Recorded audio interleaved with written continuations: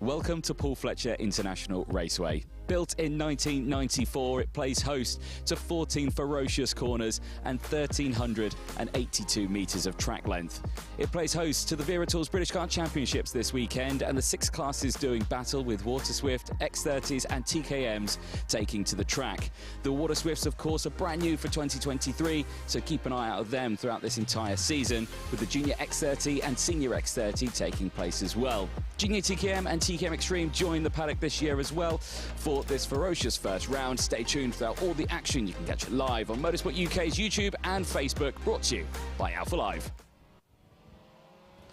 Good morning, ladies and gentlemen, and welcome to the Wera British Kart Championships in 2023. It is round 1, it is PFI, and well, I'm very much excited to get this going. Myself, Anthony Jordan, and well, ladies and gentlemen, the one and only man all the way from South Wales, it is Henry Burnett in the commentary box. Anthony, I know you're excited. It doesn't take much to get me excited, but today is a day where everyone should be excited because the 2023 Motorsport UK Wera British Kart Championship officially gets underway. Well, officially it got underway yesterday, but in terms of Alpha Live's coverage, and I cannot begin to say how lucky we are and how grateful we are to have Alpha on board with us once again this year. This is the start of the 2023 season. As you can see, looking at the circuit, it has been a damp morning, Anthony, but the skies are lightening and there are bits of blue, as you can see, now illuminating this fantastic venue, the home of British karting, and what a day we have in store for you today, ladies and gentlemen. There we are. Anthony looking very svelte, me looking like I am as special as my mother always said I was. Here we go. There is a look at the circuit. Where are we? We're in Lincolnshire. We are at Caythorpe, off Stragglethorpe Lane in Lincolnshire. This track, it's established in 1994. Its first event, December 1994, Anthony. You were just a wee pup. I was 6. There we go. And what have we got for you today, ladies and gentlemen? Well, yesterday we had a series of very, very exciting heat races. Anthony, you were here all day covering them yesterday. The weather, now, there's a good bit. That's good to start. Later on, that's bad. And then for the presentation, that's good again. Yeah, it's good. Yeah, well, by the time, I needed to go do the interviews down in Parc Fermé. Yes. Yeah, the rain stops. If it is raining currently, I'm sending you down. Just fair enough. That's no problem. I need all the help I can get with my exercise. Exactly. But so we had the heats yesterday. Yeah, we did. Got the grids for the pre-finals. Well, the pre-finals in 5 of our classes. In the other class, Junior X30, we have the Repechage. That is the last chance qualification race that will decide the final 6 qualifiers for the pre-finals. And then, of course, this afternoon, the main events, the grand finals themselves. We have got drivers here from all over the world, not just the British Isles. We have got drivers from Hong Kong, from Thailand, from Mexico, from all around the place. This is why they call the British Championship the best national karting series anywhere in the world. And we are starting at one of the finest kart circuits anywhere in the world, Paul Fletcher International, there as some of the members of the marshalling team. Anthony, what did we learn yesterday? Well, lots happened yesterday. I was here at the circuit. Granted, I was very busy doing interviews and all well, you're a very busy man, Anthony. I was doing my very best to watch the racing all the way throughout the day. But it was a very interesting day. We saw, obviously, several heats throughout the day. We saw wins. We saw double wins. We saw people who were doing all the way throughout perfect days. We saw people putting on pole, double wins as well. So, it's been a frightful of activity. The weather yesterday, though, was fantastic. The sun was out. Do you know what? So I saw. I actually got a bit of sunburn on my arm. Well, just on my arm, though, nowhere else. There you can see the grandstands filling up nicely. I'm sure they will fill up a lot more once the races actually get underway. But the first race that we've got kicking off today is actually Junior X30. It's race 14. It's the Repechage. Now, of course, like you say, Repechage, if you don't know what one of those is, basically, if a grid has got more than 36 in it, we have to whittle it down to 36, and this race will do just that. There are 10 drivers starting this race. Only 6 of them will go through. So the top 28 drivers at the end of the 2 heats, so the 28 drivers that scored the most heat points, they've automatically gone through to the pre-final and the final. The remaining 6 places will be decided in this next race. The drivers you're going to see first of all, they are the drivers that finished 29th through 38th in the point standings after the heat races. Now, we have got several international drivers in this event, so wherever you're watching, please have a look at the Alpha Live YouTube channel, the live chat feature on the Alpha Live YouTube channel. And of course, this event, you can watch it on the Motorsport UK Facebook page, the British Kart Championship Facebook page, I believe, the Motorsport UK YouTube channel, and the Alpha Live YouTube channel. Ansi and myself have got the Alpha Live chat in our commentary box, so we can already see Jasper already can't wait to see all the races. Please let us know where you're watching this event from, who you're cheering for. The drivers here, they've got lots of family members, friends here, but of course there will be people that are watching back home, supporting loved ones, family members, what have you. Let them know where where you're watching from. Let them know that you're supporting them. We'll be able to give them a shout out over the tannoy system here at the circuit. This is a dual broadcast going out to the facility as well as YouTube, and already our what must be our most loyal supporter, Michael Burke. Hello, Michael. Even though you live in Bathurst, Australia, I feel as though we know Michael quite well. Yes. But hello, it's 7 o'clock at Baxham. Just got home an hour ago from Lithgow. We race director. Oh, here we go. Race director. There we go. I'm sure you'll have your comments coming in. You can keep an eye as well throughout the entire day on the live timer. There's Mondo Junior Canini. I believe Harrison Mackie just alongside him as well. Well, it's 2 of the fusion. Yeah, Mondo Junior Canini, again, he's moved over to he's got a new sponsor. He's got a new sponsor. And it's definitely not Harrison Mackie. That's Fast Freddie Lloyd. It is indeed. That's Fast Freddie Lloyd. Every time you interview him, how's your yesterday, Freddie? And thank you for that, Monday. Perfect. There we go. Didn't know he was on camera, but there we go. Yeah, but he has a new sponsor this Monday. Right, who is it? Pokemon Eldo. Where? Never heard of it. Never heard of it. Nope. Carry on. PFI. Right, PFI today for the British Car Championship. That's all you need to know, young man or lady. Louise Richardson. Go on to Aaron Richardson. Yes, Aaron Richardson, one of our Water Swift drivers. But enough of this chitter-chatter, Anthony Jordan. Yes. We're about to go racing. The first race today, Junior X30 Repechage. It's up now.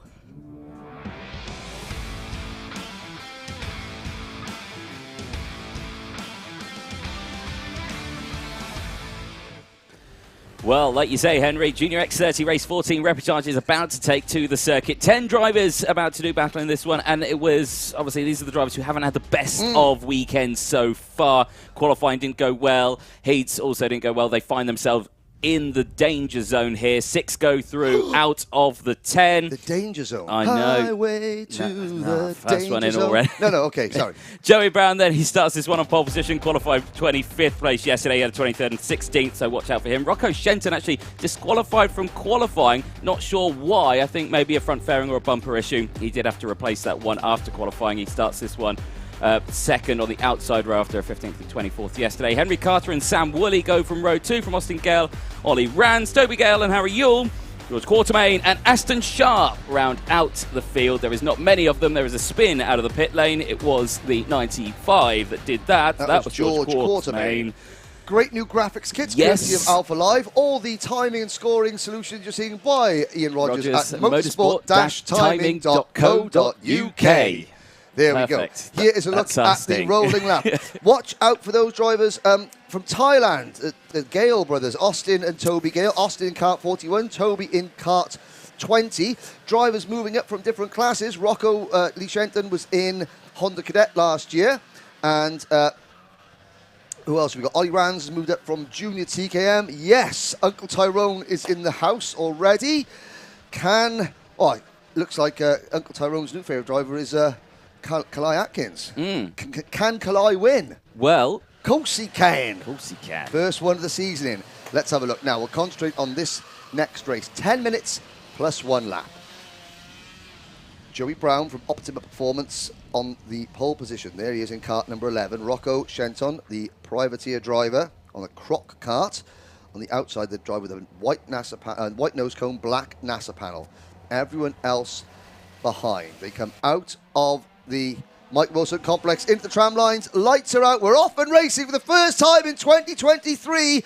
Into the Bruno Ferrari S's, under the bridge and out onto the banking. It's a good, clean start from all 10 drivers, Anthony. Yeah, indeed. Very nice, clean start. Joey Brown crucially gets away, though, well. He leads this one as they go over the literal bridge. Down the hill they go in towards hairpin number 1. Under pressure, though, from Shenton. Shenton's furious and is saying, no, don't defend, let's go! And a big sideways moment there under braking for Joey Brown. I suspect Brown is somewhere else as well. That was Code Brown. And in every single way, but excellent kart control as they come out of the second hairpin, up the short chute towards the Fullerton S's. Shenton trying to just push Brown away now. He doesn't want the battle. And, of course, Joey Brown, again, maybe not used to being in this type of situation. So, you know, he's unsure of how to play this, but he's got plenty of karts between him and the bubble. They come out of the Mike Wilson complex to the final chicane and onto the start-finish straight to complete lap number 1 of this 10-minute plus 1 lap race. Flat out through the Bruno Ferrari S's and under the bridge, out onto the banking. This is turn number 2. Down the order. Good start, Anthony. All 10 drivers. No one's thrown themselves out of the contention yet. No, everyone's still running pretty well. Sector times, though, looking good for Joey Brown. It was a fastest first lap as he got the getaway.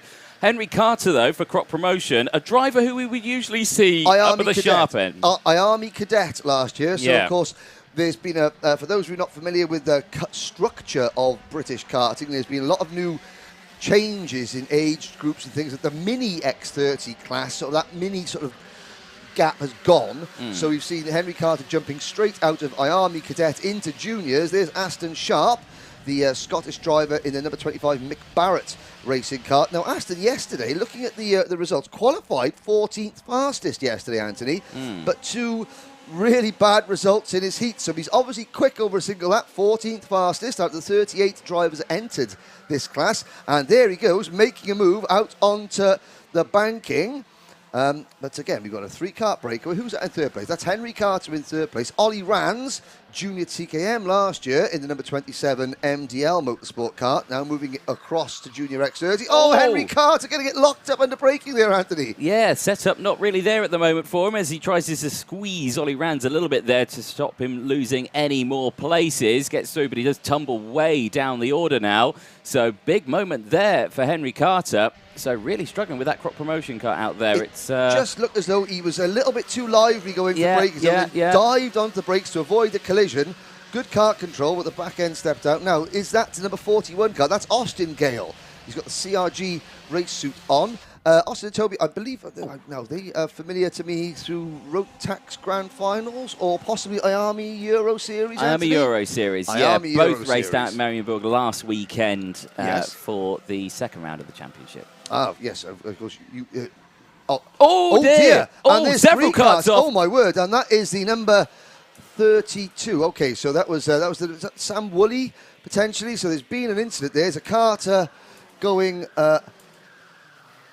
well, the marshal has got to the kart. We'll keep an eye on that going out of the... It was Sam Woolley, number 34. And I think Harry Yule's gone off as well.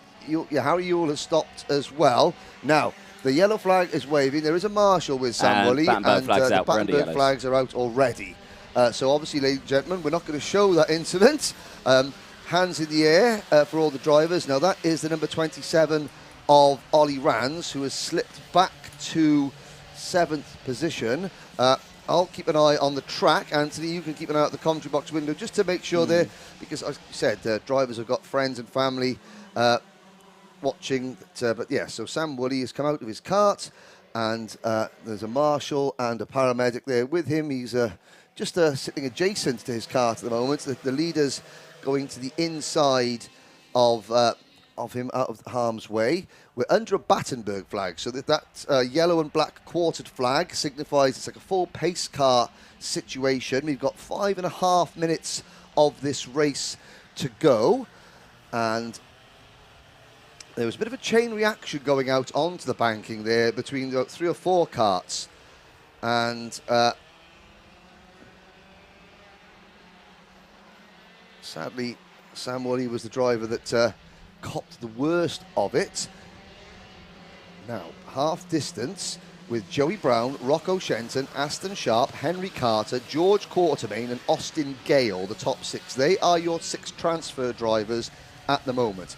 The clock is still ticking down.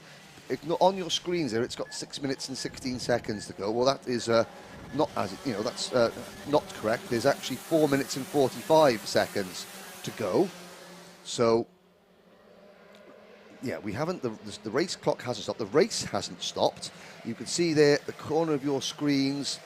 And the driver, Anthony, is up on his feet and walking to the ambulance that is positioned out on circuit. Okay, so that's perfect. That's great news. So for Sam's family and friends who aren't here at the circuit, Sam obviously a little bit stunned initially when he was ejected from the seat of his wagon, but he is now absolutely fine, having a chat with the paramedic, helmet off. They are going to go back under race conditions, I believe, next time around. We've got 3 minutes and 55 seconds to go. So it's going to be Brown, Shenton, Sharp, Carter, Quartermain, Austin Gale. So Ollie Rands, Toby Gale and Harry Ewell. They are the 3 drivers left in the race, currently not qualified for the pre-final and the final. Green flag goes back out. And Joey Brown gets the good getaway again. Shenton has latched onto the back of him and will instantly try to go on the offensive here.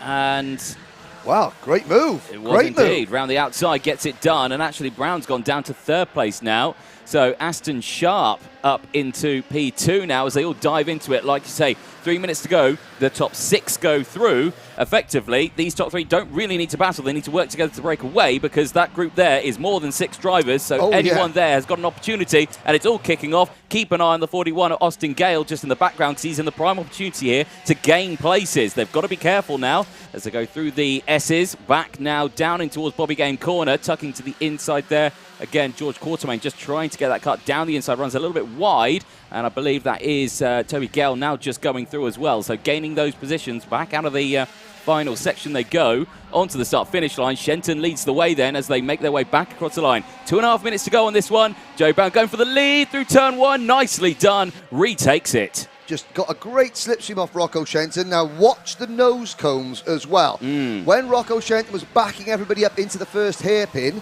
or sorry, the second hairpin, a lap ago, there was a lot of like concertina effect, people bumping into each other. A dropped front fairing penalty is 5 seconds. It's not appealable because of the Battenberg flag situation. That means there's no gaps. If anybody gets a nose cone penalty, that is a 5-second penalty, that's going to drop them out of the top 6 because the entire field, all 9 remaining runners, are within 1.4 seconds of driver number 11, the Optima Performance number 11 kart of Joey Brown.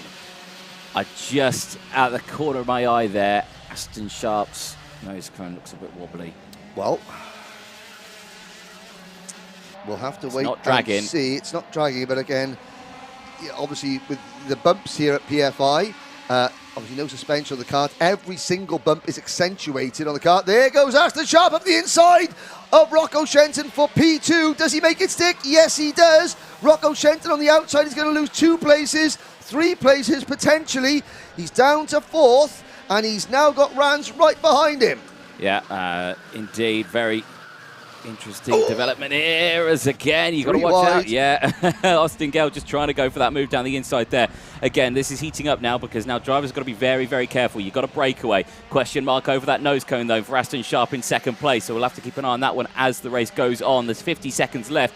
Plus that 1 lap. They've got a couple more laps in this one. The battle, though, is here. This is what we need to see. The battle for 6th place is still heating up, I think. A trio of crocs. Exactly. They've all got to be careful here because they'll all be off their Christmas card list. But, I mean, this is 7th, 8th and 9th. Yes. These drivers are battling for the first driver not qualified for the final, which begs the question, why are they battling? It's helping number 41, Austin Gale. So George Quartermain, Toby Gale, and Harry Ewell. There they are on your screen, side by side. They're getting further and further away from the transfer spot. They are indeed. That's a big display of inexperience, I have to say. Rocco Shenton giving the signal to Ollie Rand, saying, no, come on, let's just push. And Ollie Rand's going, yep, I'm with you all the way, Rocco. And Austin Gale's thinking, this British karting malarkey, it's a bit intense, this is, but I'm going to just carry on and follow you. While everybody else has fun and games behind. Of course, you do want to be, in some ways, being seventh isn't a bad thing, because if any one of the top 6 has a problem, you're the first driver that inherits a place into the finals by virtue of somebody else getting a penalty or an exclusion. However, you don't want to risk that, but you don't want to just teeter on the edge of elimination by coming 7th. You want to get into that top 6 as we begin the final lap, Anthony. We do indeed, and there you can see Rocco Shenton just saying to Ollie Rand's behind, just think, let's not battle, we're in, we're through, let's just get to the end. Now, Aston Sharp, you were mentioning earlier, our race leader, Aston Sharp, you were looking at his nose cone earlier, saying it looked a little bit wobbly. He needs to finish 5 seconds, above 5 seconds in front of 7th position George Quartermain.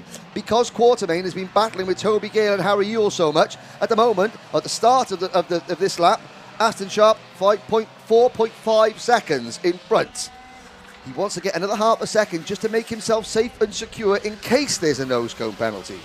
Yes, indeed. Well, can he open that up a little bit much? He does do a little bit there, only a 0.02 of a second. It's not quite enough. Out of the final corner they go then, your race leaders. Aston Sharp, he'll take the checkered flag from Joey Brown and Henry Carter. No dramas there. Shenton, you can see coming through across the line now. Now, where's the gap? It's only 4.6. So, if Aston Sharp, if I'm right in saying of what I saw, if his nose cone is wobbly. And I've got to say, look at that on the last lap.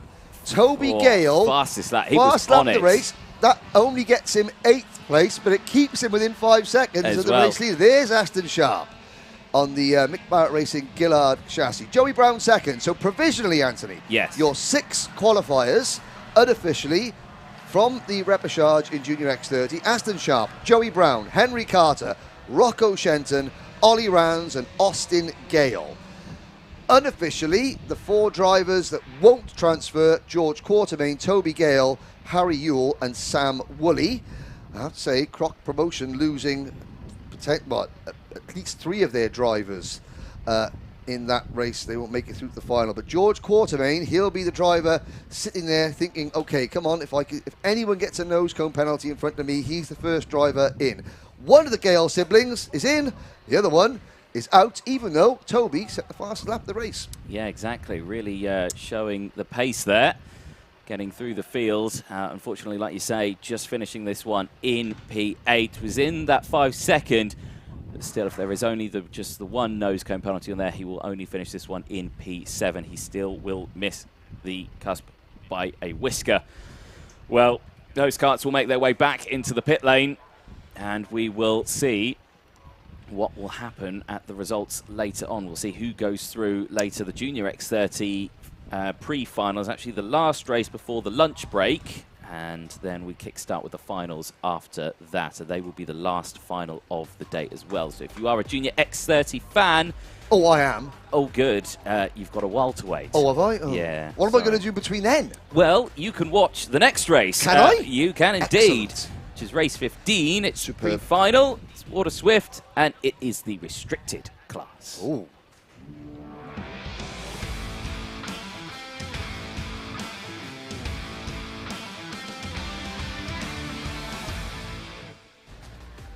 Okay, ladies and gentlemen, your first view in the British Championship of the new Water Swift class. This is the restricted class. It is for drivers in the slightly younger end of the age bracket, age between 8 and 12 years old. It's the first time we saw Water Swift as a guest class in the IAME O Plate last year. We saw them at the Kart Masters, the Grand Prix. Now they make their debut in the British Championship. And we have got, again, a really good variety of drivers coming over to this class from a number of different disciplines. We've got drivers in this class coming up from Bambino, from Honda, and from IAME.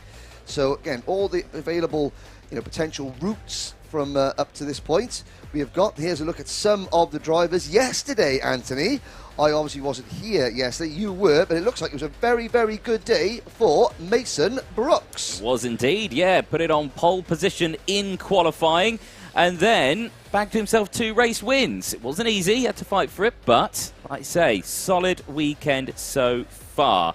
The driver who started a little further down, Austin Newton, starting this one in 2nd place. Did qualify 3rd, yeah, there he is on your screen. Finished 2nd. And a 6th yesterday. There's a look at Austin Newstead. Now, he is on a BRK chassis. That is good to see. I saw Chris Hawes, the brains behind the BRK chassis, a couple of years ago. Well, maybe, do you know what, nearly 10 years ago. Go on. BRK, that chassis, not that particular chassis, but the BRK chassis was the kart to beat in Honda Cadet. The likes of Mark Kimber raced on a BRK. Back in the day, and Chris Hawes has come back with that team. He's got a relationship with the BMR Restart team, and they have got the 2021 British Bambino champion, Austin Newstead, on board, leading the charge. There is a driver for one of the new teams in the paddock, Toby George Motorsport. That's Colby Patterson. Another driver has come out with a Bambino graduate, 2nd in the 2021 Bambino Championship. Toby George, long-time mechanic, spent a bit of time out in the Middle East, now is back here setting up his own team in the UK. What's good to see, last year in IAME Cadet, I don't really don't say IAME Cadet anymore, but the class that preceded this, it was just Fusion and ORM. Yes. Nobody else. A couple of privateers, but if you were on one of those two, in one of those two teams, you were pretty much nowhere. Yeah. In this class, we have got drivers. We've got drivers from Croc. We've got drivers from Argenti, Toby George, obviously Fusion and Oliver Ola Motorsport. We've got some privateers, drivers from the BMR Restart team, from Evolve Motorsport. So we've got 8 different teams represented, and we've got lots of different chassis as well. We've got the KR, the Kart Republic chassis. We've got several Paralins, some Birrells, a couple of EKSs, the aforementioned British race, the BRK. So we've got, again, a bigger variety of chassis as well, which I think bodes well for the future of the class. No, exactly. There was a bit of shake-up in qualifying, though. Maybe it can come up with a few things, with teething issues. It's a brand new series. I know that a lot of drivers... I could see that there were several drivers that didn't qualify. Yeah, there were 4 non-qualifiers in that one. And, Harry Williams was one of them, Alfie Davidson, Nathaniel Hodges, and your driver who's starting this one, P6, Oliver Warner. All didn't make qualifying. Now, I'm not sure if it was he's got a great 2nd place in one of them. So Oliver has gone from the back of the grid to up to basically, P2. Yeah. There's a last couple of words of encouragement. There's that's Mateo Garcia. So Mateo Garcia starting at the back of the grid, our young Mexican driver. Yeah. Again, we've got Christian Kobe, who's from the Republic of Ireland. Obviously drives from the United Kingdom. But then, Mateo Garcia for Oliver Ola Motorsport. There he is. Now, let's try and see, what's that on the, was that something for fun? For Sun? I race for Sun? I come to, or for fun? I think it's for fun. Good lad. Should make sense if it was for fun. Makes perfect sense. Indeed. Engines fire up then, and... We've got Ronnie Carter. So this is Ronnie's mum. I know, do you know how I know it's Ronnie's mum? Because she's typed Ronnie's mum in there, saying, good luck, Ronnie Ray Carter, super proud of you. Lynn House, good luck to George House. Freddie Lloyd, he'll be out a little bit later on. Here we go. Here's your starting lineup. Mason Brooks and Austin Newstead on row number 1. Christian Kobe and Ronnie Carter, row number 2. George House and Oliver Warner on row number 3. Opposite, Austin Gibson and Colby Patterson, they go from row 4 from Henry Clark and Charlie Clough. They round out the top 10 on row number 5. Nathaniel Hodges and Frederick Wood, they round out the top 12 on row number 6. Alfie Davidson, Harry Williams, Daniel Ferguson, Joshua Cook, John T. Restrick and Mateo Garcia round out your 18-strong grid. And I think they have all successfully made it off the dummy grid and out onto the circuit. There is a look at the bridge through turn number 4, down the hill towards hairpin number 1. Obviously, we are superbly grateful, or we're extremely grateful for the support of our sponsors. You can see Demon Tweaks, the very well-positioned banner there. Oh, dear, and that is a chain guard, not very well-positioned. Why is it not very well-positioned, Anthony? Because it's fallen off. And that is the number 93. That is Nathaniel Hodges, the Evolve Motorsport. Well, I was speaking to Chris Lamar. Chris Lamar, the Evolve Motorsport team boss, took a lot of last season off because he had a baby. Well, he didn't have a baby. His much better half, much better half, had a baby, and he's back in the paddock. But obviously, those late nights have not done very well because he's forgotten to put that chain guard on that kart, and sadly, Nathaniel Hodges' race is over before it even begins. Yeah, that is a big shame. You'll see the gap there that will appear in the grid. Here we go then, out of the final corner into the tramline. Second time of racing today. It's the first pre-final, and it's Water Swift restricted. Down they go in towards turn number 1. Great start from Mason Brooks. Holds on to that race lead. Austin Newstead holding on to that outside line as well. Sweeps his way through as they all fire the way up the banking for the first time. Nice, clean getaway, and 3 wide as they enter onto the bridge, just to the back of shot there. They'll reappear as they cross the bridge down the hill. One of the karts going a little bit wide there, and then it's all good down into hairpin number 1. Nice, clean breakaway. 3 wide at the back of the packet, of course. Oh, and the braking, that goes the Fusion Motorsport number 46, Alfie Davidson, locking it up and getting it all wrong going into the first hairpin, but Alfie is back underway right at the back of the field. And again, Mason Brooks, he's got cousin Maureen is cheering on. Plenty of support on the online chat. Great to see.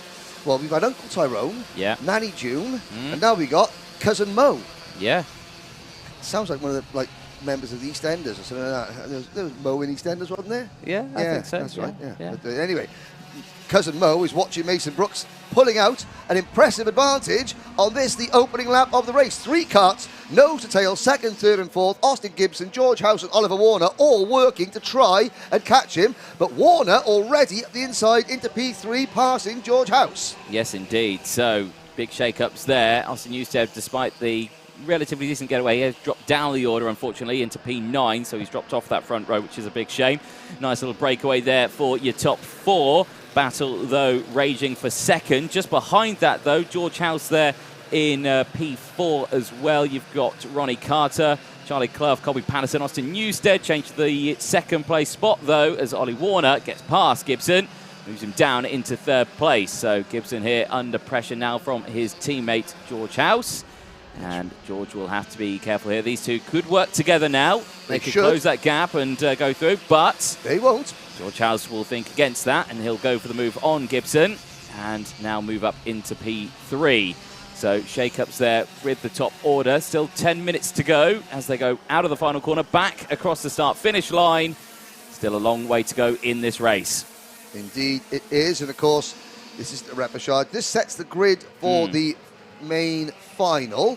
It's Brooks by 0.4 of a second over Warner. Warner setting a new fast lap. And, again, it's worth reminding you that even though Oliver Warner failed to qualify yesterday, he came from 18th on the grid to up to 9th in the first race, 2nd in the second heat. He's now running P2, so easily he has got, if not the fastest, one of the fastest, but this is the first opportunity he's really had to go toe-to-toe with Mason Brooks, who is so far undefeated this weekend. A 5-second penalty for Mateo Garcia.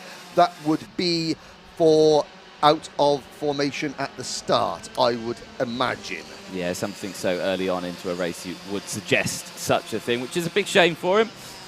Joining us for the first time this season in this class.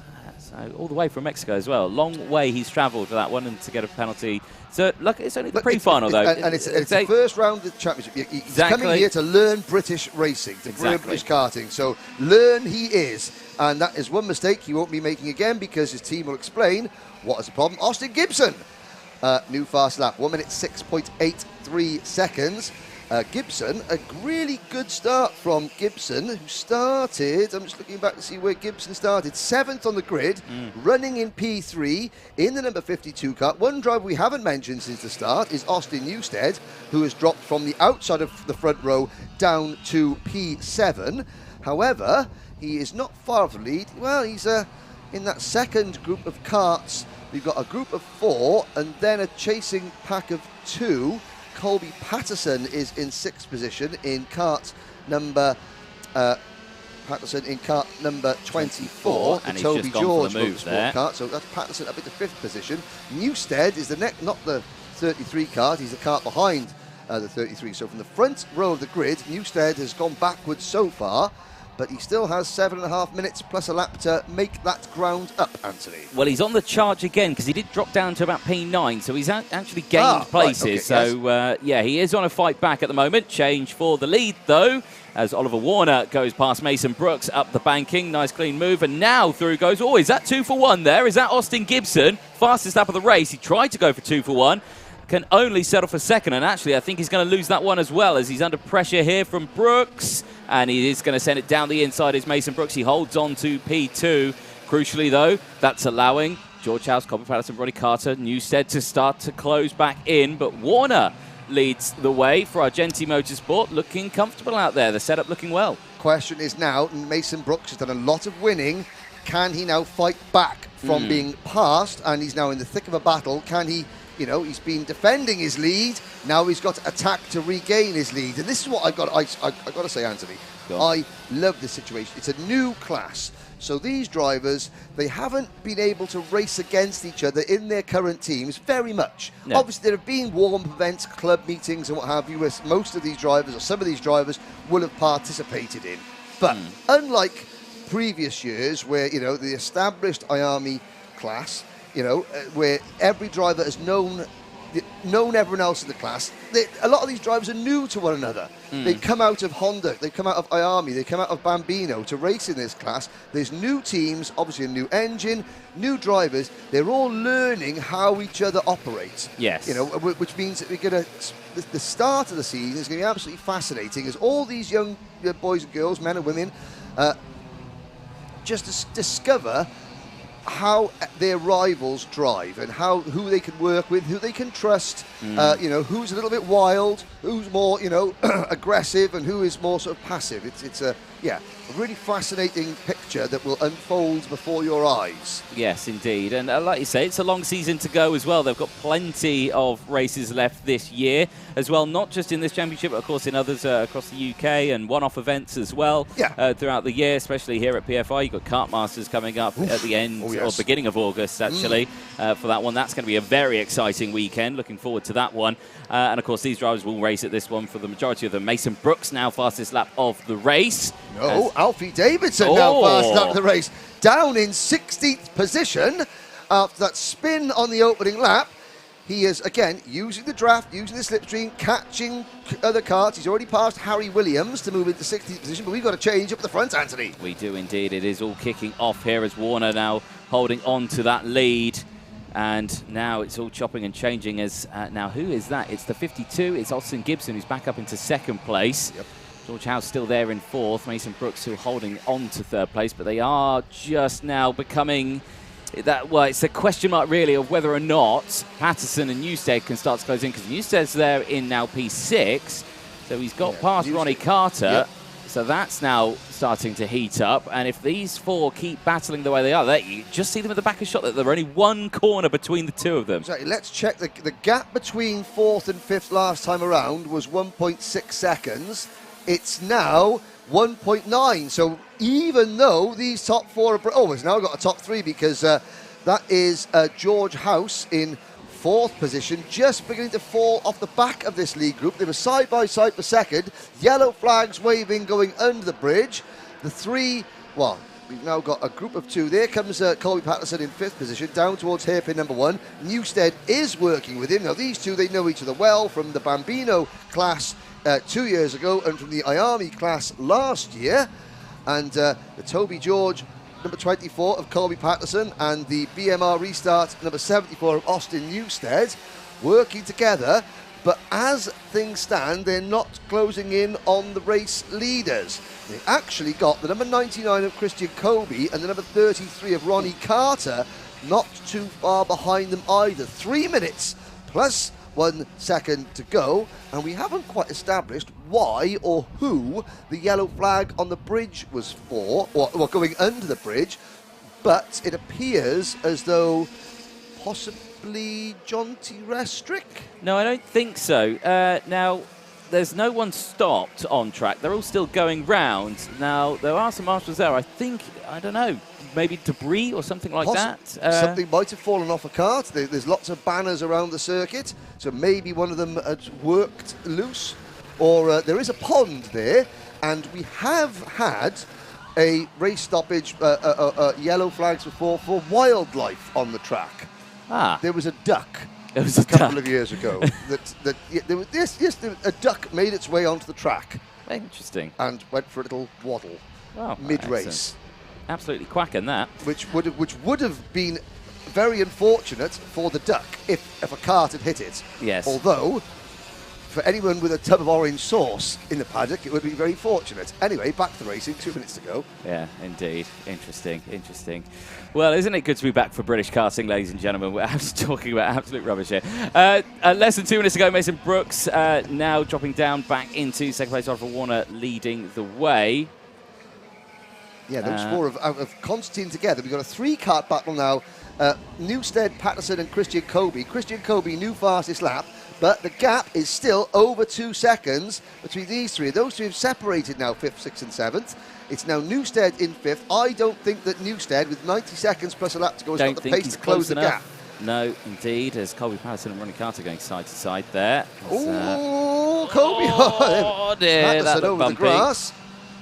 And that sorts that out. Behind them, Ronnie Carter in 8th, Fred Wood 9th, Charlie Clough 10th. Then it is Alfie Davison, Henry Clark, Daniel Ferguson, Harry Williams, Joshua Cook, Matteo Garcia and Jonty Restrick, the 17 drivers still running. Yes. But Anthony, now it's all eyes on the front. Yes, it is indeed, as there's 1 minute to go, plus that one additional lap. Warner still leads from Brooks. The top four still very close here. Watch Brooks out of the final corner. Crucially, can he get a run here in towards turn number 1? Is he going to think about it?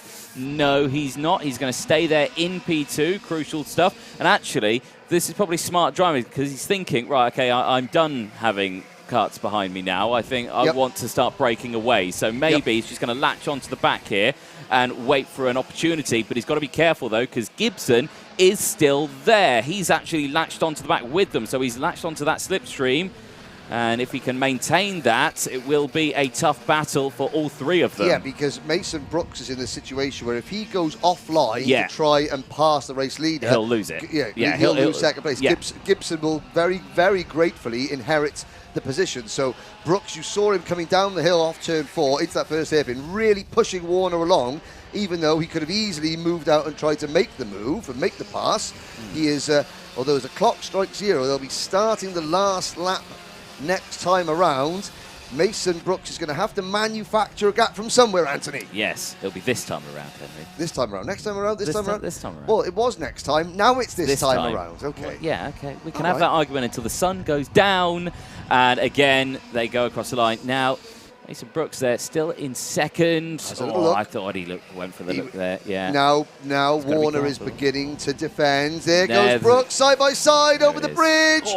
Brooks forces Warner wide. Then runs wide himself. He's just going to open the door for the ORM cart. Oh, that's from one end of the track to the other as Brooks tries to make that Fusion Motorsport kart very wide indeed, and he's now going to open the door for George House. Yeah, George House 2 for 1 there through the first hairpin, but he's left the door open, and again back goes through Oliver Warner and Mason Brooks side by side. Again, this is just to sort out the grid for the final later on, and well, if anything, the final later on is going to be even more exciting. There's a bit of contact between the two of them, and Warner drops down to 4th now. He gets squeezed off the track, and Brooks inherits the lead. Gibson still there as well in second place as they all try to squabble for position. Austin Newstead's now back into the fray. That's how quickly he can close up in these tight situations, but it's only a pre-final. It will determine the grid for later on's final, and it will be Mason Brooks who takes the win. A perfect weekend so far. It was a pole in qualifying, a win in Heat 1 and Heat 2, and now for the pre-final he takes another race win from Gibson and House, the top 3. Brilliant race there. And he remains undefeated again. It got a little bit forceful and a little bit desperate in the last lap and a half, I'd say. But again, these are the youngest drivers we've got here, age between 8 and 12. Mason Brooks is just 8 years old because he did most of last year as a 7-year-old. So there he is. Great, again, really grateful to the Alpha team. Again, we're getting more graphics, more photographs. The whole team have worked really hard there to get a little bit more personality out of the drivers. They can watch that. But you have Austin Gibson in second place, behind Mason Brooks by 0.2 of a second. George Howes in third. Austin Newstead fourth. Oliver Warner, a pretty disgruntled fifth, I would imagine. Christian Kobe is sixth. Colby Patterson seventh. 2.28 seconds separate the top 7, with Ronnie Carter, Frederick Wood, Charlie Clough, Alfie Davidson, Henry Clark, Harry Williams and Joshua Cook next in line. Questions coming in on the live chat, Anthony, before we get to the next race. Are this, terrible grammar, Hugin 72, are these X30 engines in a mini chassis? The answer is... No. No. They are a water swift. They are an IAME engine, but Yes. they're a water swift engine. And they're on a cadet chassis. And they're on a cadet chassis. The 950. The 950 cadet chassis, not the 900. Not the 900. So a little bit of a change then from the Gazelle engines from last year. Going back to the wildlife discussion that we had earlier, Michael Burke, we had 9 kangaroos to get off the track today before we started the event. He was racing. Now, he was at Lithgow Kart Club in Bathurst, Australia. So yes. Well, we had a Joey in the first race. That was Joey Brown. Yes, true. Sorry, I'm here all day. Gone are the days, well, there never were the days of clearing kangaroos off British circuits. I mean, they don't exist here. Well, they do in zoos. But... They exist. They exist. They're not a present in the UK. Britain is not a natural habitat for a kangaroo. For a kangaroo, no. But it would be fantastic. I reckon they'd Have you seen a excel kangaroo here. up close? I have. They're terrifying. They're absolutely terrifying. I did see Marcus Ambrose in the Bathurst 1000. Go on, yeah. Decrease the amount of kangaroos in the world by 1 on live TV. Because, yes, Skippy didn't skip. No. Thank you, Michael.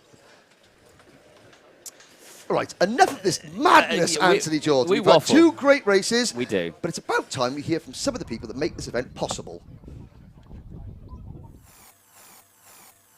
Motorsport UK TV, the home of unmissable British motorsport video.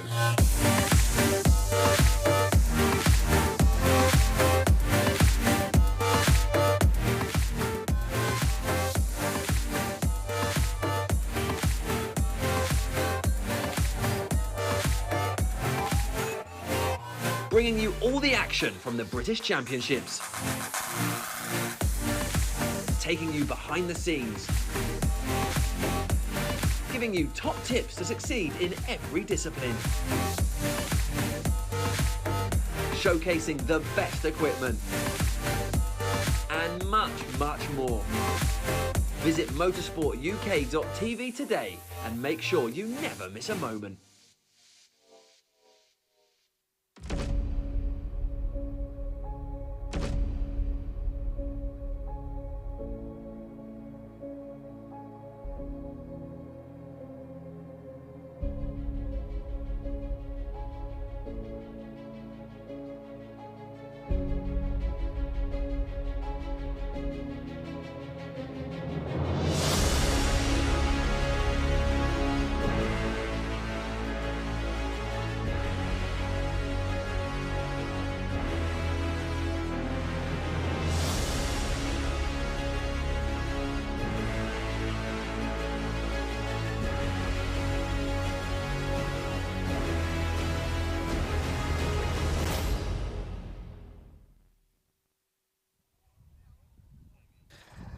Well, there's a look at one of the new initiatives, Motorsport UK TV, which will be gracing your screens, various places around the interweb this year.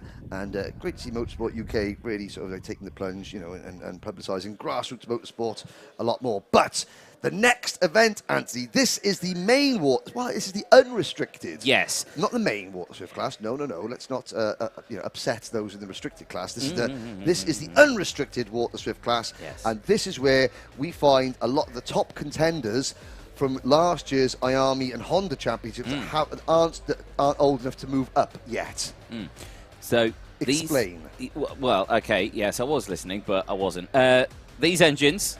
60cc, yes, 10 brake horsepower, unrestricted, all 10, mighty engines, yes. all 10 of them. And, actually relatively pokey. They've got some waft, these karts. They do get around this PFI track very quickly. First waft of the day, ladies and gentlemen. That is indeed first waft of the day. Back of the grid there, you can see Max Yule getting themselves lined up. On the other side, there is a quick glimpse of there's one of the Toby George cars. We saw there one of the Oracle motorsport kart. New team. There it is, the number 18 kart of Noah Curtis. And there's another one there. That's the number 42 of George Clark. Very impressive new team in the paddock. They've got hospitality and everything. That was Luca Narroway. You could just see going past. Measures, Archie Owen, Kanish Grau. There's a Welshman there, number 14, Archie Owen. Yep. He's a Welsh. There's Kanish Grau. Yeah, indeed. Excellent. One driver also disqualified from qualifying, so again, not sure what that's happening. Jacob Batcher there as well. Ethan Woodward, there he is. Jarlath Sayer, morning Jarlath. And then we go to a little further on, Finley Lines jumping in. He's not even in his kart yet. There we go, sorted out. Will Green for the Jamie Green Racing outfit. You can just see him there, getting himself last few words of encouragement. And then last year's IAME Cadet champion, yes, Jesse Phillips, who starts this one on pole position. And I was looking at there, so we've got several drivers. I mean, looking at there, Jensen Ackerman stays with Fusion Motorsport. Aaron Richardson and George Edgar, they also stay with Fusion Motorsport. Harrison Rogers in there, and there is Derek Warwick in the grandstand watching his let's not upset Mr. Warwick, his grandson, grandson, not his son, great grandson. Great, he's not that. Derek Warwick's not that old. I'm so sorry, Derek. I'm sorry about my colleague. But no, Harrison Rogers here. Great to see. We saw Harrison at Kart Masters last year. Yeah. And he's with the Oliver Rowland Motorsport team. Oliver Rowland Motorsport rejuvenated this year. I think they're a bit of a chastening 2022, but yes, they're back with a vengeance this year. Again, a great variety of chassis, of teams, which bodes really well. And of course, we've got a Fusion Motorsport 1-2, but Jamie Green Racing. Can't tell you how impressed I am with how that team are growing, coming on in I say leaps and bounds. No, they're slowly and surely getting themselves together. They're concentrating and focusing on a small number of drivers, improving those drivers step by step by step. They're not suddenly opening the doors and having 50 drivers in the team and then getting a bit lost. One bit by bit, they are getting up to become one of the major contenders. So we've got Fusion, Oliver Rowland Motorsport, Jamie Green Racing. We've got Argenti in this race. We've got MDL Motorsport. We have got Croc Promotion, Toby George Motorsport, BMR Restart, Optima Performance, Oracle Motorsport. So a great variety of teams. That's what you want to see. It was great last year, Anthony, talking about the tactical battle. Dan Ashton on screen, everybody. Dan Ashton on screen. Dan Ashton is on your screen, everybody. Doesn't have blue shoes anymore. Red shoes today. Red shoes now. But it was great fun talking about the Fusion versus ORM battle, but it's not necessarily great for the class. Oh, look at those. Fine red example. Zaps. So a wide variety is the spice of life. This is, again, really good to see a number of different teams of chassis, engine tuners. Really good start, to the class, I have to say. Yes, indeed. Meanwhile, on the live chat, ladies and gentlemen, we are having I think our Australian friends are sort of one-upping who's had the best car versus kangaroo accident in Australia. Yes. Oh dear. Yeah. So we're really grateful for your support. There go the mechanics. Thanks for your input. The grid, and hopefully, what we want to see is hopefully just get a nice clean start, good reliability, decent performance off the karts. The grid is going to be with us now. This is Water Swift Unrestricted. It's the pre-final. It's up next.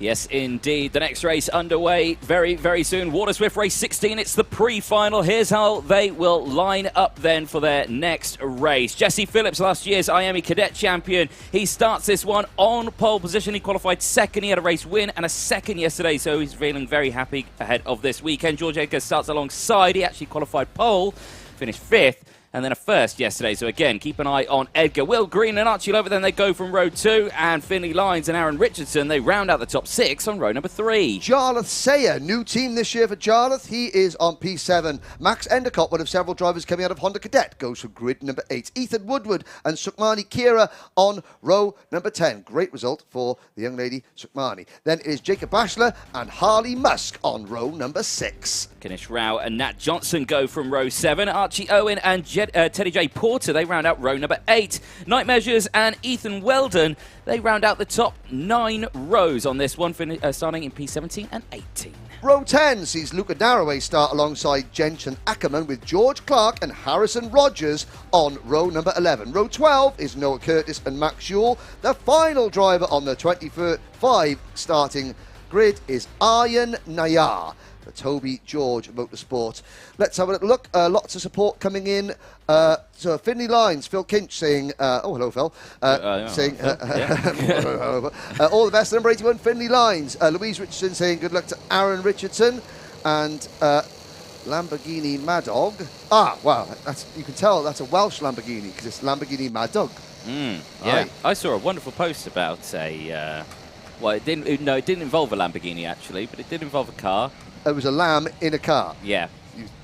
It wasn't mine. I actually tagged you in it. I didn't know her. You've been pulled over recently. Okay. Back to the pre-final. 12 minutes plus 1 lap, 25 unrestricted water swifts being led by last year's IAME cadet British champion Jesse Phillips and his teammate George Edgar. Will Green and Archie Levitt on row number 2, Finley Lines and Aaron Richardson row number 3.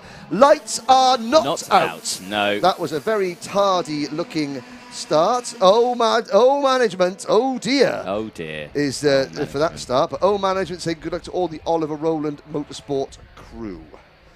Oh Yes. really? Oh indeed. Oh dear.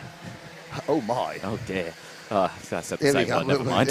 We'll get through the rest of the puns as the day progresses. I mean, ladies and gentlemen, it's been a long winter. Now I know, Anthony has been we've both been commentating far and wide over the earth, over the world, but there's nothing like being back with the best of British, so you have to excuse us. Our excitement occasionally gets the better of us because, believe it or not, ladies and gentlemen, this is our 1920.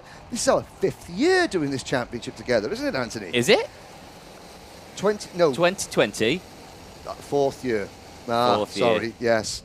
Getting mixed up. See how excited I am? I'm 4 years together. And again, we've had, it's been a great pleasure bringing you the action, the excitement. And again, we're getting to know this Angus. Speaking of, Angus Fender. Bob Green. We call him Bob. Yeah, well, it's saying hello to Will Green. Come on, Will Green. We call him Bob in the Jamie Green race. Good to see Angus back, always in the paddock. Hope his sports car career is burgeoning, as it is. And yes, KVG saying that Michael Burke, Australia does need tracks like this over here. Well, the Aussie Pro Tour, hello to Scott Howard and all out in Australia. Let's have a look. Are we going to get a good start at the second time of asking, Anthony? I think we might. Grid is all bunched up. Into the tram lines they go. There's hands up, and it's another false start. Yeah. So not happy with the word go on that one. So now what will have caused that one? They looked a bit fast. They did look a bit fast. I think they were on the go juice a little bit early. Now the yellow line is actually quite far down the grid order in this one, so they have to wait until the yellow line, effectively. There'll be a marker out on track. Effectively, it's a red line where they have to be in 2x2 formation. There is no overtaking, and they have to be nice and slow from there. They must stay in that formation. They must stay nice and slow, all bunched up and everything like that, until they reach the yellow line on the start-finish line, which is the acceleration line. Correct. After that, the race director then deems it is okay to go racing there. Now, see, this... Yeah, now, if this was the restricted class, I could forgive some of these drivers. They're young, they're inexperienced. It's the first round of the season. These are the more experienced drivers. Slightly older in age as well. This category, year 10, if you've got a national license. They should know how to start a go-kart race, ladies and gentlemen. And you can see Dan Ashton there trying to separate them into the, and again, it's Jesse Phillips and George Edgar. They want to be careful they don't incur the wrath of the clipboard. The most famous clipboard in all of karting, race director Nigel Edwards' clipboard. There is another of the race directors out on circuit. There we go. This is looking a bit nicer now. You see lots of people here to make sure that the grid is all nice and bunched up. They're a little bit tardy at the back there, but hopefully they'll get themselves sorted out into the tram lines. Green flag does go out, and they are off and away down in towards turn 1. Good stuff from the outside row there. Yes. Edgar gets a great breakaway. Indeed, he did. He anticipated the start very well. Didn't jump it, but anticipated it very well. Converts that anticipation into an early race lead. I think that's Archie Lovett, who has moved into second place from 4th on the grid. Then you've got your pole sitter, Jesse Phillips, and third place starter, Will Green, in P4 into hairpin number 1 for the first time, and everybody is well behaved. Harrison Rogers there at the back of the grid. He's made up several places. You can see Harrison's very distinctive white and deep blue crash helmet, making good progress in the early corners, and already seeing a 5-second time penalty going up on the digiboard there. It had the number 80 on it, Max Endicott, who started this one on the outside row on row 4. That would be a tramline penalty. That will be a tramline penalty. And race director Nigel Edwards is perfectly positioned at the front of over the start-finish line to notice anyone moving out of the tram lines. You can impose that penalty straight away. Now, I don't think the driver gets given that information on the digiboard over the start-finish straight, so the driver will be unaware that he has a penalty. But we are aware. As the leaders come off the bridge through turn number 4, down towards hairpin number 1. You can see the very distinctive bright yellow or lime green and luminous yellow crash helmet of number 81, Finlay Lines, who was a Zip driver last year in Honda Cadet, has now moved over to Argenti Motorsport on the Kart Republic chassis. This year, but a nicer 5-kart breakaway up at the front. Edgar, Lovett, Green, Phillips and Richardson. Yes, indeed, chopping, changing a little further down the inside. Tukmani Kieran, the number 44, just getting another place there. Demoting Max Endicott down into P7, so battles all the way throughout the field. Back across the line they go. Big look over the shoulder there for Edgar. Can see Lovett still there. Will Green or Bob? Bob. What about Green? King Bob? King Bob. King Bob. Ah, yes. Minions, that's more my mental age. Yes. Ah, Will Green going for the race lead. He is King Bob, because he is now P1 King Bob. Good move from number 54, Will Green. Yes, indeed, down the... Influential Gurning says, why do they get a tramline penalty? Well, they're getting a tramline penalty, mate, because they went out the tram lines before the lights changed. Mate, there we go. I provide an information service. I speak nothing but the truth, Anthony, as you well know. Here's a truth for you. Will Green has got Archie Lovett behind him, then 3 Fusion drivers, Phillips, Edgar and Richardson, then the very, very impressive Sukmani Kira. Sukmani, she did a little bit of racing in the British Championship last year, but not a full season, so this is really the first time we're seeing her up at the sharp end, isn't it? Yes, it is good to see. I did catch up with Sukmani Kira ahead of this weekend, and yeah, great to chat to her. She was saying, yeah, you know, it's been a tough little thing, done a lot of work with Bambinos, moved up, now it's a full season, hopefully this year. Change though there, as I believe Jesse Phillips just went down the inside. Yes, he did. Jesse Phillips up into P2 now, and now comes back George Edgar. So Lovett back down into P4. All of them squabbling for place now, but they've got to be careful. This is where these two behind need to work together. They're not. Change again. Lovett back down the inside of Edgar. Now Lovett saying, right, now let's go. Okay. Now I want to be first. Yeah, you exactly. Follow me. Yes. Well, you would think, you know, George Edgar, he did have a 5th yesterday, but he also won a heat yesterday as well. So, you know, he's got to be careful with that one. Go on. Well, Glyn. I'm very pleased to say Glyn Griffiths from Trent Valley Kart Club, the lead marshal here at Trent Valley Kart Club, has just provided us with Mawams in the commentary box. However, something is growing on his top lip that is, well, I'm glad that you can't see him. That's enough to scare the kids, that is. Noah Curtis has got a 5-second time. Finlay Lines with the fastest lap of the race. We are 7.5 minutes in, so we're approaching half distance. And Will Green and Jesse Phillips now beginning to work together. So you can see George Edgar and Archie Lovett, they can't decide who wants to be the pusher and who wants to be the pushee. And while they're discussing this, Jesse Phillips, who, as British champion, is very, very sensibly just working with Will Green, they are disappearing up the road. They're already over a second. Oh, dear. Oh, and there is the... two drivers off. Okay, that's one of the oracles. The Ethan Weldon kart and I think George Clark. Yes, it is. Yeah, George Clark and Ethan Weldon. You are correct in saying that. Both drivers absolutely fine. Both drivers trying to get their karts back on the circuit. They had gone off coming down the hill out of turn 4 towards hairpin number 1. And both drivers have succeeded in getting their karts back on track and back in the race. Harley Musk gets a penalty, Anthony. I know, they are coming in thick and fast on this one, so race control working overtime here. Max Endicott, though, fastest lap of the race, 103.48. He's currently down in P8 at the moment, 3 seconds off this lead group, which, as you said earlier on, is going well between the two of them. The gap's now up to 1.2. Yep. This is what Phillips does. He will latch onto the back of a driver who doesn't matter who it is. Well, last year, Jesse Phillips only took one final victory last year. Yes. But so consistent, smart. You know, when it was a risk to take a move, to make the move for the race lead, he didn't take the risk. He just sat there, took home points, accumulated points and prizes, and at the end of the last season, his prize was British champion. I'm trying to think of, let's just have a look there. Yeah, his first main win last year was the Saturday final here at PFI. So Phillips, and again, now the gap, well, it's sort of leveled itself out now at about a second, because Phillips and Lovett have finally decided who is going to be the pusher and who is going to be the pushy. And it is Edgar the pushy, Lovett's the pusher, and behind them, they've got Sukmani Kira and Finley Lines closing in as well. So they're the two leaders. Phillips still doing a very, very good job of working with Jamie Green's number 54 driver, Will Green. Somebody asking if they're likely to be at international races coming back to PFI in the future. Yes. Last round of the Rotax Euro Trophy, which will be coming to these shores this year. That'd be an interesting one, won't it? It will be a very interesting one indeed, but that is for another time.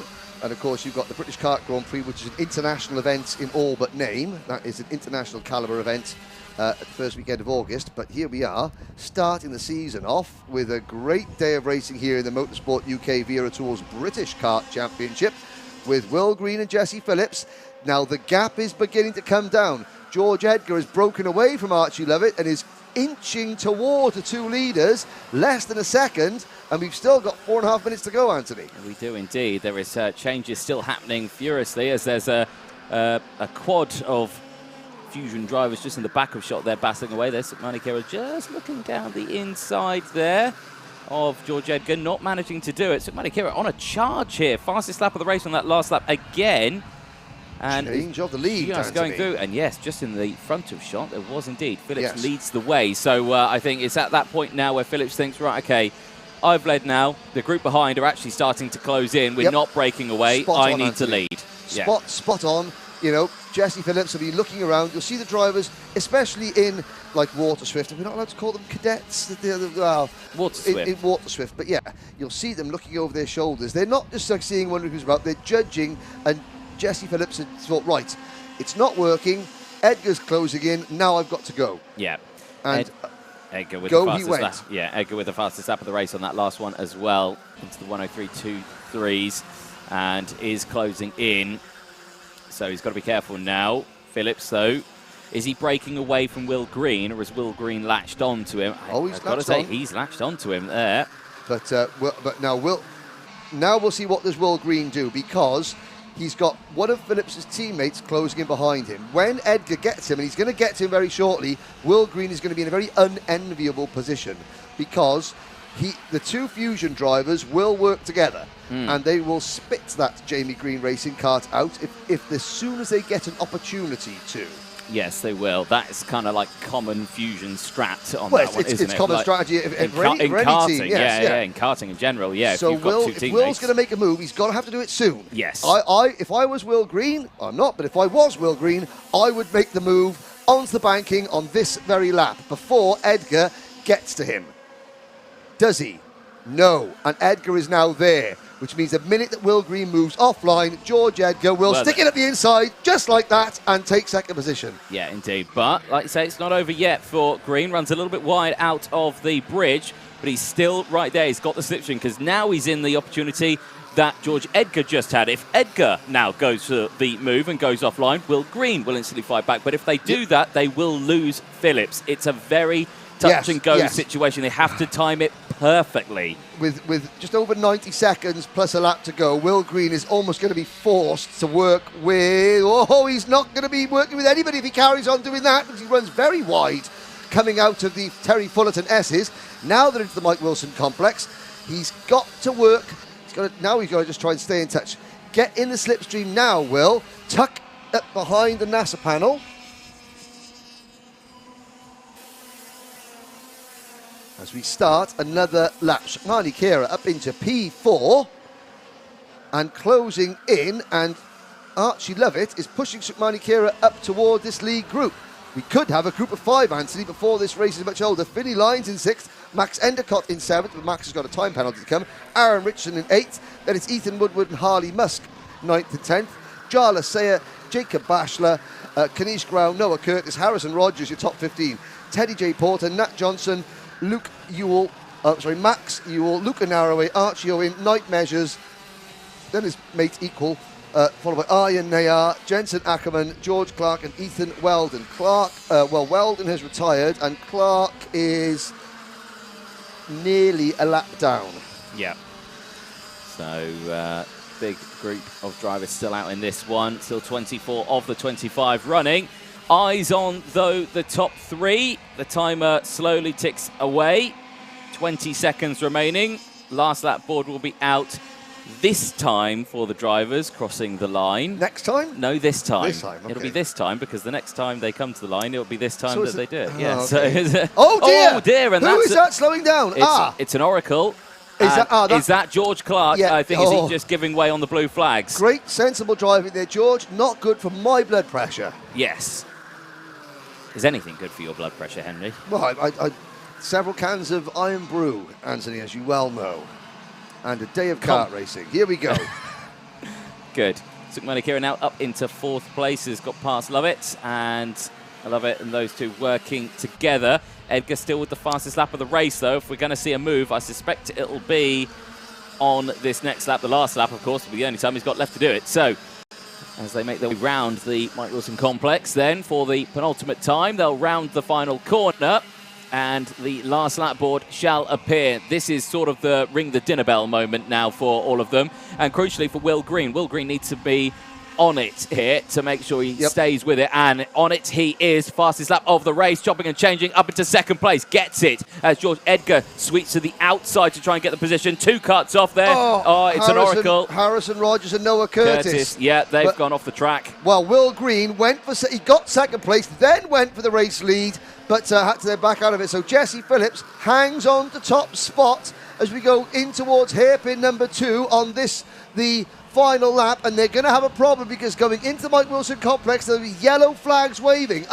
Yellow flags waving at this point here, coming into Fullerton S's. So Edgar and Green cannot make a move on race leader Jesse Phillips. No, Will the marshal? Oh, great marshalling. Great marshalling. They've got those 2 carts out of the way. Does that give George Edgar time for one last lunge? I don't think so. It's not really a corner you can go for an overtake on. He may have the slipstream, though, here as they round the final corner. Who's going to be starting on pole for the pre-final later on? It will be Jesse Phillips who crosses the line. Yes, it will be Jesse Phillips who crosses the line in first from George Edgar. Will Green holds on to 3rd place. Sukmani Kira, 6 places gained.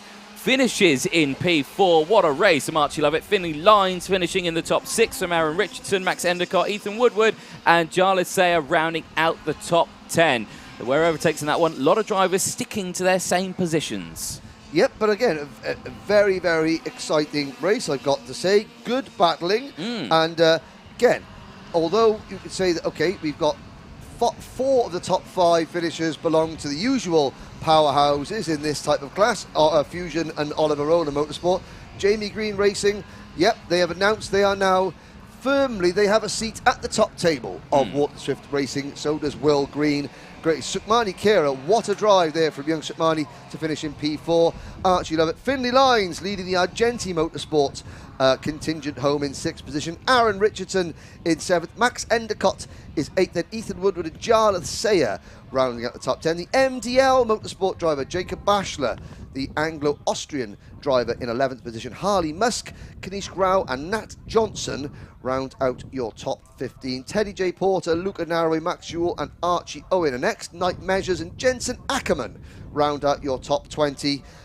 We did lose right at the end. George Clark, Noah Curtis, Harrison Rogers and Ethan Weldon. Here is a first look at the weigh scale. So for those of you watching that are new to karting, every single class has a minimum kart and driver weight, which each driver must come up to at the end of the race. So they go onto the weigh scales. You can see Mick Streak there, one of the members of the scrutineering team here, checking all the karts there. I've got to say, Trent Valley Kart Club marshalling team, I'll say it before, I'll say it again, best in the country, some of the best kart marshals I've seen anywhere in the world.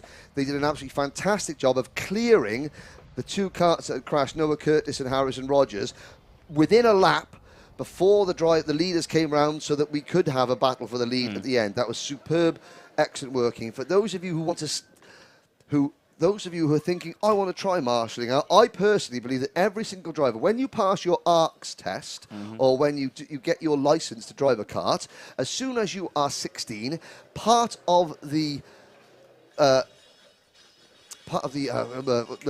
requirements, that's the word I'm looking for being able to race at a national level event once you're 16 and above, is that you do 1 race meeting as a track marshal.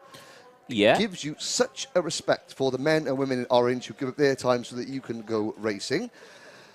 Yes, they're a fantastic job there. Let's have a look at some of the drivers. Some of they take there is there's Ethan Woodward. So again, Ethan's getting some support online from his family, and just saw him coming across the line. There's a rather disgruntled-looking Croc driver. There is Finley Lines, the Maximum Motorsport backed Maximum Insurance Group sponsored driver. There's the number 80 kart of Max Endicott. Now, he finished 8th on the road, but will get a penalty. Max 4th in last year's Honda Cadet Championship. And so you can see that some of the mechanics. There's Kanish Grau's dad with the Oliver Ola Motorsport jacket, just going through a shot there. And now this is a great sort of glance behind the scenes. So obviously the karts come to the dummy grid on these kart trolleys, and on the kart trolleys you can see they've got toolboxes so the mechanics can make any last minute adjustments before the karts go onto the dummy grid. Once the karts are on the dummy grid, you can't touch them. Tyre pressures, the only thing you can adjust once they go onto the dummy grid, which is what you're looking at here. Yes. Now the mechanics see that no trolleys on the dummy grid at all. Only the mechanics. All they can do is change the tyre pressures. Let's have a quick word from one of our sponsors. Oh, hello, sir. How are you? Good to see you.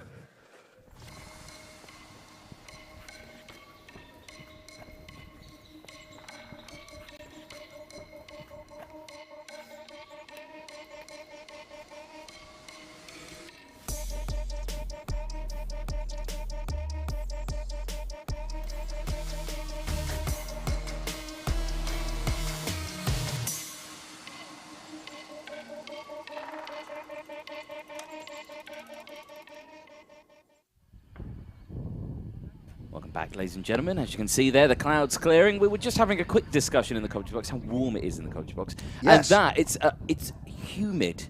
Humid. It's very humid. Yes. That's how you say it, Henry. There's say it.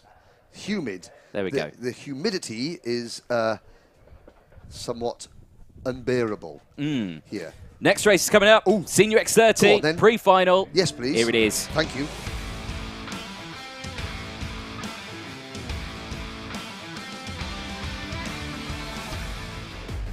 Like a child, Henry. You're like a child. These aren't children, though. These are your grown-up drivers in this one.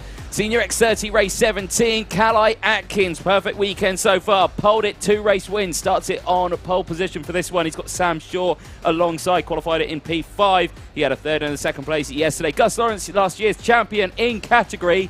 qualified at P2. He starts this one on the second row. P3 from Marcus Littlewood, Louis Johnson Gould, and Marcus Luzio. Four of the top 10 seeded drivers from last year in action. Caden McQueen and Josh Agambar on row number 4. Jack Nettleship and Harry Burgoyne Jr. on row 5. Alex Duncan and Harry Cottrell go from row number 6.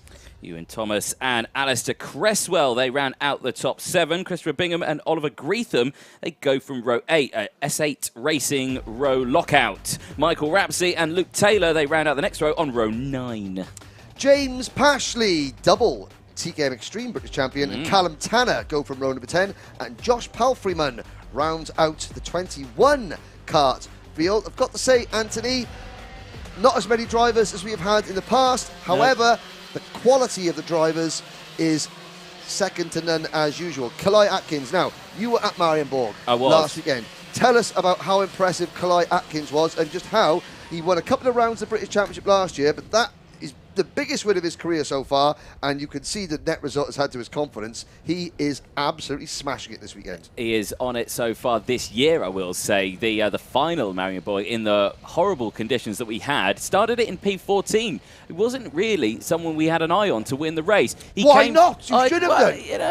Yeah, exactly. But, he started that one, P14, he came all the way through the field and then won it by, guess how much? A mile. 10 seconds. 10 seconds. Tram lines, here we go. Lights are out. We're off and racing. We've now got 12 minutes plus a lap of pre-final action. It's a great start from Kai Atkins to take the lead. Gus Lawrence, though, defending champion. He worked for many years to get that number 1 plate on his PF International kart, and he is not going to give it up without an almighty fight. No, he will not indeed. Down the bridge they go, in towards hairpin number 1. Nice little getaway, though, for Gus Lawrence. A brilliant start for him. Holds on to the lead, like you say, last year's champion, knows his circuit like the back of his hand. Do you know why? Because his kart says the kart track's name on it. Team are based here, yeah. This is Paul Fletcher's team. And again, we've got a great mix of returning drivers, drivers graduating from juniors, coming across from different classes. A really strong grid up at the front this year.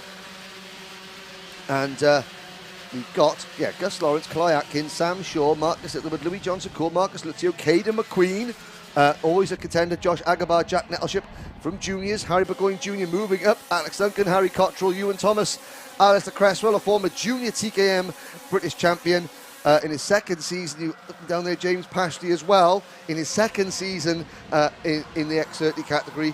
So champions up and down the grid. They're all chasing at them. There's a move from Caden McQueen going through. Nice variety of teams as well, Anthony. Yes, indeed. Yeah, chopping and change. You've got Premium Karting out there. You've got the Jade Racing team. You've got Dan Holland Racing, Mick Barrett Racing, SA, Tim Wilson Motorsport as well. You've got Privateers. You've got Argenti. You've got MDL, Crop Promotion, and the PF International team. There's a lot out there. Indeed, there is, and they're being led by the PF International number 1 plate kart, that Tony Kart chassis of Gus Lawrence and Louis Johnson. Cool getting past there. Now, Harry Burgoyne Jr., really, really experienced driver. He's won so many races in cadet, in junior, and now his first race up in senior. He's going to be a bit of a wild card. He's the driver that the remaining front runners know the least amount about. Yeah. They're not sure. So Lawrence, Atkins, Shaw, Luzio, Littlewood, McQueen, all experienced drivers. They know each other really well. Burgoyne Jr., just as experienced, but coming up through juniors. Here's a move. It is the number 11 of Marcus Luzio passing Sam Shaw. Big Rob Shaw's not going to be happy with that.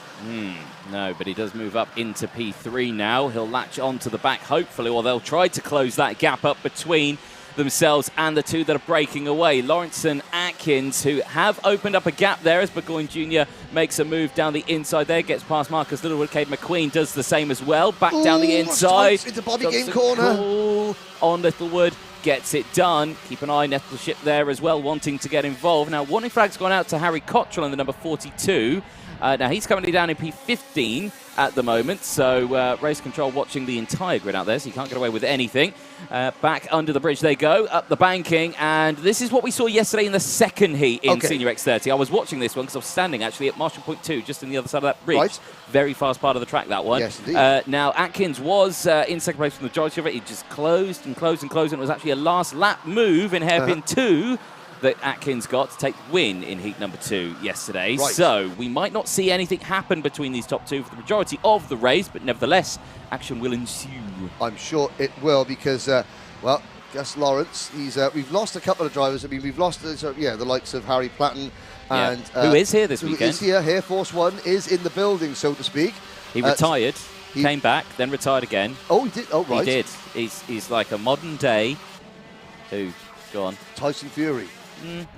Racing driver. Racing driver, retired. Nigel Mansell. No, yeah, I was thinking of another. Another retired and retired, retired again. Yeah. Well, I retired. I'm not a racing driver. No. Okay, No. fine. You'll think of it later. Alonso. Kimi. Wasn't even Alonso. Andrea De Cesaris. Piercarlo Ginzani. Tell me. Alan Jones, Australians. He retired and retired and retired again. Anyway, back to the race, back to the go-karting, Anthony. Felipe Massa. Felipe Massa. That's who he reminds me of. Oh, right, okay. Is he small and Brazilian and is now trying to cheat to get a world title back? No, he's not, is he? Sorry, ladies and gentlemen. Oh, dear. You can't Go-karting, Anthony, go-karting. Exactly. 7.5 minutes remaining. Gus Lawrence leads the way. There's your cue. There we go. Gallai Atkins. Marcus Luzio still there in P3 as well. He is starting to slowly close that gap, about 0.6 of a second. Keep an eye on that one as the race goes on. Sam Shaw still there. He's got a bit of clean air, and that's from this battle that you're seeing here. Ken McQueen and Harry Burgoyne Jr. You can just see them in the back of this shot here as they go through. Well, Burgoyne Jr.'s got the fastest lap of the race. I suspect we may see an overtake this time around, or is he pushing McQueen? Because, again, McQueen, very experienced senior driver, knows exactly what he needs to do. Burgoyne, first year in seniors this year? Yes. Yes, it is. He's got some work to do. He's got to learn. He's got to think, who can I go down the inside of and who may I not? But Harry Burgoyne Jr., he's got no fear of No. All of the drivers, they're very cagey because they know their tactics. Burgoyne Jr. is like, well, I don't know any of you. I normally watch your race at the grandstand because my race is finished, so I'm just going to go in, and you can like it or lump it. Yeah. That's the way you assert your authority in a new class. Yeah, now Caden just did the hand gesture there, which is saying, right, okay, let's go. So he's thinking that, okay, fair play, you got past me, let's go for it. Burgoyne's not instantly defending, Nope. So again, kudos to Harry Burgoyne Jr., not defending. Again, the Mick Barrett racing team, they got Ben Barnacle with them this weekend. He was here yesterday because you saw him on the Paddock Show. Yes, did. Which you, the viewers, are going to see during the lunch break, if you haven't watched it already, out onto the banking. Fast lap, Scotland, Harry Burgoyne Jr. at 57.36. That's going to help Caden McQueen. McQueen, you can see the gap growing between McQueen and Louis Johnson Cool behind him as Burgoyne speed, McQueen just sitting in his wheel tracks, using the draft and the slipstream. There's a move. Oh, look at that lunge there. Littlewood on Nettleship.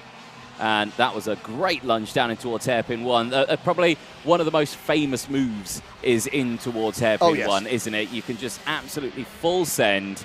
You can full send into hairpin 2 as well, but you just don't have the same amount of speed. Yeah, you haven't got the full same amount of speed. And then, of course, the game is get the kart, slow down on the apex, don't run out too wide so you can avoid the driver that you've just overtaken doing the crossover on you. Yes. Out of the out of the Mike Wilson complex, onto the start-finish straight, and through the Bruno Ferrari S's, named after the late, great Bruno Ferrari, only driver in history to win 3 British karting titles in a single day.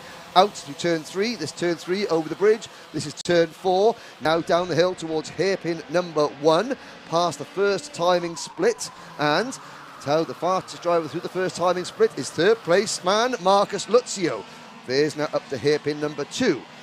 Where that Marshall post is, that's where the old timing and scoring tower used to be here at PF International. This is the short shoot into Terry Fullerton S's. Now on to the back straight into Bobby Game Corner, which is right here, named after the great Bobby Game, one of the first Kart Master champions. Now into the Mike Wilson complex, named after 6-time world karting champion Barnsley's finest sportsman. Good. That's a lap of PFI, ladies and gentlemen. There you go. 4 minutes, 15 seconds to go. Lawrence still leads. You're pointing at me, Anthony. What's your point? Well, no, I would say that was my line you just said there. Oh, sorry. Do apologise. So fine. It's fine. It's first round of the season. I'll let you off. Okay, fair enough. Thank you. Never again, though. You're welcome. Okay. You're forgiven. Gus Lawrence still leads, though. Yeah, and crucially, Luzio has closed that gap. Yes. You can see that gap's really closed down now, so got to be careful here. Now, Atkins... When does Kalai pull the plug? Yeah, exactly. When he's going to check behind him, think, right, okay, how long have we got left? There's the check. Okay, so he's going to now start thinking, right, do I go now? I think it's probably best to do it. Most likely, we'll be in the banking. Yes, because because you're not slowing yourself down No. and giving Luzio an opportunity to sweep past him. So watch for Atkins to make a move going up the inside of Lawrence, going out onto the banking, or coming off the banking going into turn number 3. But I think, and you think, Anthony, like you pointed out, the time is nigh for Kalai Atkins to make a move, because Lawrence is not quick enough on his own to pull Atkins away from the rest of the field. Here we go. No, not going to do it. Not this time. Not this time. To be fair, though, He I knows think better. Atkins was pushing Lawrence along, and they did open up a couple of critical kart lengths. As long as Luzio is not within sort of 2 kart lengths or within lunge range going on to the banking, Atkins will sit there for the time being. The minute that Luzio is within lunge range going into the banking, that is when I think Kalai will make his move. Yeah, let's keep an eye on that one as it goes on. More action further behind, though. Sam Shaw still there, P4. He has dropped 2 places from the start of this race, but he's still in contention. Keep an eye on him. Burgoyne Jr. is up 5, still there in P5 from Caden McQueen, Louis Johnson-Cool, Marcus Littlewood, Jack Nettleship. They're still having a good battle. Josh Agenbar rounding out the top 10. He's kind of a bit of a no man's land at the moment. He hasn't got anyone close in front or behind in P10. Duncan still there, Alex Duncan from Harry Cottrell. Cresswell has made good places at 1 into P13 from Ewan Thomas, who's had a good one. Cottrell actually up now into P11. That battle's still raging on behind us. Ewan Thomas is still there. Luke Taylor, Oliver Greetham, James Pashley, Bingham, Rapsy Tanner, and the only retirement, Josh Palfreyman for the Jade Racing team, who is out after lap 2. Not sure what happened to him. Maybe mechanical. Well, it's go-kart problems. Yeah. Yeah. Well, yeah, that makes sense. But right, now it's starting to get interesting here. Now Luzio is now close to Atkins, and Atkins is to Lawrence. Into Fullerton S's for the 11th time. Luzio, fastest man on track at the moment. And Harry Burgoyne, the driver with the fastest lap of the entire race, is less than half a second behind the Dan Holland Racing number 11 of Marcus Luzio. Yes, indeed. So not long left in this race. 90 seconds plus that 1 lap. Still a couple of laps to go in this one. And you can just see, I think the latter stage of the lap, Luzio struggles just that little bit to keep up with Atkins. The first half, the big fast bit here, I reckon Luzio's got the pace, but it's just not managing to close the gap. This is the battles a little further back on your screen. That's an S8 Racing driver making his move. Is that Harry Cottrell going in on yeah. Alex Duncan? It was and indeed. it was Alex Duncan repassing Harry Cottrell on the banking. An over-under. Yes, indeed. We do like an over-under, don't we, here at PFI? Oh, yes. Here's another one, though. Tim Wilson's Motorsports down the inside. Cresswell, Yeah. Alistair Cresswell. Second year in X30. Yes. Joined the class for the first time Last year after Yes. racing in TKM. for Junior years TKM. and years and years and years and years. And now giving it a good go in this. Junior TKM vice champion in Yeah. 2021. Yes. And has a very, very impressive collection of early to mid-90s hip-hop themed T-shirts. Does he? He does indeed, yes, which he always cracks up with, always cracks out a good T-shirt, there's Alistair Cresswell, especially when there's a potential podium to get on camera. There we go, back to the racing. Now, Atkins has pulled away again from Luzio, so that Luzio caught the 2 leaders, didn't make the move, and as now his pace has faded. Yeah. If you don't make, as the clock strikes 0, in karting, if you're the quicker kart, if you catch the drivers in front of you, if you don't make the moves straight away, you lose momentum, you sort of fade back into the pace that those drivers in front of you were running. And that seems what Luzio has done. Now, Gus Lawrence, I've got to say, extremely impressive. Oh, there is Jack Nettleship slowing down in kart number 75. Yeah. And that looks like a mechanical problem. He pulls off the side of the circuit. The clock has struck 0. There is the MTL. That's the mark of Dave Litchfield Racing entry. Nettleship out of the race. So, last lap underway. Gus Lawrence has driven a masterful race so far. Has to be said. Who is going to emerge in front? We haven't seen Lawrence defend once yet, but he's going to have to. He's going to have to very, very soon. Yes, he will do indeed. There you can see there the top 3 not changing as of yet, but it was hairpin 2 last time yesterday that we saw Atkins go for the race lead, and check over the shoulder there for Gus Lawrence saying, you did it yesterday, I'm just going to double check you're not going to do it again and you know today. what, that one check over the shoulder, he ran a little bit wide coming out of the second hairpin there. That's going to put him on the defensive. Will Kalai make the move coming into Bobby Game corner? Will he risk it for a biscuit? I don't think so. It's a risky move going through there, but he's not going to go for it. Stays behind. We have seen moves going into this next corner, though, and we are going to see another one. Oh, dear me. So close there for Atkins, but Lawrence will take it. Can Luzio get a run here, though, for second? No, he can't. Stays there. So Lawrence takes the win then. He starts on pole for the final later on, provisionally, of course, from Atkins, Luzio. Burgoyne Jr. up into fourth. Just managed to get past Sam Shaw on that last lap as well. So good running. Sam Shaw finishing in the top 5 from Caden McQueen. Marcus Litherwood, Johnson Cool, Agambar, and Alex Duncan rounding out the top 10. But your winner there, Man's PF International team for the Tony Kart chassis, Gus Lawrence, after 14 laps of racing. A magnificent bouffon of hair as well. Yeah. So, Kalai Atkins, that was a pre-final last lap effort. Yes. If that was the final, I don't think Kalai Atkins would have backed out. I think he would have kept his nose, kept his nose in there. Has he given away a tactic to Gus Lawrence, or has he, and sort of shown his hand a little bit too early, or has he given Gus Lawrence something to think about, and Lawrence will now defend that corner a little bit more than he needs to in the final and allow Kalai to make a move somewhere else? We shall see. So, race number 17 on the weekend, Senior X30, and now you can see there is Mick Streak with the pen and paper. He's marking not only the drivers. Now, is that the nose cone check as well? I think the nose cone check, I think it happens elsewhere. But, and there is Harry Burgoyne Jr. Very impressive, Harry Burgoyne, number 68. Good lad, straight across, Harry. There you go. Thank you very much, Mick. And now you get to see the reactions. There's James Pashley with the silver stars and the purple crash helmet, having a chat with Marcus Littlewood. The two premium karting teammates, Louis Johnson, Cool, and Josh Agambar, who finished 8th and 9th in that one.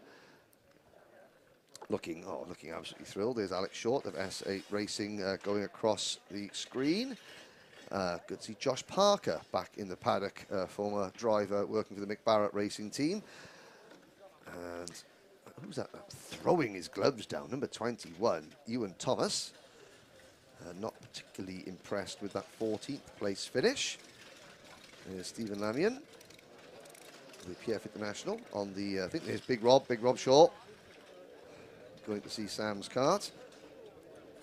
Sam not overly looking too pleased there. It was a P5, but he did drop 3 places in that one. He started this race on the front row in P2, so you can understand probably not feeling the best, but nevertheless, it was just a pre-final.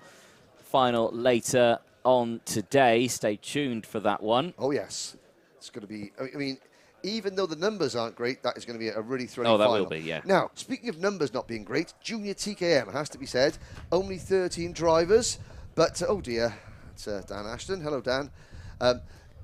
Junior TKM, only 13 drivers. That is, I'm really disappointed with that. However, don't move away from your screens, ladies and gentlemen, because this is going to be a superb race. TKM Racing here at PF International is outstanding. No matter how many drivers they've got, you've got 13 of them in total.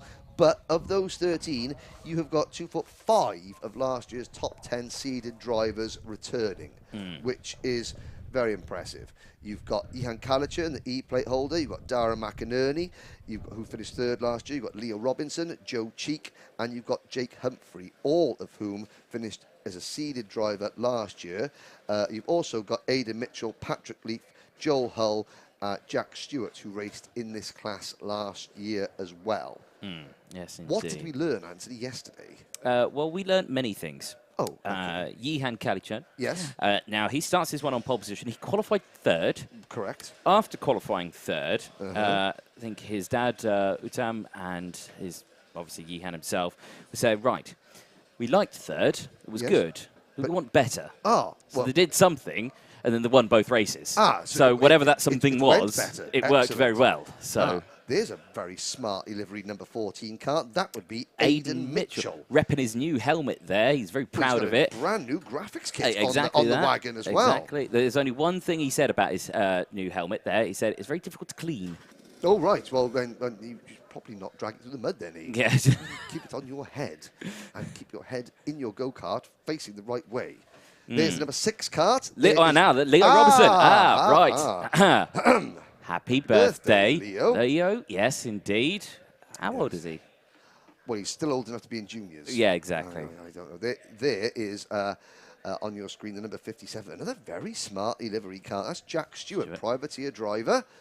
Eagle-eyed viewers of the Paddock Show will note that I went into his awning with such confidence and vigour, saying, TKM Extreme. No, Junior. So, what's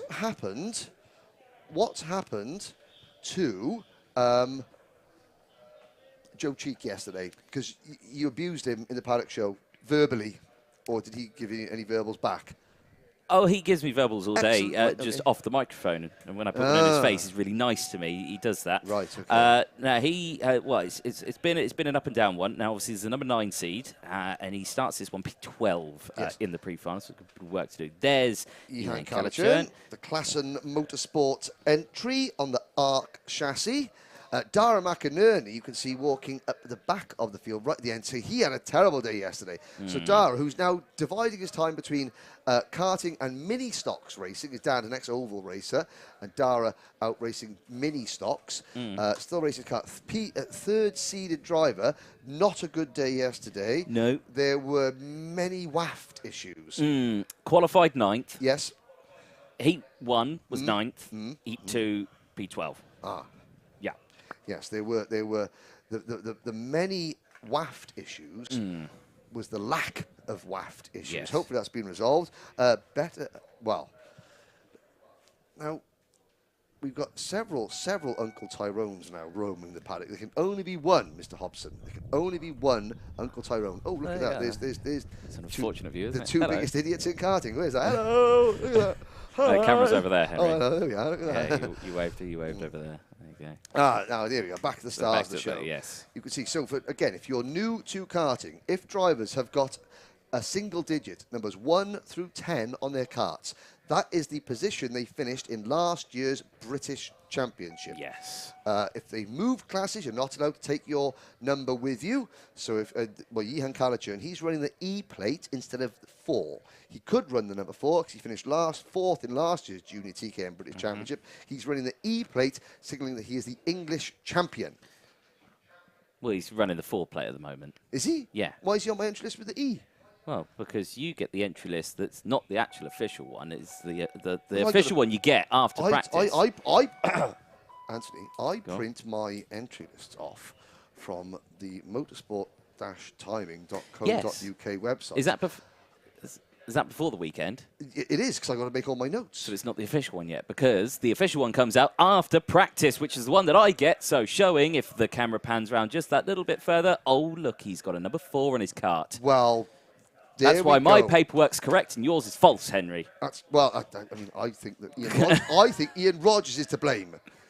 But tell you what, while we blame Ian Rogers for giving me lack of information, even though I've got to make my notes, let's have a word from some of our loyal sponsors.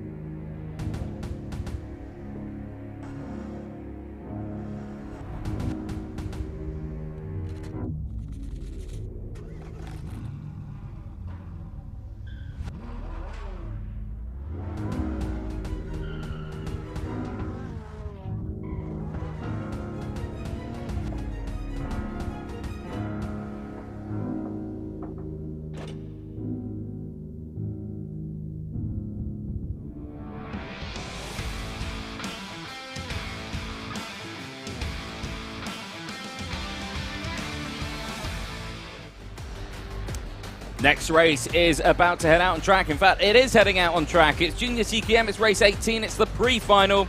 Yihan Kalichern starts this one on pole position as a Kart stops on the start-finish line to number 22, Patrick Leaf. Never mind, Aidan Mitchell goes from the outside row on row number 1 from Joel Hull. Leo Robinson goes from row 2 alongside him. William Brent and Jack Humphrey, he ran out the top 6 on row number 3. Willoughby Steele, new to the championship for precision racing, and Monty Brathwaite, another newcomer, on row number 4. Patrick Leaf is not on row number 5 because his kart will not start, and he is trying to get it underway, but he will not make the start. Jack Stewart starts 10th. Harry Blore and Joe Cheek on row number 6, with Dara McInerney all on his own on row number 7. So 2 of the favourite drivers starting at the back. Good news is they haven't got that many karts to get past to get to the front. The bad news is all the karts in front of them are very, very competitive indeed. Yes, indeed. So as I go through, well, Aidan Mitchell's keen to get this race going. Yihan Kalichern isn't. He is just staying there. Well, Yihan Kalichern, a podium finisher in both finals here at PFI last season. Don't forget the last 2 rounds of the 2022 TKM British Championship was held here. So this is their 3rd consecutive race at PF International. 2 at the end of last year, 1 start of this year. It's Kalichern and Mitchell on the front row of the grid. They're in the tram lines, 12 drivers, 12 minutes. And we're off and racing into turn number 1. It's a great start from Mitchell, but he gets squeezed wide and he's now going to get pushed over the curbs. And it's 3 wide per second as Kalichern breaks clear in the race lead. Yeah, Kalichern, great start to that one. Opened up, by looks of it, about 5 kart length already as they exit the bridge down onto the back straight now in towards hairpin number 1. The scrabble still happening further behind. Mitchell still there in 2nd place. As everyone just trying to find that piece of track to themselves. Through hairpin number 1, nice and clean. They make their way into hairpin number 2. Down the inside there, the number 9 of Joe Cheek, who's already up to P5, mind you, as they end up. Cheeky on the back of his race suit as he goes for that cheeky move. Cheeky by name, cheeky by nature, and there's been a couple of very cheeky little moves as he makes his way. Well, though, Ash Klassen did tell me that Joe would be on a mission. They had solved the problems and he was going to absolutely be firing his way up the order today. And certainly Ash Klassen's prophecy is coming true as we start lap number 2. Kalichern, Mitchell, Hull, Robinson, Cheek, Humphrey, Brathwaite, Stewart, Steele, Bryant, McInerney and Blore. Mitchell's latched onto the back of Kalichern here. Kalichern had a great getaway, but he's lost that advantage straight away already. It was 0.3 of a second when they crossed the line. The slipstream played in, and the battle for the lead is actually very, very close now as all drivers just setting purple sectors through Sector 1. The fastest through Sector 1, actually, Monty Brathwaite in 7th place. Now, the 2 Tim Wilson Motorsport karts, Brathwaite and Humphrey, trading places there. And it was Humphrey leading Brathwaite. It's now Brathwaite leading Humphreys. How long can they hold off the vastly... Oh, no, Cheek has got another 2 Tim Wilson Motorsport karts in front of him. There's a change there as the number 23 kart of Willoughby Steele moves up a position at the expense of Jack Stewart, and more 3-wide action. Further back in the pack, are they all going to get to the Bruno Ferrari S's cleanly? Yes, they are. Out onto the banking, side-by-side action. Mitchell, though, latched firmly onto Kalichern's rear bumper. Starting to heat up here now as they make their way down the start-finish straight. The gap. The entire field separated by less than 4 seconds. There comes Dara McInerney. Now, this is good news for McInerney. If that kart is struggling for power, McInerney has got the talent, he's got the ability to tiger and fight his way. When things get spread out, he hasn't got the pace then to close gaps. If the karts are all together in one lump, he can outrace some of his rivals through his experience and his racecraft, which is kind of what he's doing now. He's up to 9th place, so he's only passed 3 drivers, which tells me that all is still not completely cured with that number 3 kart. But we saw the last time we saw the number 3 kart, you can see him there running a little bit wide. He was tigering his way, and really sort of like getting aggressive and just perfect case of like, yeah, my kart might not be as quick, but I've got the experience and the track knowledge and the ability to sort of keep my faster rivals behind me. Cheek with the fastest lap of the race as well at the back of this one. Robinson leading this trio. Joel Hull just there saying to Cheek, okay, think. I know you're going really well here, but please think. Don't send it straight away. Let's try and close that gap up. And are they closing it? Well, a little bit, yeah. I think they are. But Cheek has got 8 minutes. He's got Yes. 8, so he can Loads of time. he can afford to sit there and think to himself, okay, I'm going to give this a lap or two just to see if sitting behind these two Tim Wilson Motorsport karts is the ticket to get me to the front. And if it's not, then I'm still got enough time to get past them and get on with the job myself. So we'll watch this gap between the top two, Calichurn and Mitchell, Robinson, the birthday boy, and Hull in third and fourth. Now, Calichurn's nose cone, I don't know if it's just absolutely planted to the floor, but it be buffeting. It's all this buffeting going on.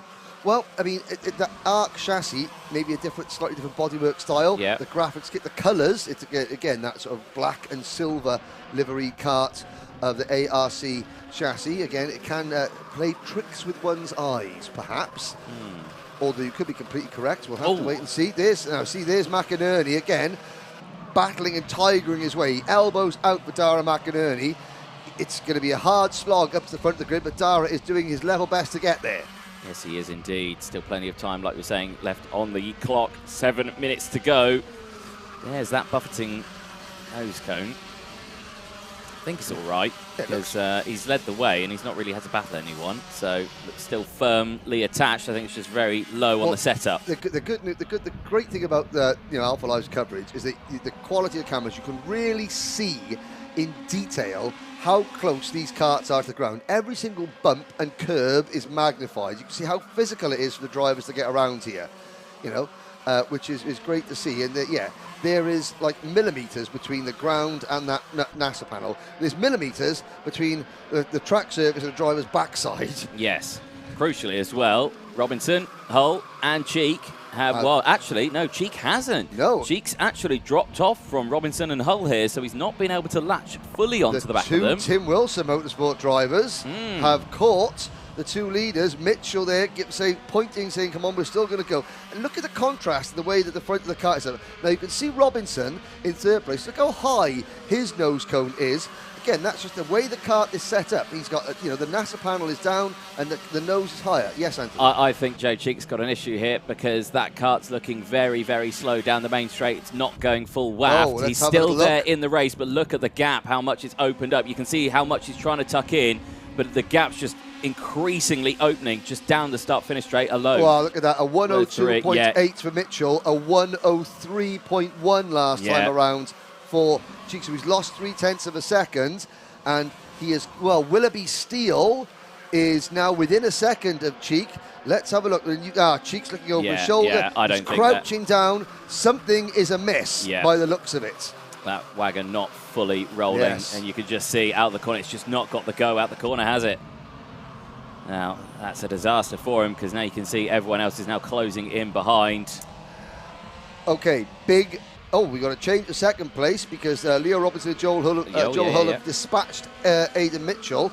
This is now a real test of Joe Cheek's maturity.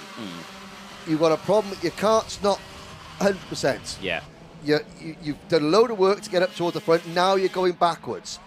Do you overdrive the car, lose your head, get angry and upset because things are going wrong like they did the day before? Or do you and say, okay, if fifth place is all I can do, I am going to make sure I finish fifth and not then get upset and aggressive? And I think he's going to try. Let's have a look. This is a big moment now for Joe Cheek. Things aren't going right for him. What does he do? He's got to get his head down, and if he stays in that, now he's got a slipstream, try and stay in the slipstream and get dragged around. Dara McInerney is next in line, so we're looking at now 5th, 6th, 7th and 8th. 23, Willoughby Steele in 5th, Harry Bloor with the fastest lap of the race in kart number 11 in 6th. Then it is Cheek and the change over the front, Anthony. Yeah, Robinson's taken the lead of this one. Calichurn back down into second place. So the battle for the lead now, as we're watching this one further behind, is starting to heat up. A little bit wide for one of the drivers in the background there. Aidan Mitchell is back up into third place as well. So chopping and changing there. There they are on your screen as Jake Humphrey sees a warning flag. So across the line they go. Keep an eye on the slipstream. 3.5 minutes to go. Is anyone going to go for the move here? If they are, I reckon it will be Kalachan. And he is going to go for it down the inside. He's got to be careful on the exit, though, because he could get the switch back here. Oh, Mitchell! There it is. Now, all this battling, look at the second group. Look how much closer they're getting. 3 minutes to go. So, like, hobbled Kart or not, Joe Cheek is actually staying closer to the lead battle. Joe, if you just keep your head now, you can still be in with a shout at the end of this one. Back down the inside there for Hayden Mitchell as Joel Hurl just tries to get it done as they go through. So keep an eye on it, and this race far from over. You can see there the set. We talk about the setups of the nose cones there. One very low, some very high. It's all, everyone's slightly different, and again, everyone just sets it. As long as it's not fallen off, it's all right. Yeah, no, it's still there. Yes. But again, look at now, Steele, Bloor, Cheek and McInerney, 5th, 6th, 7th and 8th, were all within 1.9 seconds of the race leader. Yihan Kalachan defending onto the banking. Robinson will try and cut underneath coming into this camera shot. There goes Leo Robinson into the race lead. Nice little move there. It's a capital one on that one, isn't it? As soon as someone tries to go down the inside, you can just get the under over. Can't you? Come straight back through. Back down into hairpin number 1. Under braking. Kalachan back to the lead. Robinson with a switch over on the outside line. He's not got the optimal line going into hairpin 2 here. Kalachan has that one. He's going to try and hold it round the outside. Can't quite do it. That means now he's too late to go back down the inside here, or is he? As he's trying to go down the inside side by side, and he does go down the inside. Look at this group now. 1, 2, 3, 4, 5, 6, 7, 8 of them, all battling away as Joel Hull goes through. Number 23, Willoughby Steele, getting it all crossed up. So close there. And that's the number 37. No, that was the number 31 car. Man like Joel Hull making his presence felt. Now, even more of the field are getting closer and closer. Field's closed in again, hasn't it? Just like the start. Who's back up at the 5th position? Well, make that 6th position. Joe Cheek. Smart driving. He hasn't lost his head. Yeah. Again, so I see, it might seem as though we're talking about, there's a cone that gets a bit of a knock there. Say it's like we're talking about Joe like more than the other drivers. Well, it's only because we're trying to... We get to know these drivers. This is a big race in terms of Joe's maturity as a driver. And it's an example to all drivers. When your equipment isn't working as best as possible, do you A, throw your toys out the pram and beat yourself, or do you B, drive smart?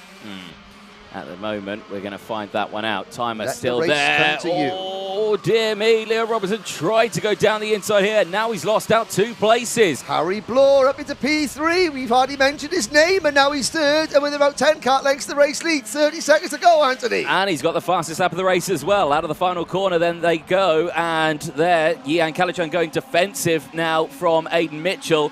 Mitchell still there. Watch him go down the inside. Keep an eye on Bloor. We've seen it. 3rd place has worked. Is it going to happen this time around? No. But who comes through? Joe Cheek up into P4 now. Wagon is rolling once again as Joel Hull goes back down the inside. Can't maintain the position. Look at the lap times. The lap times have dropped off by over a second. Yeah. So Joe Cheek's kart had dropped off by over a second, but his kart he's running at the maximum speed his kart can. Everyone else is slowing down. Here comes Dara McInerney on the outside. The number 3 kart of McInerney up into 6th or 7th position now. Side by side for 3rd between Hull and Bloor. Bloor running a little bit wide there. Has lost momentum now. Under pressure from Hull and Cheek just behind as well. Quick check over the shoulder there from Kalachan just to see what the situation is as Joel Hull goes down the inside of Bloor and Joe Cheek comes through. Picks up 2 positions. Exactly. He'll be happy with that one. Now, if he can maintain that one, he'll finish with the top 3. Even with a car that's not fully operational here. Amongst all that, look at the 2 drivers who have stayed there. Yeah. Kalachan and Mitchell, they are still 1 and 2. Now that it's spread out a little bit, Joe Cheek is like a sitting duck as he drops back to 5th position. Make that 6th position almost a hole. This is the final lap. Kalachan and Mitchell are clear. It is. Oh, and there's karts off. Oh, kart's up there. Oh, there's several karts. One kart is over on the banking there. Marshall straight away on the scene. Let's have a look. Who have we got? Okay, drivers both up and out of the cart. Okay, so Joe Cheek is one of them. They're fine. They're both drivers are fine. In fact, I'm looking there, and we'll get back to that in a minute. Let's concentrate on the race, but I've got to make something about a great bit of sportsmanship I've just seen there out on the banking. Joe Cheek up and out of the kart. The other driver that went off is William Bryant. William Bryant was up and out of his kart and ran over to get the kart off Joe Cheek, which had upturned itself. Here we go. Couple of corners to go. It's Calichurn versus Mitchell for the race win, the pre-final. Jehan Calichurn looks like he's going to hang on, Anthony. He is indeed. Out of the final corner then, looks plain sailing all the way to the checker flag. He will see it. And it is another perfect day today. Another win. 2 heat wins and a win in the pre-final. Obviously, it was a third in qualifying, but he'll be happy with that one from Aidan Mitchell. Joel Hull at the end of that one does finish in 3rd place from Harry Bloor, who also has the fastest lap of the race as well. From Leo Robinson, Monty Braithwaite, and Willoughby Steele crosses the line in 7th place from Dara McInerney. Jack Stewart, Jake Humphrey, who actually did cross the line. We lost Patrick Leaf before the race even started, and the 2 drivers involved at the banking, Joe Cheek and William Bryant. Well, I'm not sure if we've got action replays today on the coverage, but again, that was, again, 2 karts just going for one on the last lap, and I think it was Bryant going up the inside of Cheek. There was some contact. Cheek's kart rolled over. Both Bryant's kart landed further up the banking on its wheels. Obviously, it's the last lap. Cheek was underneath his kart as the kart was on its roof, and Bryant, to his credit, was up and out of the kart, running over to the kart to get the kart turned over and release Joe, and Joe was up and out of the kart straight away. So great. The marshal was there in double quick time as well, but yeah, William Bryant was with Joe Cheek, getting the kart off him before the marshal even got there, which is great to see, because obviously, you know, they're battling for a top 3-4 position place in the last lap of a big race. Adrenaline is pumping, but yeah, all that goes out of the window when you try and help a fellow driver, which is really good to see. Told you, ladies and gentlemen, told you you didn't need a massive grid to have a great TKM race. Well, quick catch up for the now. Herman Brooks, obviously a family member to Mason. Big up, Mason. Yep. Big up, big up. Now we're going to get to the bottom of this Uncle Tyrone situation. Now we can only have one Uncle Tyrone, Anthony. We can. Now that was Jack Hobson. But we've got there's no Uncle Vinny. There's no Uncle Sol. You know. Yeah. I'm. You know, Kalai Atkins. You know, the Uncle Tyrone is there's only one, and he's not racing today. But Jack Hobson is the only one. Yeah. There we go. There you go. Well, race is done then. Junior TKM race 18 pre-final. They'll be back out later on. We do have a few minutes. Yeah, we do. Go on. So every year we ask the commentators, we want to get as much information about the drivers as possible. Yes, we do. You know, because that helps us give you, the viewers, as much information. If they got sponsors, a bit of career history, if businesses are putting their money behind these drivers. Oh, there's a bit of a pose in there. So, shall I tell you a story? Because every year, and we've got TKM Extreme coming up next, every year, one driver's dad, gives us a full commentator's crib sheet for his driver. So, Anthony, would you like me to tell you a story? Go on. We've got a little bit of music in the background. Here's a story. Are you listening, ladies and gentlemen? At the age of 9, Harvey Roth started karting in various junior club arrive and drive leagues in Sussex and Kent. And after winning the championship at all the circuits, the natural next step was to move into owner-driver karting. In 2017, he raced in the junior Subaru category and finished his second year by winning the club championship at Lydd, his local circuit. Continuing the step-up in classes, 2019 saw a move to junior TKM and new circuits to race at Kimbolton, Rissington, Shennington, Fulbeck and PFI, which is where we're here today. Harvey finished his junior TKM career 8th in the shortened by COVID 2020 British Kart Championship. Are we listening? Next up, where is he today? TKM Extreme. In Harvey's first season, he secured 2 major wins in the British Kart Championship round at Wilton Mill and TKM's Britain's finest event at Buckmorn Park. Harvey finished the 2022 TKM British Kart Championship in 4th place, having won 2 of the rounds. Now this is the best bit, ladies and gentlemen. His personality shines and always makes great friends around the paddock. Yet once on track, Harvey is very competitive. At the sharp end of the grid, you could always expect great thrills and great racing. Thank you very much, Mr. Roth. You have given us all the ammunition to totally embarrass Harvey Roth, but thank you, and more parents should do that, should help us give information about Harvey Roth, because then we could tell you that Harvey's sponsor is the M2 Computing Limited Company, which is a Microsoft 365 Azure specialist, their IT support and 24/7 cyber security operations center. There you go. Wow. Now you know. On the chat, do you remember Rashan Chikarimbo, commentators? Of course I remember Yes. Rashan Chikarimbo. What about him? Where is he? Don't know. Let's have a look at who we have got on circuit. Here's TKM Extreme. There's Sam Johns, last year's British Championship runner-up. Where's the aforementioned Mr. Roth? He's starting from pole position, ladies and gentlemen. I shall stop my bedtime story voice now. Adam Spadders Sparrow, the 2020 TKM Extreme British Champion. Yes, indeed. So, right, honestly, do you know what? I'm lost after all that. You can find that storybook. Story time with Henry. Yeah, exactly. There we go. There you go. I tell you what. Well, Let's stop go you waffling. to an advert, ladies Yes. and gentlemen.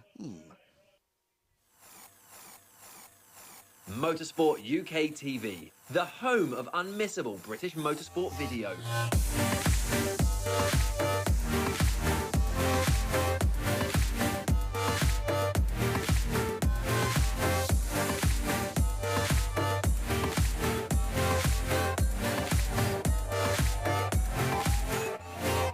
Bringing you all the action from the British Championships. Taking you behind the scenes. Giving you top tips to succeed in every discipline. Showcasing the best equipment. And much, much more. Visit motorsportuk.tv today and make sure you never miss a moment. And never miss a moment. You shan't, because you're watching it right here and there. There's Harvey. There Look, there's his sponsor logo. Because Excellent. now that we know, because then there's his dad who wrote that lovely little passage that I've just read out to you. Perfect. Thank you very much. Spencer Lane, you can see him just behind the number 11, qualified P9. He had a 3rd and a 4th place yesterday, so he's had a pretty good day. Now, I don't know why Spencer's not running the number 7 plate, because he finished 7th in last year's British Championship, but he's choosing to run the number 11. Well, he can do what he likes. He is his own Yeah, person. I'm just wondering why. There's Alfie Garford. Now, he's got the interesting bit of... Sorry. Yeah, go. Charlie King. We're going to get to Charlie King now. You do Charlie King. Okay. I'll do Alfie Garford. Alfie Garford, Wera Tool sponsorship, is part of the Motorbase, the British touring car team Motorbase, part of the Young Driver programme, which is sponsored by Wera Tools, our title sponsor. Great graphics kit. There you go. Now, you do Charlie. Well, we should have done Charlie first. He's in front. Yeah. Now look what's happened. The camera's now looking at Alfie Garford. Charlie King... He qualified it on pole yesterday. He had a race win yesterday. P7 in his 2nd, so not the best, but he does start this one on the front row. He's had a really decent day yesterday. There's Mr. Garford. Now you can talk about it. Oh, no, wait, you can't. You've already done it. I've done it. And now, I can talk about his dad, now Simon, look who what's was the happened. 1997 British car. Now look what's happened. We've gone back to Charlie King. Well, there we go. Now we can talk about Charlie. So Charlie King, 3rd in both finals at PFI in this class last year. Charlie, 6th in the championship. He's got 3 third places. Now, his mechanic, what's his mechanic called?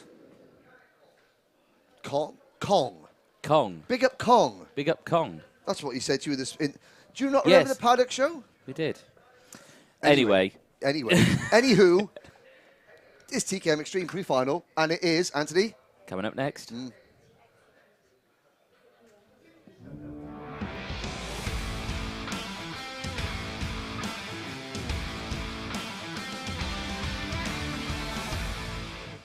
Yes, indeed. TKM Extreme Race 19 Pre-final is about to take to the track. And like we said, Harvey Ross starting this one on pole position. Qualified 3rd, 2nd and a win yesterday. He'll be happy with that one. What can he do today from that front row spot? Charlie King alongside Spencer Lane and Alfie Garford start on that 2nd row. Chris Whitton, last year's champion, qualified P10. He had a 6th and a 5th place finish. He starts this one on the 5th spot of the grid. Lee Whittingham alongside him on row 3. Oliver Bowen and Cian Bennett start on row number 4. Aaron Lask and Michael Cornell, both seeded drivers from last year, on row number 5, with Adam Sparrow, former champion in this class, and Luke Jarman, a junior TKM graduate, on row 6. Yes, indeed. Row 7, Kai Springfield and Liv Jenkins. They go from row 7. Sam Johns and Ashton Cox going from row 8. Alvin Chu and Jessica Fitzhall round out the top 9 rows of grid, rounded out by Andrew Platt on the 10th row of the grid, all by himself. Alvin Chu representing Hong Kong. Excellent. So, the karts make their way around the track. The faster of the TKM groups. And again, not the biggest grid in the world, but nonetheless, a very exciting grid of drivers. Obviously, we've got the defending champion, Chris Whitten. We've got former TKM Extreme champion Adam Sparrow, former junior TKM champion Alfie Garford. In total, 1, 2, 3, 4, 5, 5 of these drivers have won rounds of the British Championship. And 1, 2, 3, 4, 5, 6, 7, 8, 9, 10, 11 of these drivers have appeared on the podium in the British Championship. So, there is talent out there aplenty. Talent aplenty. Who is going to put their talent in pole position for the final at the end of this next race? Should we find out? Why not? Let's find out, Anthony Jordan. Tell the viewers. Tell them. Here we go. Into the... false start. I tell you what, you queue it up, but the drivers don't ever cooperate. Here's an interesting little bit of trivia. Go on. I was speaking to driver number 58, Ashton Cox, Okay. racing for Class and Motorsport, but on the Gillard chassis. It's a 2019 Gillard chassis, so it's not one of the OTK Gillard. It's the Tim Gillard built British Gillard chassis, the OG Gillard. How many finals has Ashton Cox won in his karting career across the board, ever? I'm sure you're going to bless us with that intelligence. None. Never won a final, ever. Not in club racing, not in national racing, never. Won heat races, never a final. Wow. So that is, he had a best result of 4th in last year's British. We finished 4th in the last final of the 2022 Championship. Watch him, the all-red graphics kit, number 58. There he comes out the back. Don't forget, ladies and gentlemen, of the 17 drivers who did last year's Motorsport UK TKM British Championship, all 17 drivers had at least one top 10 finish in the final. It's so close, it's so even. Yes, Chris Whitten won by a country mile at the end, but the level of competitiveness is incredible this year. Chris Whitten, the only driver who won a championship with his building his own engines, and now he's actually building engines for several other drivers as well. Yes, Tyler King's being one of them. Out! We're off and racing, and it is Harvey Roth who leads them into turn number 1. And 19 drivers go under the bridge. 19 drivers come back out onto the banking into our view now, with Tim Wilson Motorsport, number 4 of Harvey Roth, leading the charge. Yeah, relatively good start then from the entire field. Garford just being a bit squeezed in the pack at the start of that one. Drops down just 1 or 2 places on the recovery drive now once again as they make their way through hairpin number 1. Change for the lead. Back down the inside. Harvey Roth retakes it. Gets back past Spencer Lane, who drops down into 2nd. Side-by-side jostling as down the inside goes Alfie Garford, retaking 4th place. Charlie King there in 3rd. Like you say, his engine's being built by Chris Whitten. And yes. Like you say, I said to Charlie King, well, just be careful. Make sure that if you win too hard against Chris, you know, we might start to do something to your engines to make you not win too. My arse ripped back. So no, they're his engines. They're Charlie's engines. He just rebuilt them. Yes, exactly. And he's doing a great job, is Chris, a great ambassador for this class. But it is Harvey Roth leading. Change out on the banking. Here come the field. So Roth now beginning to pull away. Who is that up into P2? Is that the Rob Saw Racing entry of Spencer Lane, number 11? Or is it the number 3 car of Aaron Lash, the Precision Racing machine? I think it is Aaron Lask, yes. Yes, indeed. So Precision Racing, the last time Precision Racing won a round of the British Championship was all the way back in 2019 with Lewis Wadley. But Aaron Lask is closing in on race leader Harvey Roth as they come through the Fullerton S's. And then you've got a 4-kart train, 3 of those Talco chassis, the Talco-backed drivers. Third, fourth and fifth. Oh, dearie me, that is Oliver Bowen, privateer driver number 55, getting squeezed very wide. There's Liv Jenkins. Not Olivia anymore, No, Liv. Liv. Liv Jenkins. Again, last year, 8th in the Junior TKM Championship was Liv, and she is now moving up into seniors.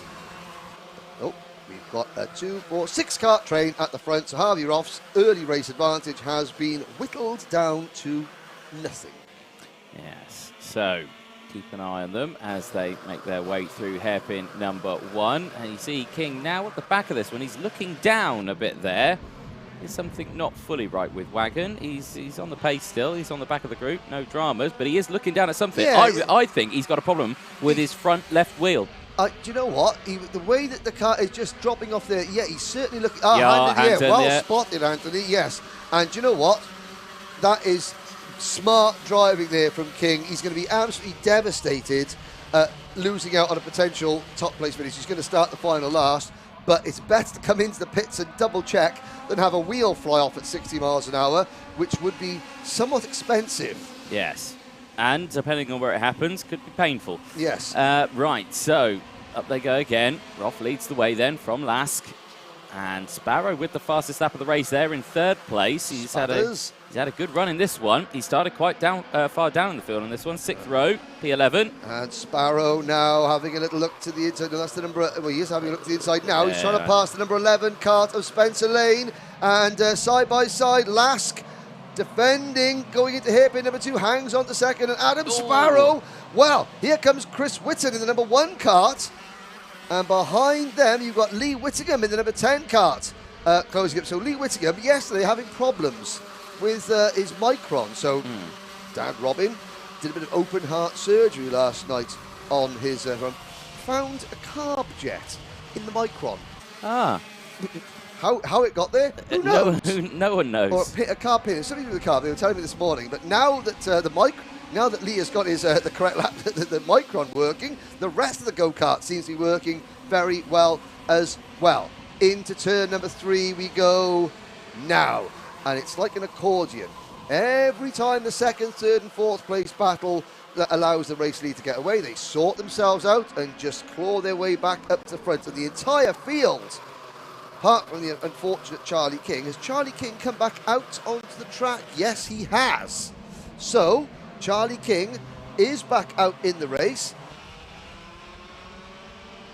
Well, if anything, he's a lap down, so he's not going for position here, but I suspect that's a test.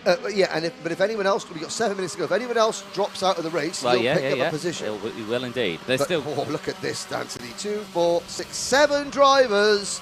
Back to Alfie Garford in the number 88 Kart, all within spitting distance of top spot. It's Roth, Lask, Sparrow, Whitton, Lane, Whittingham and Garford. Luke Jarman is in 8th place, Jarminho. Then is Michael Cornell 9th, Oliver Bowen 10th, Sam Johns down in 11th, Liv Jenkins is 12th, Ashton Cox 13th, and it's Kai Springfield, Kian Bennett, Alvin Chu, Jessica Fitch Hall, Andrew Platt and Charlie King a lap down.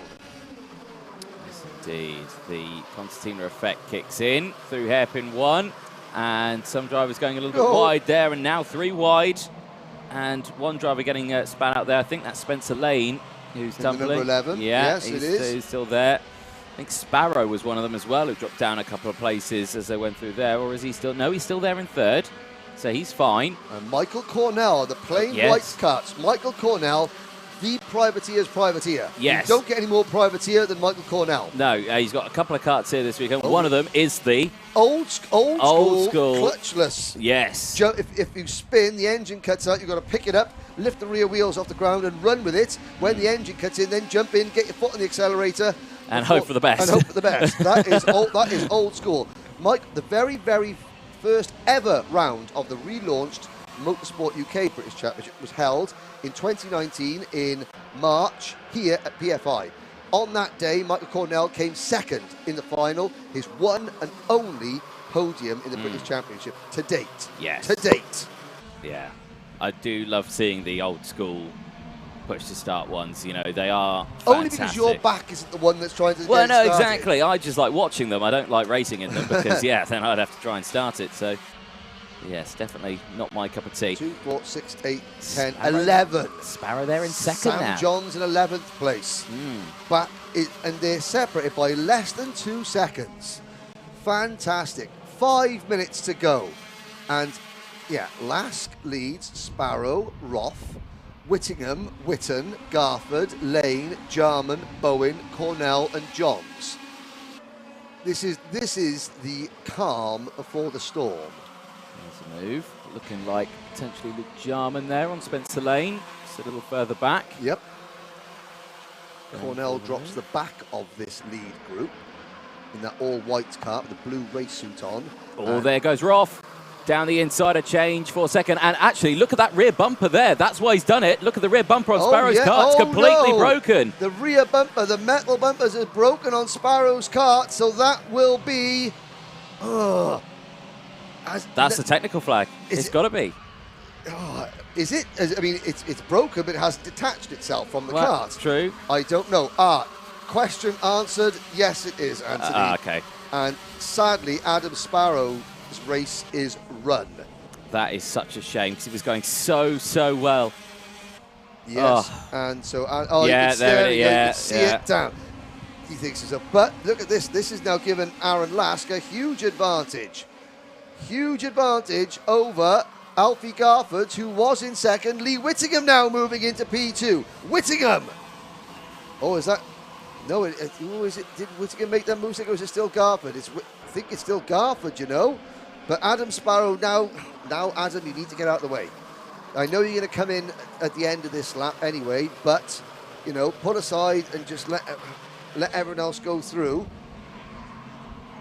Because at the end of the day, if that worries me. See, if that rear bumper flies off, it's going to make contact at a high rate of knots with one of the many go-karts that are following closely behind. So Sparrow's going to peel off into the pits. Yeah. There he goes. Yeah. Sadly for Adam Sparrow. Now, 2 minutes 45 seconds to go. They come through the Mike Wilson complex. Aaron Lask's lead is the biggest anyone has enjoyed in this race all day. Garford giving the signal to Whittingham. Okay, come on, let's work together. It's 1 second. How quickly can the chasing pack reel Aaron Lask in? They've got 2.5 minutes plus 1 lap to do something about it. Yeah, and Oliver Bowen, fastest driver out in circuit there in P5, is in the grouping. You can see here, bit of a hand gesture there from Lee Whittingham, just to say, right, let's go, let's close that gap. It's 9/10 of a second, we'll watch it. 2 minutes left on the timer, plus that 1 lap. These drivers know how to close a gap. Are they going to maintain it? They'll have to see what happens.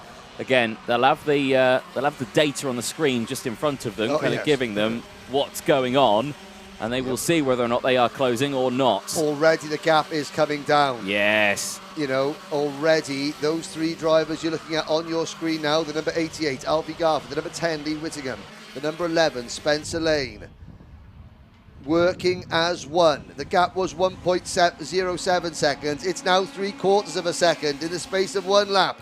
And look at Lee Whittingham just shoveling Garford along. They're going to catch him, you know, Anthony. They're going to catch him. We haven't got the 11 kart group at the front, but we're going to have a 6 kart group very, very shortly indeed. We are in towards hairpin number 1 they go. Again, you're not going to see any moves this time around. They still haven't closed that gap. They need to keep up this momentum. If they want to get past, they're going to have to work as a team here to try and do it. Now, Aaron Lask is doing what he needs to do here. He's leading the way. He's doing what he needs. But, of course, he hasn't got the slipstream. And the slipstream here at PFI is immense. Vital. It is vital. Lask breaking the air as well. So he is just creating this huge vacuum effect for all the drivers following him to just settle into. It's like a NASCAR race, say it time and time again. And that's why we love PFI as well. Oh, yes. Yeah, that's why we love racing here, because you just get that. You don't see a driver just break away, because you can't. That slipstream is just too powerful here. And now look at that. They've latched right onto the back of him. It took them 2 laps. Oh, sideways for Spencer Lane, rather, trying to get on the outside of Lee Whittingham. And they're 3 wide onto the bridge. Somebody gets spat very, very wide. I think, who was that shaking his head there? And, a 5-second penalty for Chris Whitten. And it's Lask now defending his race lead. He tries to run Garth a little bit wide. Whittingham is there in 3rd position. Bowen is 4th and Harvey Roth is 5th. Then it's the number 11 of Spencer Lane. Sam Johns is 7th. Chris Whitten is down to 8th. The clock has struck 0, Anthony. Oh, wow, so close between the 2 of them, and forced off the circuit there was Garford. Tyre smoke off the 2 of them in towards Bobby Game corner. Aaron Lass did not want to give that place up. Well, and that is like the Red Sea, it just parted in front of Lee Whittingham. He looks over his shoulder, now he gets his head down. Okay, final lap. Come on now, Lee Whittingham. It's been a tough winter for Lee Whittingham. 3rd in 2019. 8th in 2020, a year off in 22, and a very emotional 10th place finish the British Championship last year. Yes, it's only a pre-final, but a win is a win, and Lee Whittingham is half a lap away. Wow. Now they got their heads down. Roth is 2nd, Lask is 3rd, Garford is 4th, everybody else crawling over each other for 5th position. There's Chris Whitten, but Lee Whittingham, his body language was fantastic. He came out of the last corner, almost like jumped up in the air. Oh my goodness, look at my lead. Got his head down, and now he is driving. Well, 2 corners from home. Here we go then, and Lee Whittingham, that gap, 0.6 of a second, as Garford now under pressure here from everyone Sam behind. Johns goes through. Yeah. Checkered flag in the air, and it is a pre-final win for Lee Whittingham. And 2nd for Harvey Roth. I've got to say, Alfie Garford's lovely new Wera graphics kit has got a couple of scuff marks on it. But there is a look at that. Lee Whittingham, Harvey Roth, Aaron Lask, Alfie Garford, and Sam Johns. Your top 5. Oliver Bowen, Spencer Lane, and Chris Whitten 8th, but he's going to have a penalty, 5 seconds. Michael Cornell 9th, Luke Jarman rounds out the top 10.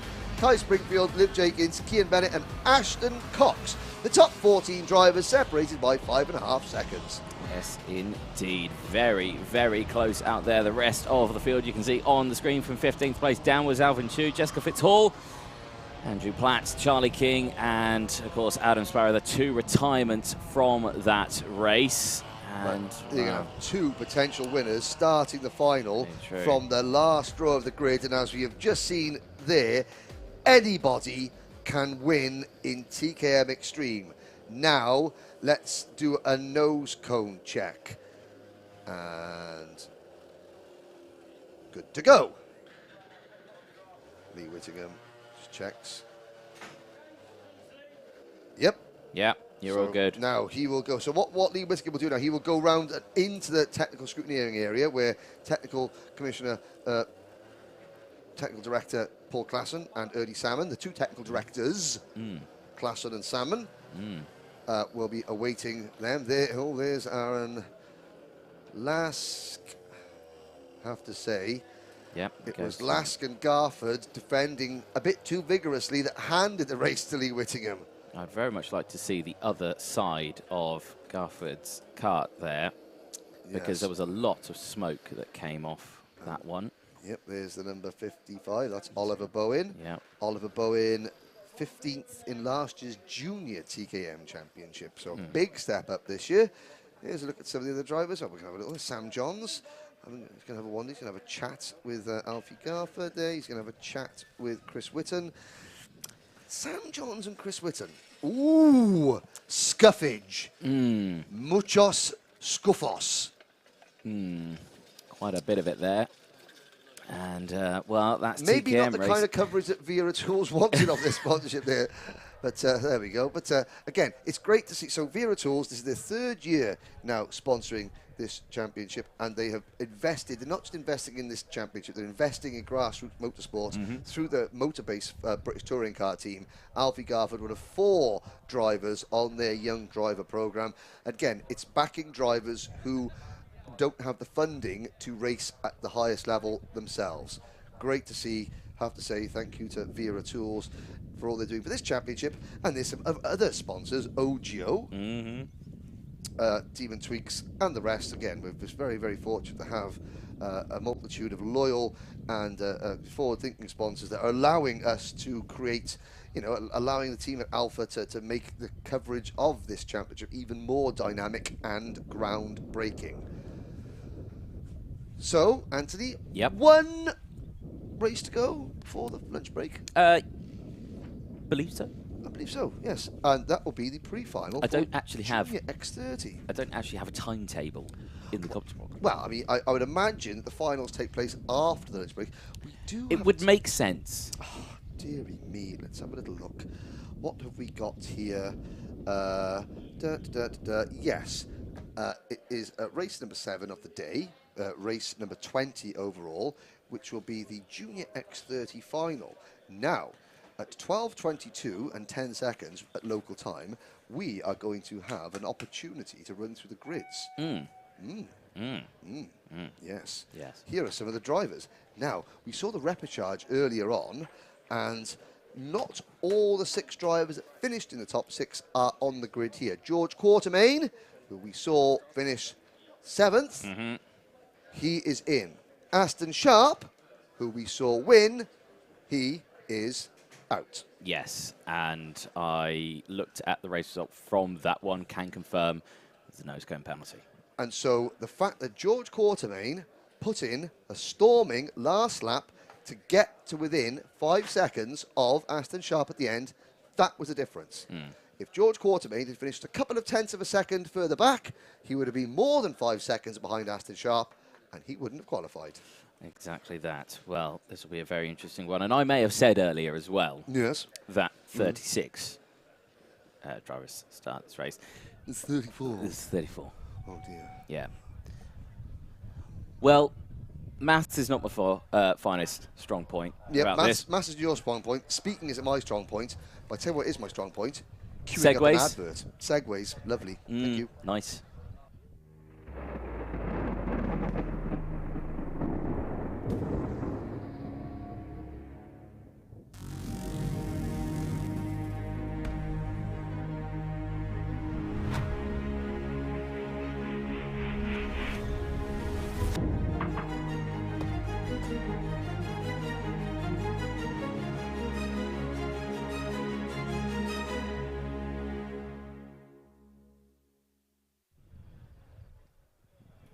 Welcome back, ladies and gentlemen. I wasn't eating a chocolate finger, honestly. No. There's Callie Atkins in the grandstand. He's watching this next one, keeping an eye. And there he is, primed and ready. Give us a wave, Callie. Go on. Go on. Go on. Go on. Ah, you've heard yourself now. Give us a wave. Carly. Carly, give us a wave. Carly, give us a wave. No, he is not going to. Andrew Saylor, give us a wave. Andrew Saylor, next thing, just give him a punch and tell him to wave. Yeah. No. No.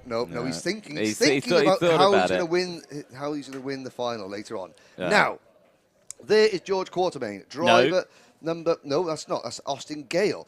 Both Gales are in, so we've got several drivers. Yeah, we have actually. So both Gale siblings are in there. Who else didn't? Joey Brown received a penalty. Oh dear. So there we are. That's what we've got there. Now let's have a little look up there. We've got moving up. There is is that Mr. Bartle? There is in 19th the grid 73 Harry Bartle, excellent in the Rotax Grand Finals at Portimao last year. Sacrilegious! You're talking about another engine during an IAME. I'm talking about the driver. Now there is number 31 Mondi Junior Canini. Apparently he has a new sponsor, and his dad said, I'm going to come up to the commentary box and tell you about his new sponsor. Yes, Anthony. Koi Koi. Who? Koi Koi. It's a restaurant. Koi Koi? Yeah, it's a restaurant. Is it? It is. What kind of restaurant? A fish restaurant? Koi Koi? Koi Carp? No, Okay. South African. South Africa. Do you know what? Our South African fans at home, what is it's a spicy meat. It's served in like a round bread. Oh, it's a traditional South African. It's really spicy. It's chicken, and it's actually you hollow out like. Oh, paddock pooch. Enough talk about food. We've got 2 paddock pooches there. Yeah, I'm trying to think about what the that South African cuisine is. Mr. Monday can come and tell me. Right, enough talking about dogs and South African food. It's Junior X30, and it's starting now.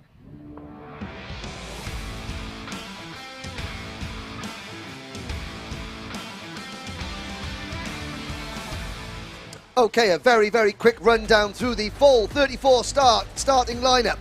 Pole position, it is Fred Green for the Jamie Green Racing Team with Macaulay Bishop alongside on row number 1. Oliver Stilp and Ewan Charman on row number 2. Taylor Orridge and Lewis Bird go from row number 3. Kenzo Craigie and Cian Geraghty, they round out the 4th row with Lewis Islin and Harrison Mackie going from row 5. They round out the top 10. Zach Green and Morgan Moore, they go just behind them on row 6. Monday, Junior Canini and the Koi sponsorship go from row number 7, P13 alongside Isaac Phelps. Joseph Smith and Alexander Savinkoff are on row number 8 with Riley Cranham and Freddie Lloyd on row 9. Mr. Bartle and Jensen Graham, they round out the top 20 on row number 10. Hadi Mamasi, the E-plate in the Junior X30 category. He starts from the 11th row with David McIntyre alongside. To go see the stewards earlier in the weekend, did Hadi. Wasn't overly pleased, but he starts this one in a good place. Thomas from Spearing and Tristan Powell, they round out the top 12 rows. Eden Spanswick and Samuel Branston are next, followed by Cathal Clark and Flynn McDermott. Henry Carter and Rocco Shenton, the 2 leading repechage qualifiers on row number 15. Ollie Rands, Austin Gale, George Quartermain and Toby Gale round out the final 2 rows then of this grid. A full grid, 34 drivers. These are your drivers who are going through to the final, but where, Henry, are they going to be starting? We're about to find out. We will find out in 12 minutes plus 1 lap time because the lights are out. We're off and racing. Oh, and that's a wheel off. With minus the number 88 Kart. No, it's the 33. It's Cathal Clark. Oh, sorry, Cathal Clark. So that's 1 down, and Cathal not very happy, but everyone else is racing as we go home to the bridge with Macaulay Bishop in the Dan Holland Racing number 4. Leading the way down the hill.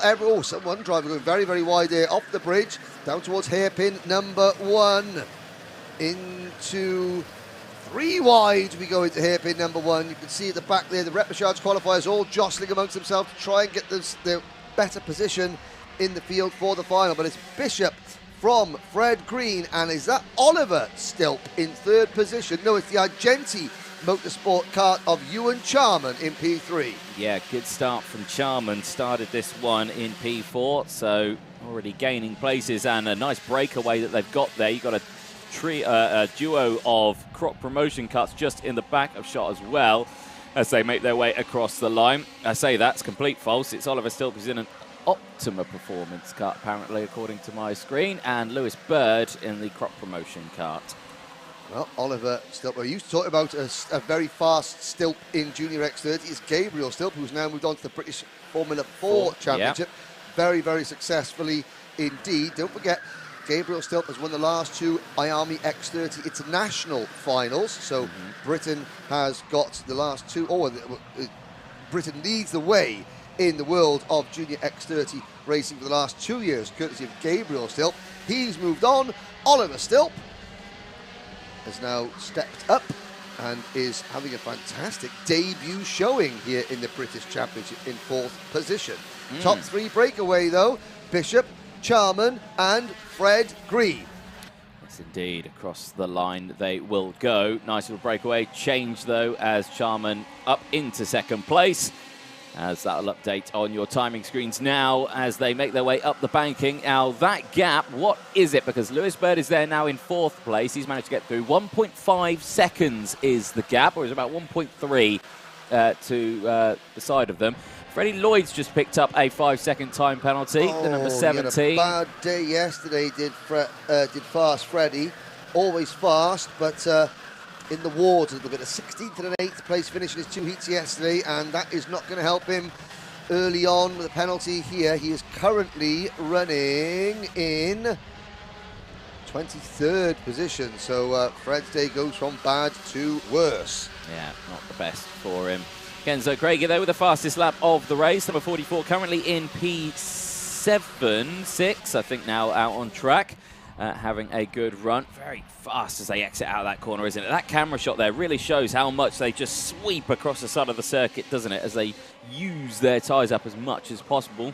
Warning flags coming out. Taylor Orridge with the fastest lap of the race as well. Currently in P9, changing here. Jarman down the inside at the banking, gets it done. And again, a lot of chopping and changing for this 4th place battle as well. Oh. And here comes Macaulay Bishop. Bishop back to the lead and side by side now for second. No. Oh, and that was Green just sort of easing Charman wide. Charman going over the grass and the kart bouncing him down, losing an awful lot of position. And just like that, we have got a 2-kart battle of the lead. And we've got 2 more karts. You can just see on your screen there very briefly going the wrong way. And they're both Fusion Motorsport karts. They are. Oh dear. And I think one of them it's going to be Jensen, Jensen Graham. And Freddie Lloyd. Oh, Freddie Lloyd has been in the wars, shall we say. But back at the front, it is Bishop against Green. Bishop, the 2020 IAME Cadet British champion, 2021 runner-up in Mini X30 last year, 4th in this class. That's why he runs the number 4. And you can see Fred Green pointing saying, come on, no, let's go, let's go. Yeah. Oh dear, and there is a rather upset Mr. Lloyd. Yes, yeah, understandably as well. Championship points are up for grabs in this race as well, aren't they? They are indeed. And, well, do you know what? Sometimes just kicking the you-know-what out your side pods can make you feel a whole lot better about things. Yeah, definitely so.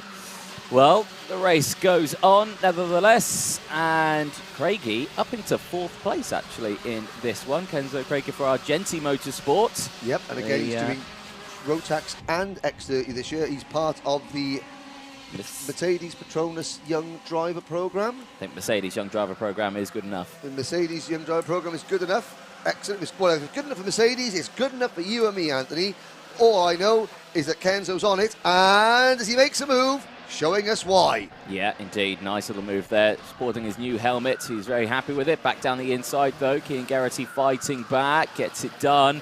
And just as you gain 2 places, they very easily lose them. But that's PFI for you in a nutshell. Yeah. Oh, and there's Kenzo at the inside. Don't forget, Kenzo's come up straight out of Honda Cadet into Junior X30. Which seems like such a big jump, doesn't it? It does. Well, in terms of speed, it is. In terms of the characteristics of the kart, you go from 4-stroke to 2-stroke, it is. And there's Ewan Charman. Now, Ewan Charman just goes how easy it is. Ewan Charman goes from leading the race, getting forced off the track, losing track position, losing a little bit of momentum, and now in that hornet's nest of karts that are rapidly losing ground to the race leaders. Artistic camera shot, alert 101.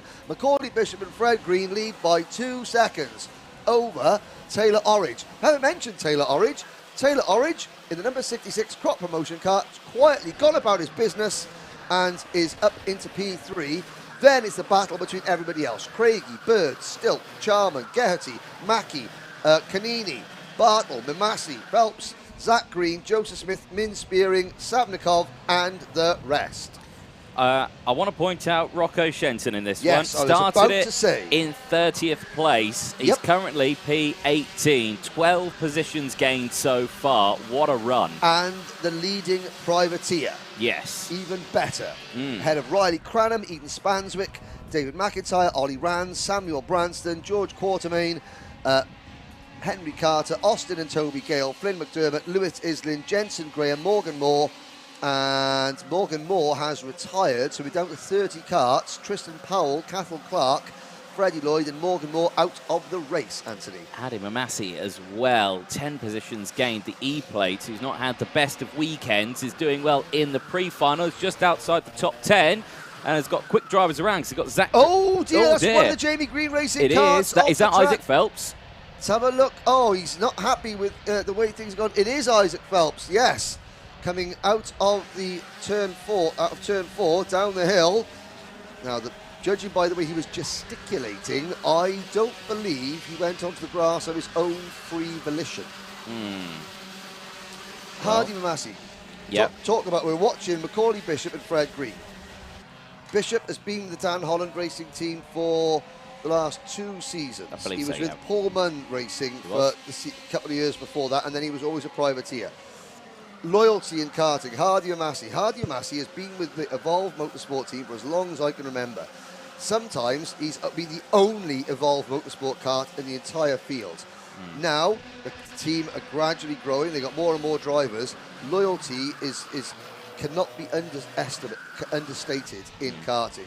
Him and the team and his dad, they know the way that each other work inside out, and he's able to come back from a poor result yesterday or a trip to the stewards, you know, not get his head down and start fighting his way up the grid. He's up to 13th place now, is Hardy Mamassi.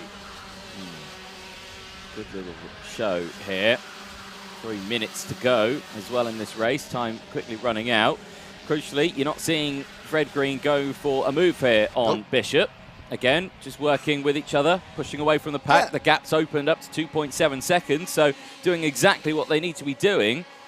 And like this time, I think, what was it, last year, we saw this same thing happening between, who was it, Macaulay Bishop and... It was, there was Fionn McLaughlin, Leo Robinson. You know, all of that. Now this year, it's Fred Green.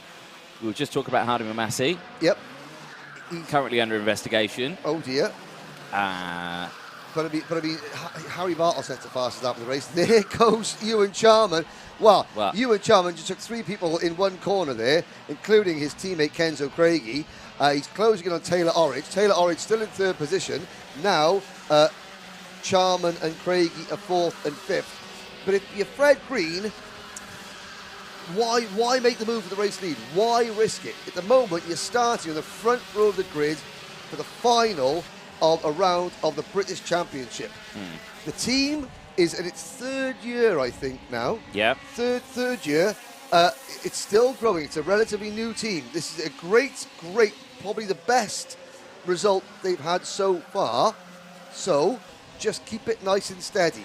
You know that Macaulay Bishop isn't going to make it easy for you, because Macaulay Bishop is, whoa, there's a move. One of the Fusion Motorsport karts, Mondi Junior Canini going past Zach Green there up at the turn 4 area. So Fred Green done everything perfectly so far. Yeah. You've got 90 seconds to go.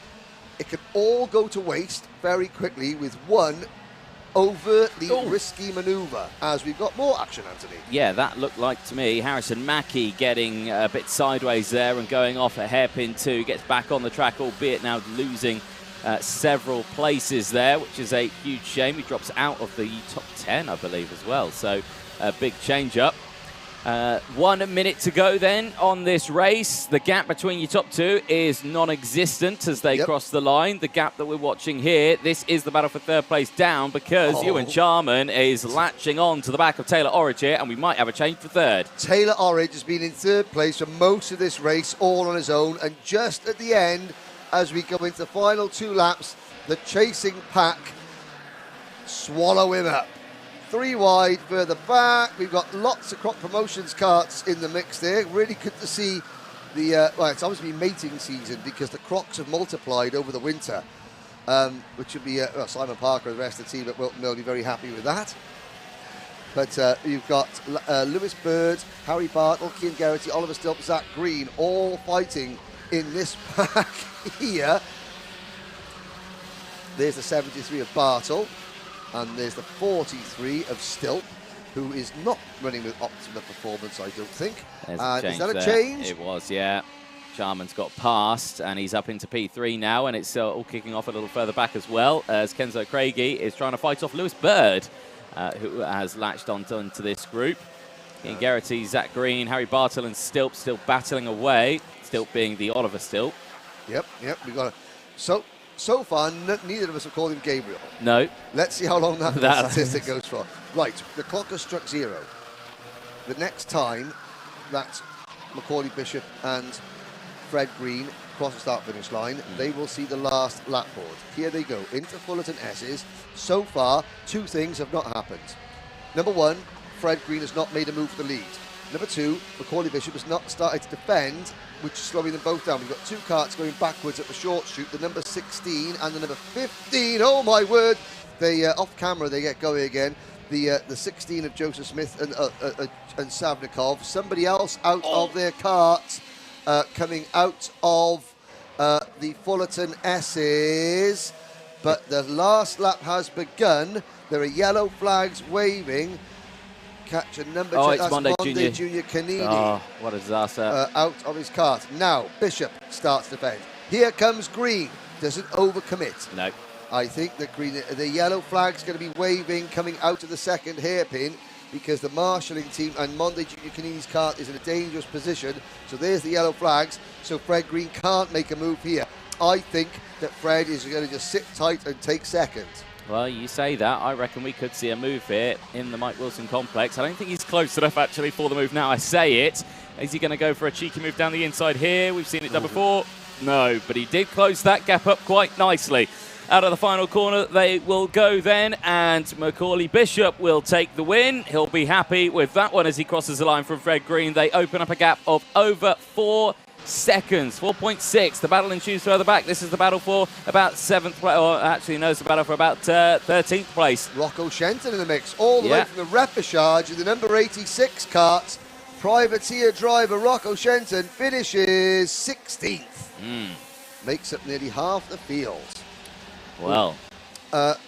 Mondi Junior Canini is okay. Yeah, I saw him climb over the barrier himself. He was, well, driver and go-kart parted company in the middle of the track.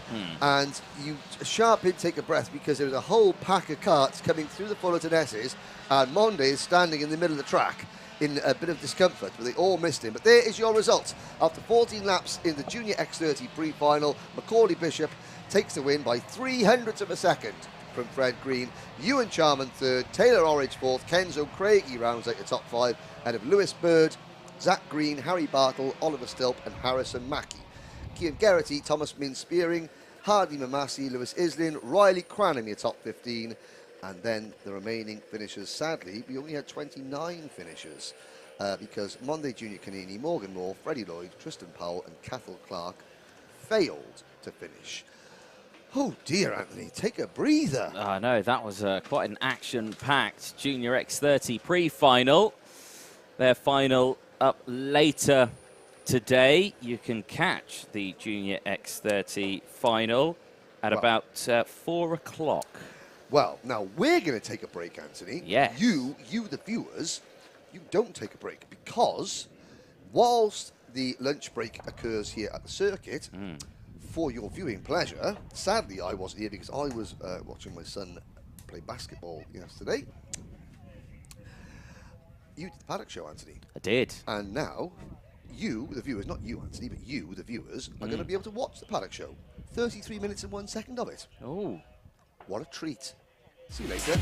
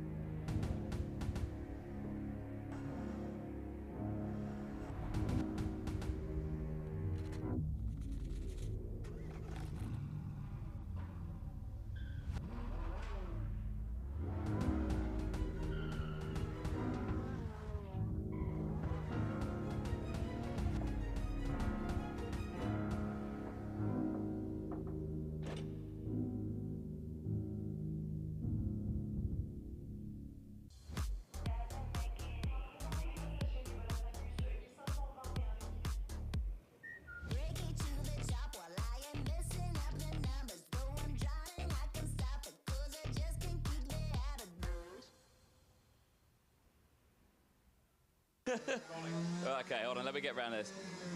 Oh no.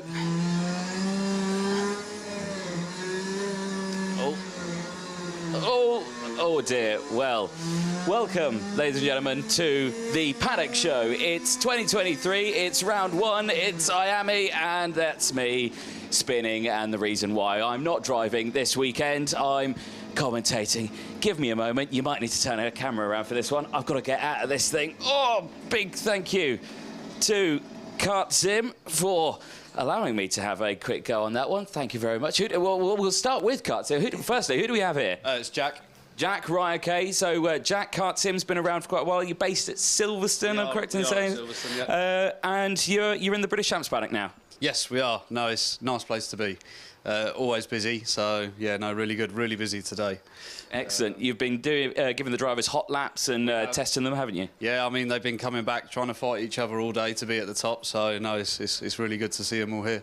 Excellent. That's what we like to see. What's your quickest time then? Have you been beating the drivers? Can you compare against them? Well, we have been quicker, yeah, but we practice all the time. So yeah, 57.1 we did earlier, and the quickest time is a 57.4 today. So they got a few attempts to find.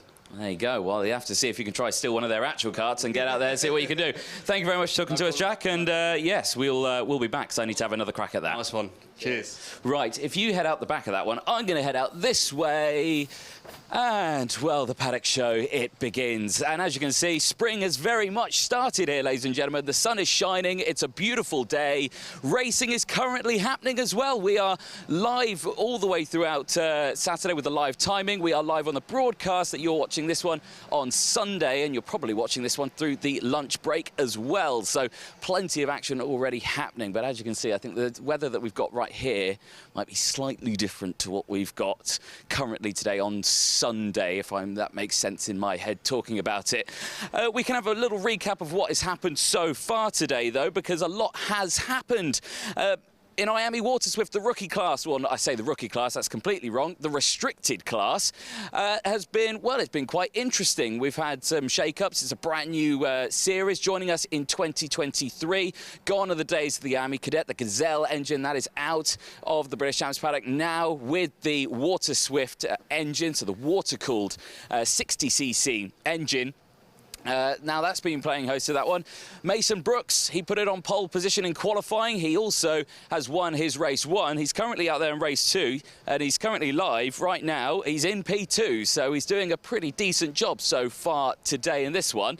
So keep an eye on that one for the restricted class. In the intermediate class, or the inters, in IAME Water Swift, George Edgar put it on pole position from Jesse Phillips, who won it in race 1. They'll be out a little bit later for race 2 as well. Junior X30, one of the biggest groups that we've got here this weekend. Ewan Charman put that one on pole position. Fred Green, he won race number 1. And he also, Macaulay Bishop won race number 2. Actually, was speaking about Fred Green. I want to see if we can pop and see him, actually, because the Jamie Green Racing team is just in this awning here. So I'm going to go there. Follow me. Mind the compressors and the cables and everything like this. This is not the official way of getting through the paddock, but it's the way I'm going to go. Right. Well, we've got some Jamie Green drivers here. Hold on. We need to speak to Fred. Fred. Where is he? Where's he? Fred's gone on Kart Sim. Fred's gone on Kart Sim, has he? Yeah. Well, while we're here, we can chat to... Right, OK, cousin? Yeah, cousin. Cousin of Fred, right, OK. Well, he won his first race earlier on. Good performance from him? Yeah, I think he drove well, to be fair. A bit lucky with 2 people crashing behind him, but I think he drove well to come through from about... I don't know where he started, to be honest. How do you not know where your cousin starts? You just don't. Right, there we go. Well, how was your race? I drove through to 3rd, but unfortunately I got a penalty, so I think I'll be about 10th now. All right, so you've already been to the stewards then? I think it was an in-race penalty. OK, right, OK. We won't talk about that. We'll forget about that one then. Yeah. But there we go. We've got Mr. Isaac Phelps here as well. Isaac Phelps, how are you? How are you? Good, thanks. Yeah? You? Yeah, I'm great, thanks. Yeah, good, yeah. Yeah? Is that it? No. No? No. I had a good race. Cool. Yeah. Yeah. Yeah, you?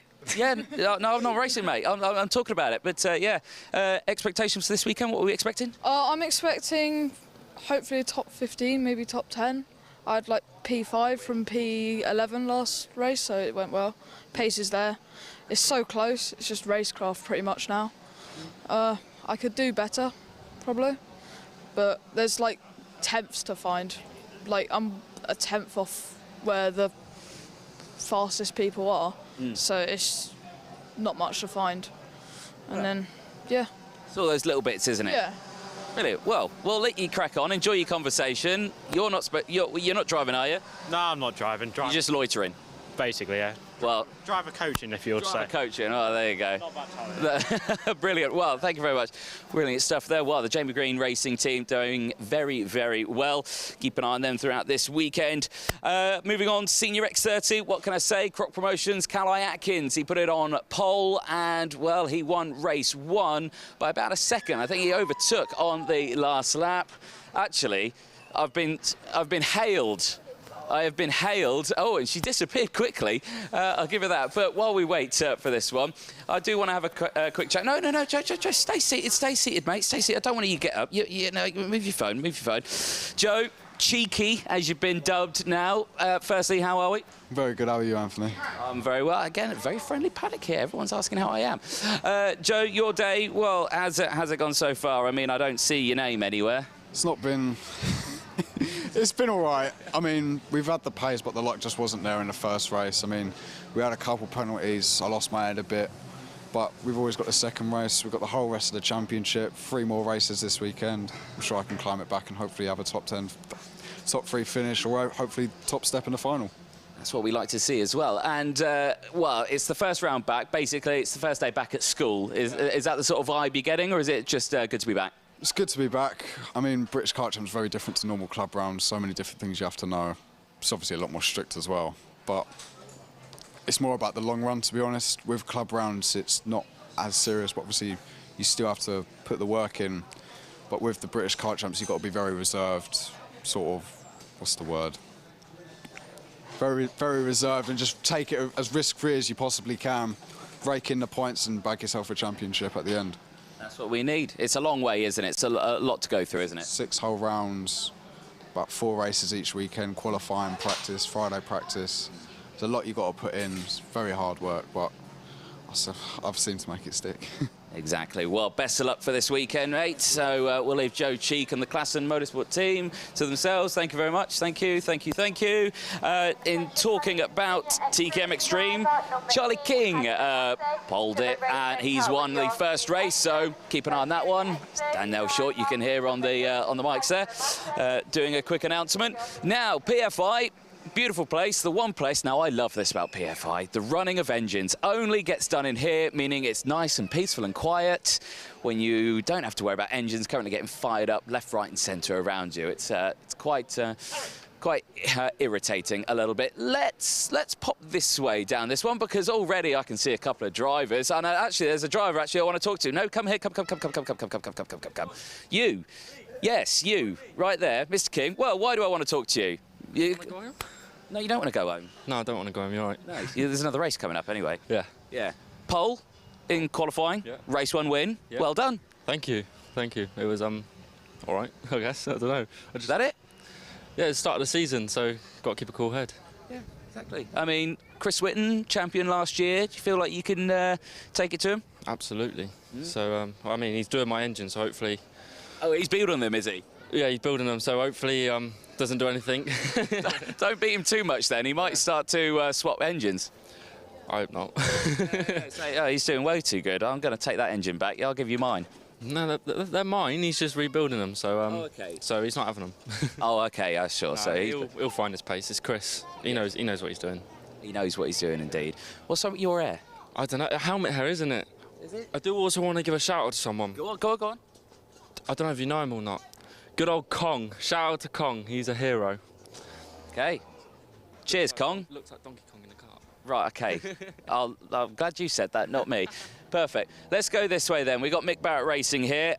Is there anyone I need to talk to from Mick Barrett Racing? I'm trying to ascertain that information. I don't think there is, but we can go in and have a look. If Henry was here, which he's not, he would say paddock pooch alert. Keep an eye on it. A driver that we have to chat to because, you know, he's here and we've got to chat to him. A familiar face at PFI. Hello, how are we? I'm good, thanks. How are you? Not too bad. Are we good. live? No, we're not live, don't worry. No, Okay, so you can swear. No, don't swear. We have to edit that then. How are you? Good to see you back at PFI. Yeah, I'm great, thanks. Got a weekend off, so I've ended up here. Good to see all the guys at Mick Barrett Racing team that I've done a lot with in the past and catch up with a lot of familiar faces and, yeah, can't beat a bit of go-karting. A legend in Kart Masters, of course, here as well. So this isn't, of course, Kart Masters, a championship round. So a bit of a different atmosphere than a one-off weekend.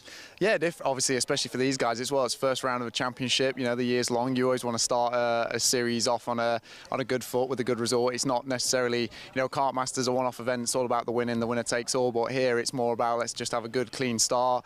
You know, a lot of guys, it could be their first race with a new team, just building a relationship. It's kind of the foundations for your year, really. So, yeah, just always trying to start off as good as you can. Yeah, that's what we like to see. Thank you very much for chatting with us, Ben. So, yeah, good to see you back in the paddock and with the Mick Barrett Racing team. Lovely to see. Oh, this sun is absolutely beautiful. I do hope we keep this. I do hope the sun does actually stay. The MDL team there. We've got the Strawberry team, some of the base here. We've got a couple more of the... What have we got here? Well, I mean, these two here, we can't not chat to... Do we dare say Dumb and Dumber? I'll let you guys choose which one's which. I'd agree with that, to be fair. Yeah. No, I'd say him. Right. So, we'll start with you, Harvey. Right, Harvey, firstly, how's the day been? Yeah, unreal, to be fair. Qualified P3, P2 in the race. Can't complain, really. It's an interesting picture on your driving licence there. It's not that bad. When did you get that fringe? A long time ago. Yeah. Look at it's a bit ropey today, actually.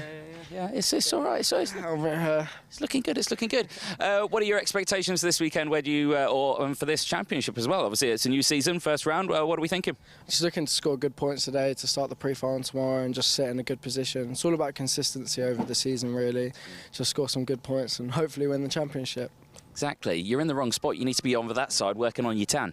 Yeah, it's not actually that good, to be fair. You need to start getting them Euro tans in, boys. I know we're racing in the UK, but we need to get them Euro tans in. Aaron Lask. Aaron, again, another driver racing in, well, the same category, TKM Extreme. How's it been for you? Yeah, not too bad. I qualified 7th, which weren't great, and then, yeah, we crashed in that one. So I think my aim is just not to crash for the next race. That'd be a good start. That's a good aim. Yeah, I was up the banking, so I'll try not to do that again. Yeah. Good game plan, good game plan. Tomorrow, well, you got another race today, and then tomorrow's a whole another day as well. So the wagon's still good, though? Yeah, wagon's good. We've got speed. We're driving up to the back of Harvey in that one. Yeah, and then we've got to put up the bank, so I'll get him in the next race. Easily done, though, to drive up to the back of it. Yeah, that's fine. Yeah, we'll try not to crash together, though. Yeah, no. Probably will happen. Maybe. It's me at the end of the day. Yeah, and me. Let's hope not. Boys, thank you very much. Enjoy your evening. Let's cut through here, please. Let's go this way. We'll sneak right through. And they're troublesome too. They are troublesome too. So we got Agenti Motorsport. They've got a big awning. They've got lots of drivers in their team. Let's cut this way. We've got quite a bit of time on this one. Hopefully you're sticking with us. Obviously, lunch break right now, so hopefully the racing you're watching so far on Sunday is good. If you're watching this Saturday night, hopefully you're having a good evening. Do we pop into Argenti or do we pop into BMR? Choices. I think we go this way because I want to get into the back paddock as well because there's a lot going on into the back paddock. Actually, while we come down here, there is a driver I've spotted and I would very much like to have a quick chat with this particular driver. Hello, Mr. Austin Newstead. How are we? Good, you? I'm not too bad, thank you. First round back, how are you feeling? Good, bit annoying. Ran a bit wide around the bowl. Bit annoying in that one because that made me drop back a few places. That's a shame, but there's plenty more races to go, isn't there? You've got another race today and then you've got lots tomorrow as well. What are you hoping to achieve this weekend? I'm hoping to get on the podium, but especially P1. Yes. We all like P1, don't we? Yeah. Good spot, isn't it? Yeah, it's the best spot to be. Best, yeah, best spot. I like that idea as well. Helmets looking good. Is that a new design or is that the same one? different from last year, but I've had it for quite a while. Yeah. Looking good, looking sharp. We'll keep an eye on that one out on track. Best of luck for the rest of this weekend, mate. Thank you.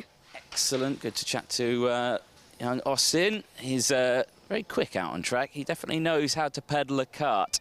So keep an eye on him over this weekend. Mind that cable. You nearly had it then, didn't you? You nearly stacked it there. I saw that. Oh, dear, that'd have been funny. Right, I do want to walk into the back paddock. While we do that, next race is out. It's Water Swift. It's the intermediate category that's currently out there. So keep an eye on that one. Like we say, George Edgar put it on pole, so he starts this one on the front. But Jesse Phillips won the first race. Now, Phillips... quite recently, obviously his first round back in the Water Swift, he's had a lot of practice in the Water Swift kart. As well, he's been dominating the Water Swift categories over in Europe. He's definitely one to be keeping an eye on. So back over here in Britain, can he maintain that? And can he show what he's got here in the UK? Obviously, we're starting at PFI. It's very familiar to some European tracks, very fast, very wide, very flowing, compared to some of the other circuits that we have here. Now, I can see Hadi Mamasi kart here, but do we have Hadi Mamasi in here anywhere? No, he's down in the he's down in the office. He's down in the well, we got his dad here. Well, this is Dad. Well, why is he in the office? I'm not sure, to be honest with you. Okay. I'm not sure. Something happened on the track. I don't know. Well, we know we have the drop nose, but he's been called in, so I'm not sure what happened. Right, okay, but other than that, the racing's been okay? It's been okay, really brilliant. Pace looks good, you know, fingers crossed, nothing major comes out of that. And, you know, we go again in a couple of hours' time. Couple of hours' time, that's what we like to hear. It's a good day as well. The weather's great, isn't it? It's fantastic. Thank God, finally, we got some warmth, you know. It feels like January kept extending, you know, until about yesterday. So, no, we're happy that it's kind of like that, so, yeah. We'll keep an eye on him, and hopefully it's all good in the office. Hopefully it'll be fine, yeah. I'm sure it'll be fine. He knows how to get himself out of a pickle, I'm sure. Cheers. Right, excellent. Let's move into the back paddock then. Morning, chaps. So, camera time, get on it. No. I don't have anything to say. You don't have anything to say? No? Okay, fine. Fine. There we go. Right, let's have a bit of a ganders over this way. Now, I suspect they're out on track, so we'll just turn around. If you pan your camera around. Brand new team just here. Oracle Motorsport, OMS, brand new into the paddock. Really showing, a great showing here. They've got a fabulous new awning, team, hospitality, the truck, everything like that.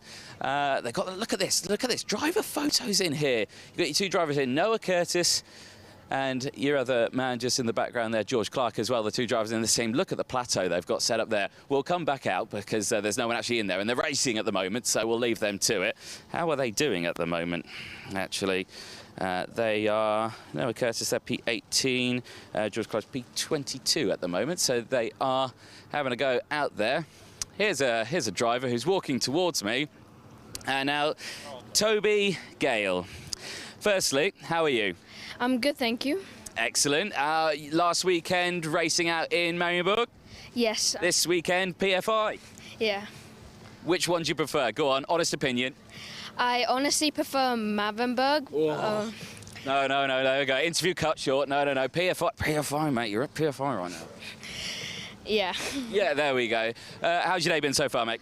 My day has not gone that well, but for my behalf, I've not been driving that well. But the more we've driven, the more we've progressed as a team. I would also like to thank my mechanic over here. He's helped me a lot. What's his name? Henry. There we go. Yeah. So he's done a good job then? A great job. Brilliant. There you go. Well, cheers, Henry. Enjoy your sandwich. Cheers, Tobes. Enjoy your evening. Thank you very much for chatting to us. Solid guys there. Love Tobes. He's always a fine character. Here's Cameron Pratt-Thompson. Cameron, you can walk past me, but you can't get away without an interview. Cameron, how have you been? Yeah, I'm all right, thanks. How have you? Yeah, I'm not too bad. You're racing this weekend or no? No, just spectating, coming to see some old friends. Yeah? Yeah. Brilliant. So you go see, even if drivers aren't racing, they're joining us at the track. How's racing going for you, though? I see you're moving up GB4? No, JSCC. So this. Oh yes, that's it. Yeah, not quite GB4, but yeah, it's good. It's different, but yeah, it's part of the progression and moving up in the motorsport world. So yeah. Cadwell Park was the last time you were out. Yeah, Cadwell Park, interesting track. Yes. To say the least. Yeah, very much, especially for car racing as well. How was the weekend for you on that one? Yeah, it was decent. Rookie clean sweep, so not really much you could ask for in your first car weekend, and the pace was good in the first one. Had a fast lap for most of the race, but we'll see how it is at Pembrey and go from there. Top stuff. Well, good to see you here at PFI. Nice to see that they're joining us back for some karting in this one. So, race currently out on track. Still got 6.5 minutes left. George Edgar leading the way only by about 0.3 of a second. Here's the Oliver Rowland Motorsport team. Kart's getting themselves sorted out. Now we've got a kart here. We've got, you know, you look friendly. You've got a smile on your face. Who do we have here? Liam Clough.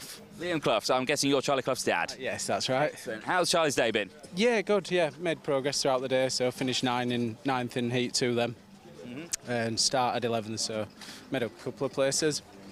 Got himself on pace today. So happy with that. Nice. You're doing all the spanners for him? I am. Yeah, I am. And he's doing well then with it. So you know, clearly you can know your way around a kart. Yeah. I spanned him last year in Bambino. So okay. Yeah.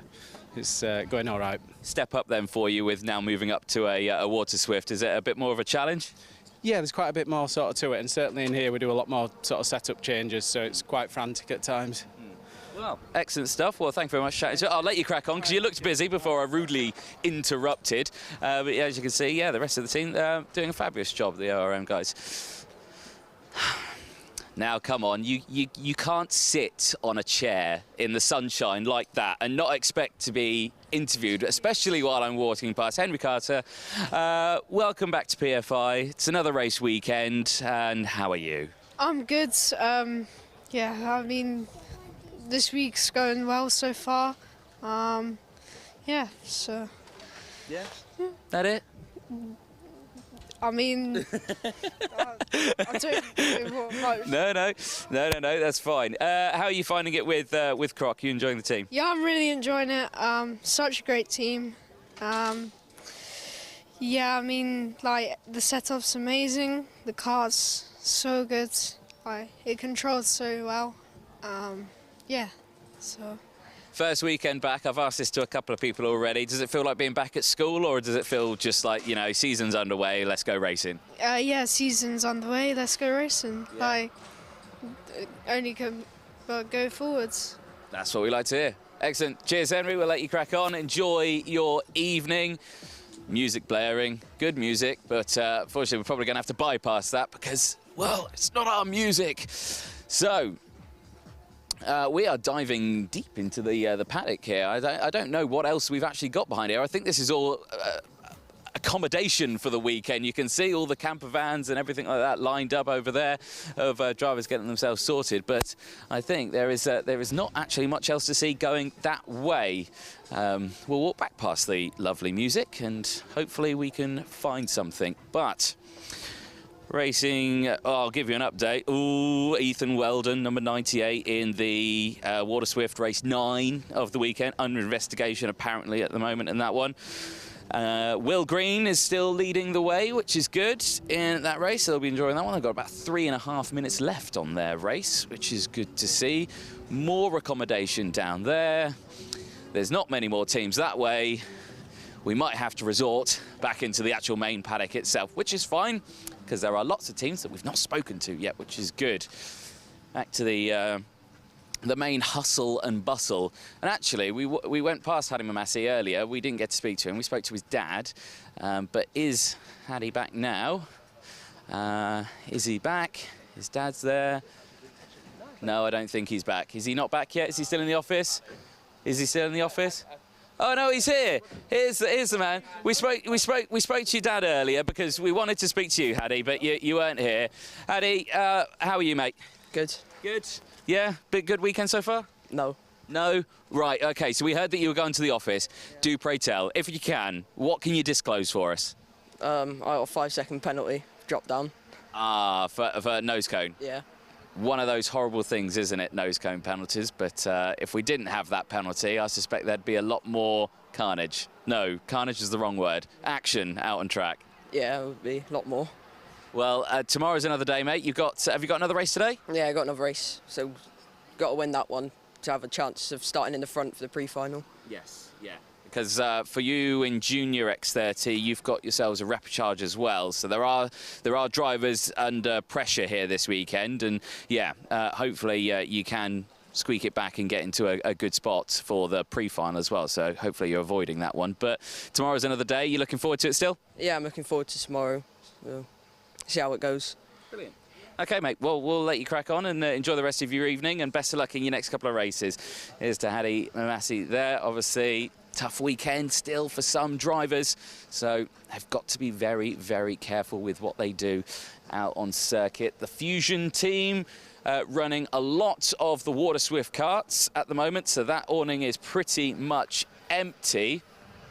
An awning that isn't empty is this slightly smaller one, as there are drivers in here. I see one driver who's walking away. No, no, right, okay, well, Catherine Clark's running away. Why is he running away? Embarrassed. Embarrassed? Yeah, definitely. Right, okay, well, speaking of embarrassing, if we want to embarrass someone, let's embarrass his mechanic. Right, firstly, who do we have here? Evan Brown. Evan Brown, right, okay, so you're mechanicking, you're on the spanners for Catherine, yes? Yeah. Excellent, and well, can you give us an update? How's he been? How is he as a driver, as a mechanic point of view? He's good, he listens, he knows about the kart. Okay. And how good of a mechanic are you to a driver? Like P1. P1 mechanic? P1. Excellent. It's good, nothing's fallen off. Sell yourself. Yeah, P1. P1, nothing's fallen off. That's good. That's good, even though you've currently got an exhaust in your hand, so that's fallen off. So sort that out. Excellent. Thank you very much. No, Catherine, he is right there. He's right behind there. Is he going to? No, he's not going to come out. No, he's hiding away. Bless him. He's heard me come in and he's gone, no, avoid that. Let's go this way. So you say some drivers, they like to talk. Some drivers, they don't like to talk. I spot a driver. Again, another driver sitting in a lounge chair. You can't sit in a lounge chair in a paddock with cool shades on. And no, of course you're not allowed to relax. I mean, come on, Jack, you can't relax. Jack, well, firstly, welcome back to the paddock. TKM Extreme, how's it going? Junior TKM. Oh, God, there we go. I get it wrong too. Yeah. How's it going? Quali didn't go that well, but we'll get in there. Yeah. Moving up. Where was it in quali? P12, but okay. out of 13. So, but well, that's good. We improved in heat, so going forward. Exactly. Do you prefer going through a pack, like, you know, racing other? Yeah. Yeah. Yeah. Like, because being at the front and having everyone behind you is, well, in my mind, terrifying. Yeah, very. I like you can follow someone and pick on their mistakes. Yeah. How many times have you been here at PFI now? Second race here, obviously practiced a lot, but yeah, I really enjoy the track. It's a relatively new track for you then? Yeah, obviously TKMs don't race here. Yeah, tested here, but... Raced twice, so we haven't done much. Yeah, yeah. So, yeah, only small amounts of practice, so lots to learn on the track. And the track itself, it's very fast, isn't it? It looks easy when you look at it on paper, but actually when you race on it, it's actually quite a technical circuit, isn't it? Yeah, one of the most technical I've been to at the moment. It's really bumpy as well. I didn't realise it would be, but yeah, very bumpy. Hopefully PFI don't hear this interview. Anyway, perfect. Cheers, Jack. Best of luck for the rest of the weekend. Enjoy. And see, everyone gets something wrong. Me. So confident. I went in there with such confidence saying TKM Extreme. Completely wrong. Junior TKM. There we go. Get it right. You'll get it wrong. Birrell, the Jade Racing team. Very bright liveried karts. Do they have anyone in here to chat to us? No. Well, that was anticlimactic, wasn't it? So, well, there we go. It is what it is. Let's see who we can chat to elsewhere then, because we've done, I tell you what, in the space of 36 minutes, we've negotiated nearly this entire paddock, which is absolutely amazing. I suspect, God, how long have we got left on this one? How long have we got? We've got about 5 minutes left. Here's a look at all the mechanics then. This is live action. Spin it round. There you go. This is a race has just finished. Action's kicking in. Everyone's leaving the grandstand. They're going down to see the drivers now. It's the Water Swift race that's just finished. George Edgar has taken the win in that one from Jesse Phillips. 9 thousandths of a second, 900ths of a second on that one. Let's head that way. Let's chat to some of our Water Swift drivers, because they will be in Parc Fermé now. And let's have a chat with them as we go on to the last final minutes. Just on our way there, pan around here. Lovely livery here for Alfie Garford running the Wera Tools branding. Check that out. He's looking smiley, he's looking happy there. We'll chat to him at some point later on. Let's see if we can swindle our way through on this one. Mechanics aren't allowed in. Good thing about media is that we are. So let's see what we can do. Sorry if you can keep up there. I'm walking quite fast, only because we've not got much time left. I'm hoping someone can let me in here. Can I squeeze through, guys? Thank you very much, Lee. Thank you very much, Lee. Excuse me, can I squeeze through, please? Thank you very much. It's a magnetic gate. Excellent. No mechanics are allowed. Oh, you got to let them in now. Okay, you are allowed in now. You are allowed in now. Let's chat to our race winner on that one then. I've just lost our results. George Edgar, where is he hiding? He'll be in here somewhere. Let's chat to George. George, my man, just come off circuit. Right, firstly, I want to ask you, just come off circuit. Your lips are blue. What sweets have you been eating? Ice lolly. You've been eating an ice lolly, so you've just had an ice lolly, gone out on track, and you've just won a race. Yeah. Brilliant. Well, pretty solid day. What did you do earlier? You put it on pole position in qualifying, and then, what was it, race 1, second place? No, I finished 5th in race 1. Okay, so 5th in race 1, but then a race win just there. Yeah. How was it out on track? Good, it was a hard race, obviously, going back to 4th or 5th in the middle. Then me and Jesse managed to pick them off one by one and then push away. Yeah. Brilliant race. Well done, mate. Race weekend's looking good so far. So enjoy that one. And again, just get those lips are very blue. Thank you. Yeah, excellent. Yeah. So get something to cover that one. Let's chat to this man here just quickly, Jesse Phillips. P2 on that one. P1 in race 1 as well. So so far so good. Well, yeah, obviously this weekend's been ideal. So in qualifying we got P2, and then the first heat obviously we managed to get the win.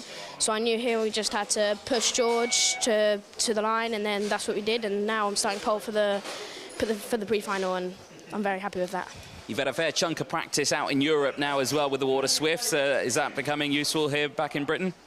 Not necessarily useful. Well, I have to get used to back to these tracks here, but yeah, it doesn't make too much of a difference. Yeah. Okay. Well, congratulations. Well done. P2 on that one. Mind you back. You nearly got run over. We've got a couple or so minutes left of this one, but you know what? I think we end it there. A lot of the drivers coming in at the end of this one, as you can see. It's very busy. It's a hive of activity.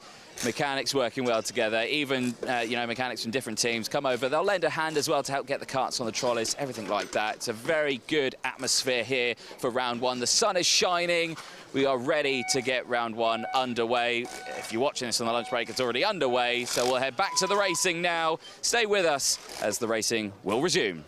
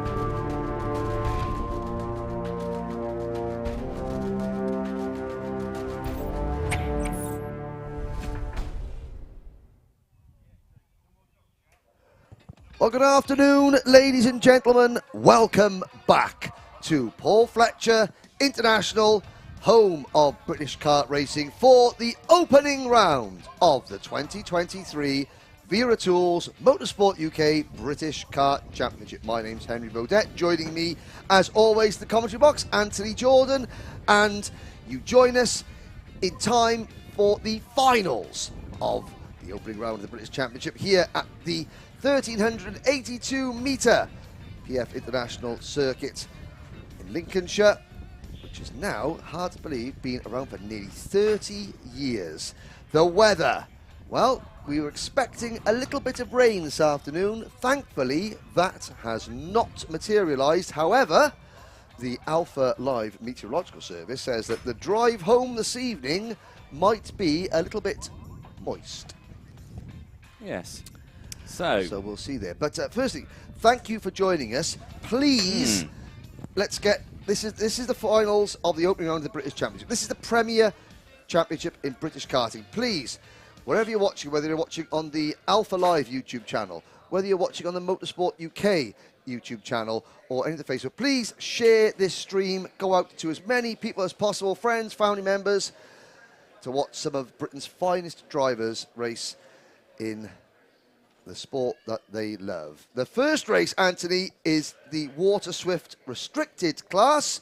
The youngest drivers we have here, Anthony, we have got 15 minutes plus 1 lap. One of these drivers is about to potentially win their very first round of the British Championship. Make history in a way. Make history. Indeed, history be made right now.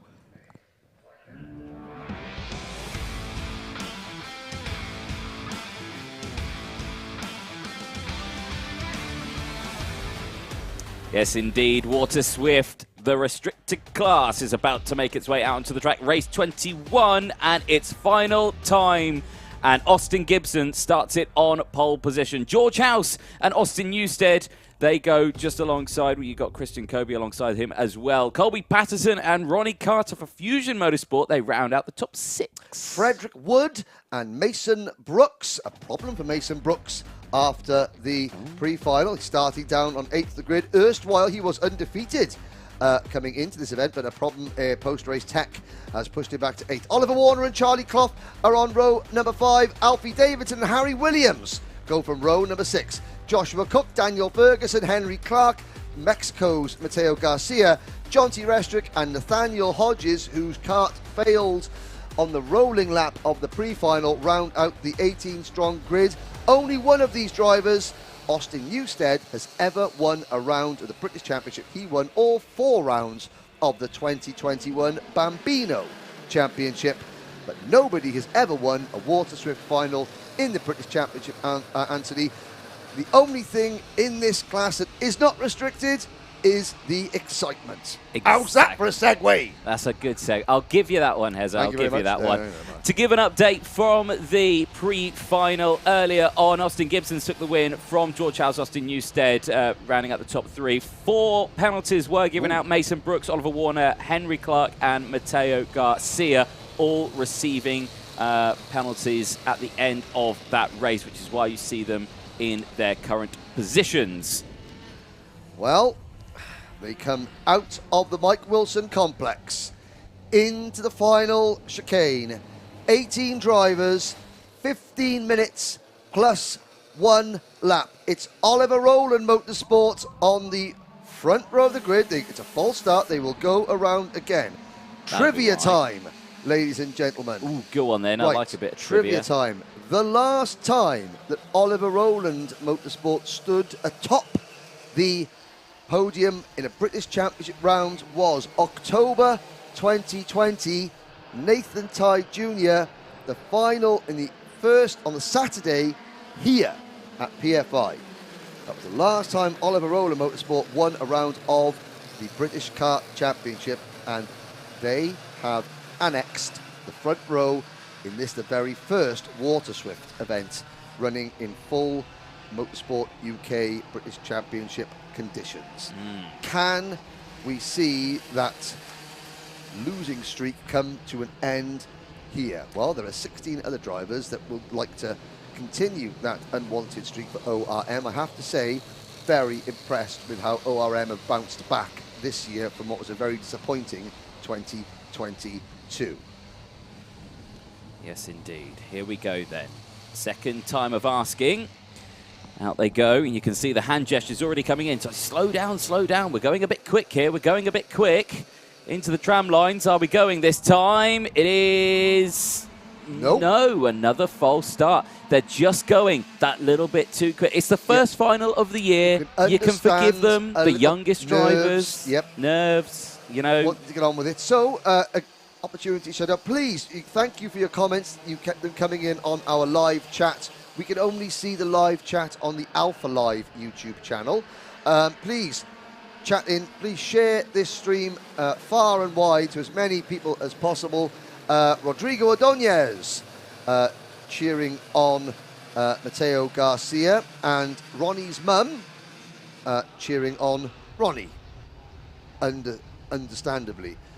Dan Ashton there out on the circuit trying to direct traffic. He's auditioning for a role as a runway attendant at an airport. So here we go once again. The 77 of George House on the right-hand side of your screen. He starts second on the grid. The insider of the pole sitter, number 52, Austin Gibson. Into final chicane.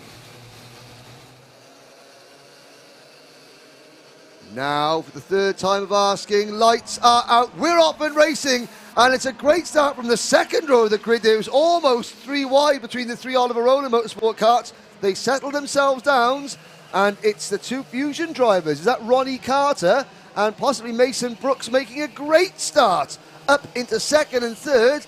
Well, it looked as though the ORM drivers had made a really decent start, but then they didn't pay back, and there's a move going into the first hairpin. Yeah, Mason. Oh, and a spin, one of the Argenti karts. That's number 23, Oliver Warner, a potential winner.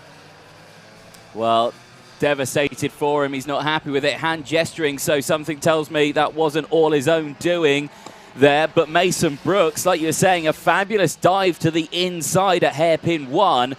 Takes the lead of this race. A brilliant way to start it. Austin Newstead there in second as well. So another brilliant start, getting a little nerfed out wide number there. 24, yeah, that's Colby Patterson for the Toby George Motorsport team. Yeah, he's under pressure here. Austin Newstead, again, won all 4 rounds of the 2021 Bambino Championship. Moved up to IAME Cadet last year. Ran with a number of different teams. Finished 16th in that championship last year.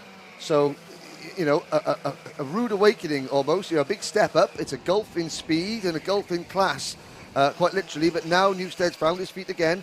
He's running with the BMR team, which of course is a great success with the likes of Harry Platten in the past. But he is on the BRK chassis, which is a Chris Hawes designed chassis, and which will be very, very impressive. Great to see the BRK name back at the top level of British karting. As side by side for second, Newstead on the inside, he drops back into third, and that is going to be the number 84 of Mason Brooks up into P2. And despite whatever problem you throw Mason Brooks' way, he finds a way back to the front, but it's still Gibson in the race lead. Yes, indeed. Yeah, Gibson maintaining control of this race. Started it on pole position. Still leads the way. Penalties coming out, though. 5-second penalty board going out to the number 54, Frederick Wood.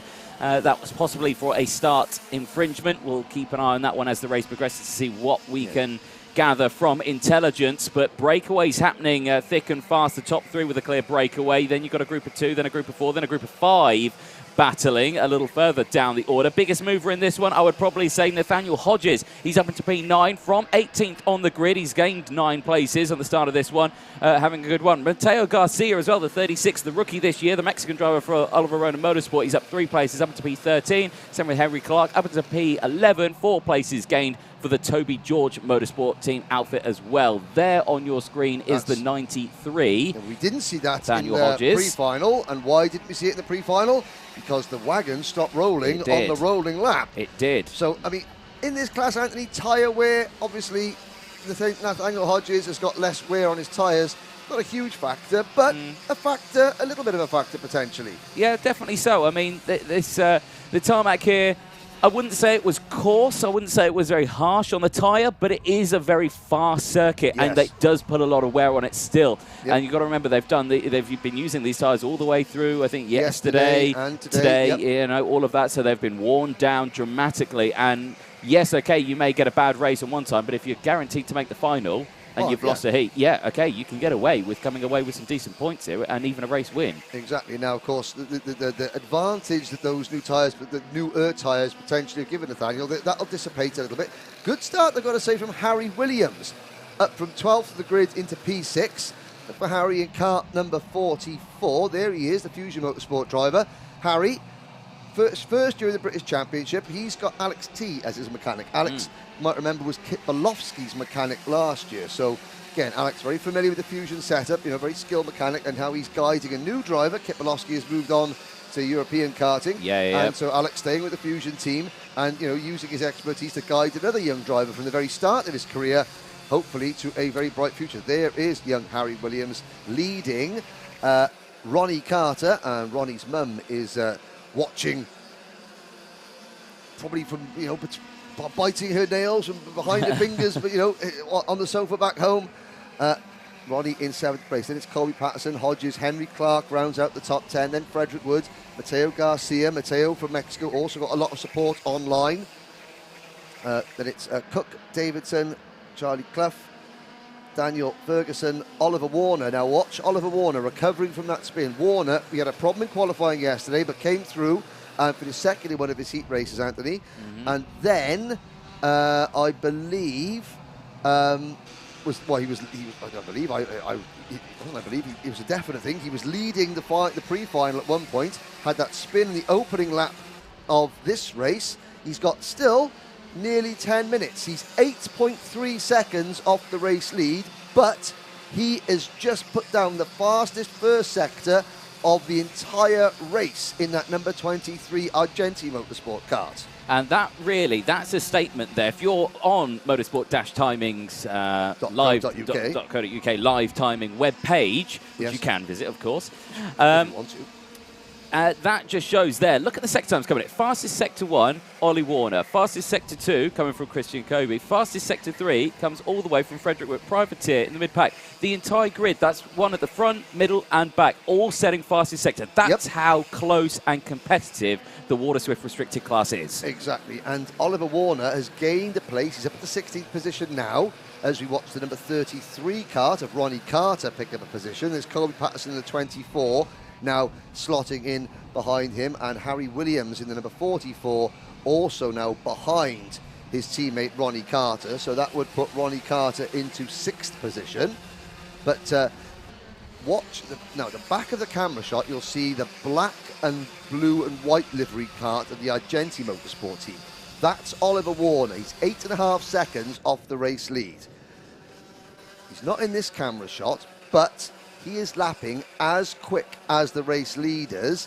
And we'll wait for him. There he is. He's now on the back, right behind Charlie Clough and Joshua Cook. And you can see he's picking them off one by one. He's being very smart there. So he's using the Evolve Motorsport kart of Joshua Cook to move past Charlie Clough into another position gained. There's been action at the front because Mason Brooks apparently crossed the line first. He's not first at the moment. He is in 2nd place, but he did set the fastest lap on that last lap. The battle for first, with 7.5 minutes to go, is on. Now, is this kicking off too early? If they are battling, there's got a bit of a gap between themselves and Christian Kobe in 3rd place. That gap currently is 1.2 seconds. There it is on your screens. And there you can see Christian Kobe. Now, the battle a little further back, Austin Newstead and George House also battling away. Now, if these two continue to battle and overtake, they will start to close that gap. And with 7 minutes to go, that's plenty of time for some action. Buckets of time. It is ample time. But we'll watch again. Now we'll see as they cross the line. We'll wait to see where Warner is, because Warner has gained another position. But every time he gains a position, he's only losing 1/10 of a second per lap to the race leaders. So he's still only 8 and a bit seconds behind the race leader. However, Gibson and Brooks driving very, very maturely at the moment. They're stretching away from Kobe, Newstead, Howes, Patterson, Carter, Williams, and the rest. Indeed, yeah, that gap now up to 1.6 seconds for third place. So Christian Kobe going to have to be careful here and decide what is he going to do. Is he going to continue to try and push in the current way that he is doing, as I'm seeing a 5-second penalty board going out to the 99, which is Christian Kobe. Oh, dear. Your driver in third place now receiving a 5-second time penalty. Now, he will not have seen that yet. When he crosses the line, it will. When he crosses the line, he'll see that. I'll be curious to see how he's going to react to it. He's going to come out of the final corner. He's going to see it now. Let's have a look. He looks up. You can't see he's behind the iridium visor. He looks over his shoulder. Just checks over the shoulder. That driver there on your screen now, he knows he's got a 5-second penalty. What does he do? Well, the best thing he can do is get his head down and just try and make sure that he is above 5 seconds in front of as many drivers behind him as possible. His whole mentality has now got to change. If he starts defending, he will finish outside the top 10. If Newstead catches him, let Newstead go and push him, because if you work together, you will push away and you will drop drivers, and you might only lose 4 or 5 places, not 10 or 11. Warner sets the fastest lap of the race. Oliver Warner up to 12th position now.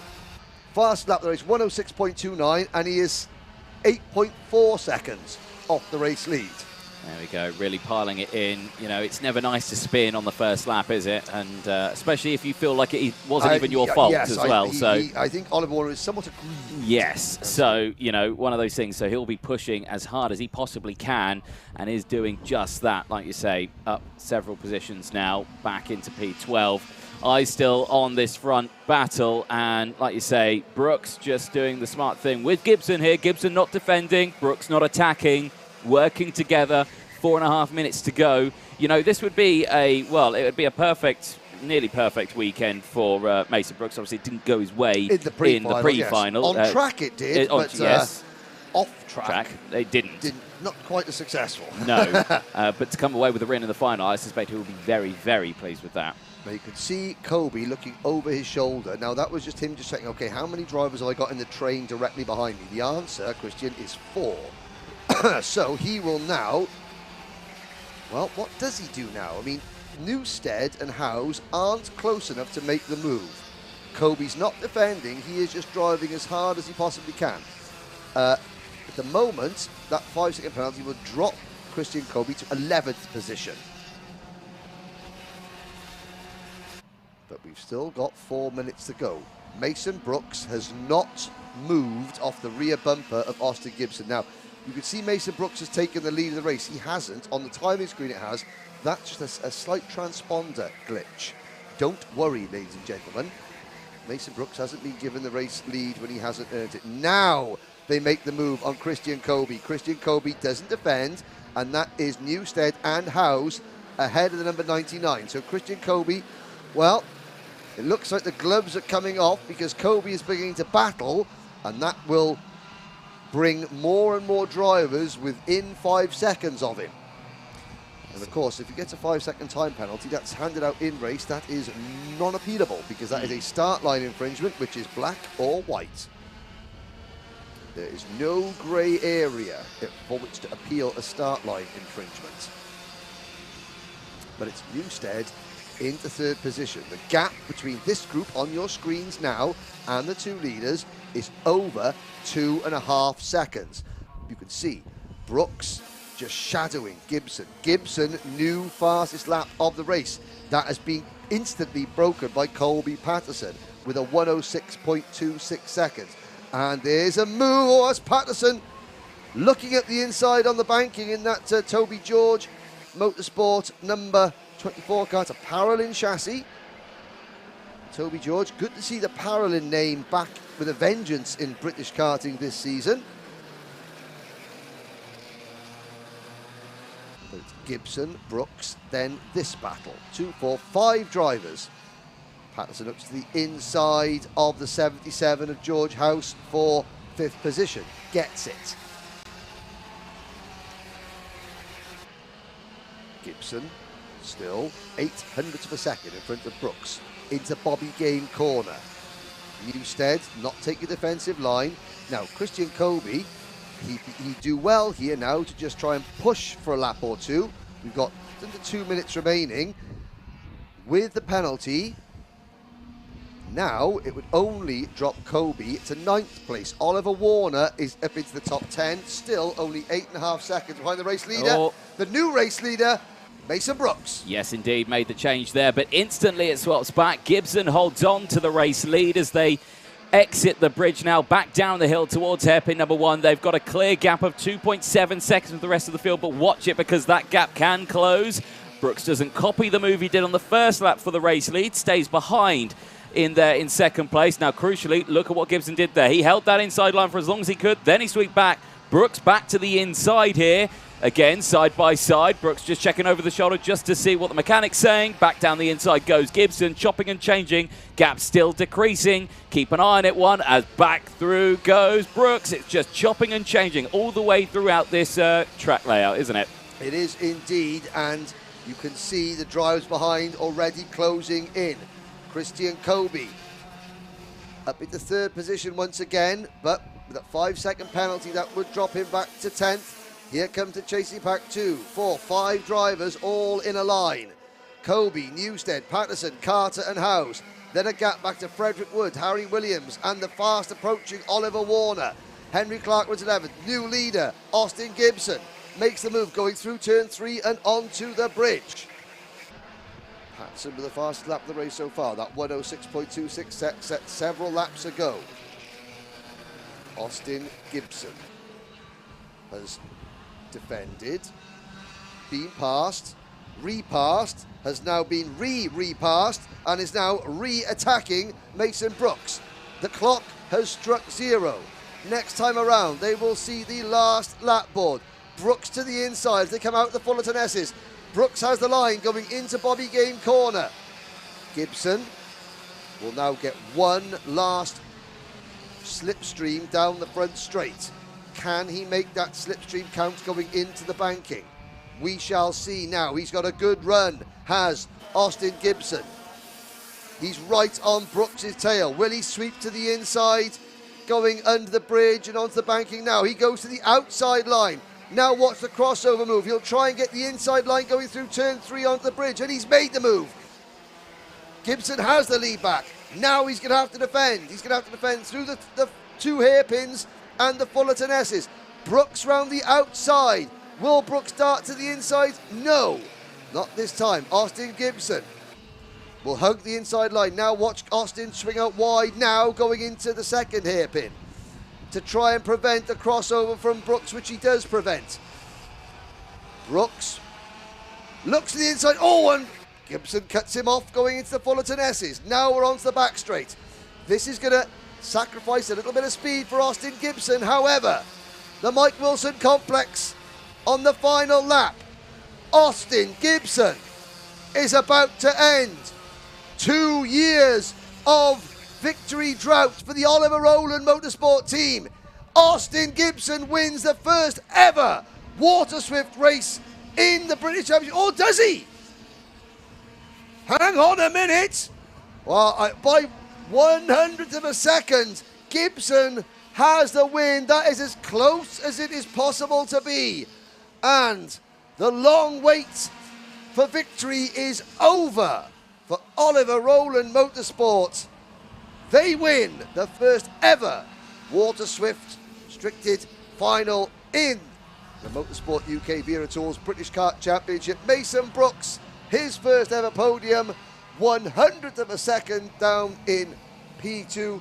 Christian Kobe finished 3rd on the road, but that penalty will drop him back to, well, only drop into 5th position, and it will bring Austin Newstead onto the podium. George Howes is next.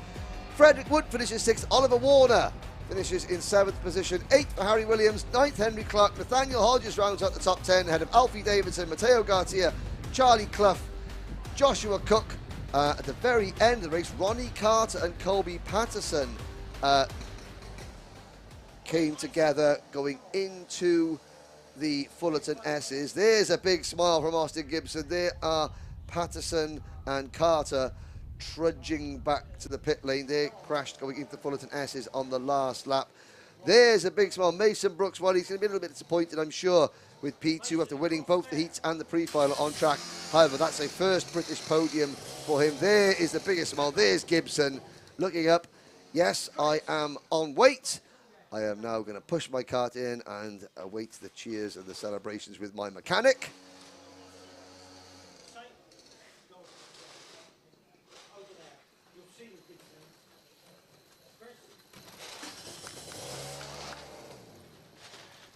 So there is your victorious driver.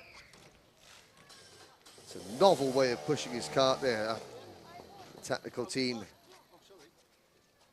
helping him out there. Yeah, he's reminding, yeah, I did win. And what a great way to start the finals here at Paul Fletcher International.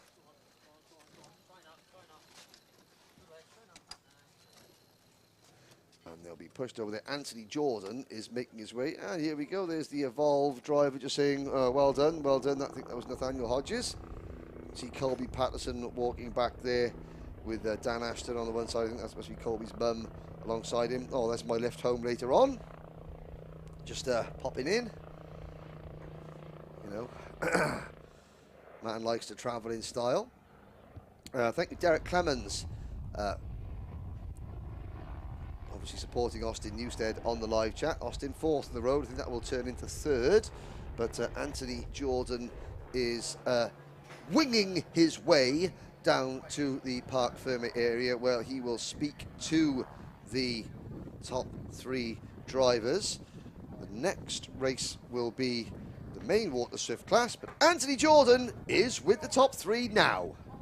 Thank you very much, Henry. Yes, down here in Parc Ferme, and what a race that was. The nail-biting final couple of laps, but we come away with our top three. Austin Gibson, Mason Brooks and Christian Kobe, but of course, Christian Kobe with that 5-second time penalty, I suspect drops him down the order, so Austin Newstead, I believe, gets promoted up to third place, and yes, he does. He stands over there. We've got our top three here. Let's chat to Austin Gibson. Austin, well, right next to the winning cart here. What a race that was. You become the first ever Water Swift restricted class winner for the British Kart Championships. How do you feel? Very good. Yeah. Let's talk about those last couple of laps, because you were fighting very closely with Mason Brooks, and, you know, talk us through those last couple of laps. Yeah, it's really good. Whenever he made a move on me, I didn't want to go on the inside. I wanted to get the switch back on him, and in the end it worked out. You're the first ORM driver in quite a long time to win a British Kart Championships final, so that's probably a nice feeling that you're going to have with the team a little bit later on. But anyone you'd like to thank? My team, guys, my mum and dad. Yeah. Well, brilliant stuff. Austin Gibson, congratulations. Enjoy the victory. Thank you. Excellent. Let's chat with our second place man, who's just over here, I think, being spoken with. But Mason, lad, what a race that was. How close was that finish? Very close. 1/1000th of a second between the two of you. That's absolutely nothing. Seriously? Yeah, exactly. It was really, really close. It was a tough race. Well, how was those last couple of laps for you? Nice. It was hard to get around Gibson. I done it a few times, then he got me back, but I still done a great job from 8th position. It's been a great first weekend for you in the championship. You had wins yesterday, great qualifying as well, and a second in the final. It's a great start to the season. Are you looking forward to the rest of it? Yep, defo. Brilliant stuff. Anyone you'd like to thank? My dad and my family for supporting me. Well, congratulations, Mason Brooks. to enjoy the celebrations later on. Yep. Excellent, top man, brilliant drive there. Let's chat to our third place man, Austin Newstead. Austin, come over here for us, mate. You finished that one on track P4, but a penalty going out to P3, so you get promoted up, but a tough race for you. Yeah, I'm really glad I got into the podium. Bit annoying I dropped back, but it was a good race. Yeah, very good race indeed. I mean, the first one that we're seeing for the British Championships in these karts, and do you feel like it's going to go a good year for you? Yeah, good start to year. Of course, it's all about the points, and it's always good to get the points in for the championship. Indeed it is. Well, anyone you'd like to thank? Marv, my mechanic, my dad and my family for helping me, and Ben from BMR for doing data with me. Well, brilliant stuff. Congratulations, P3. Enjoy the podium a bit later on. Thank you. Excellent. Austin, you said there, finishing in P3. A brilliant end to the first final of the day. More finals coming up. The next final is on track in just a moment's time. It's, of course, the IAME Water Swift, the intermediate class.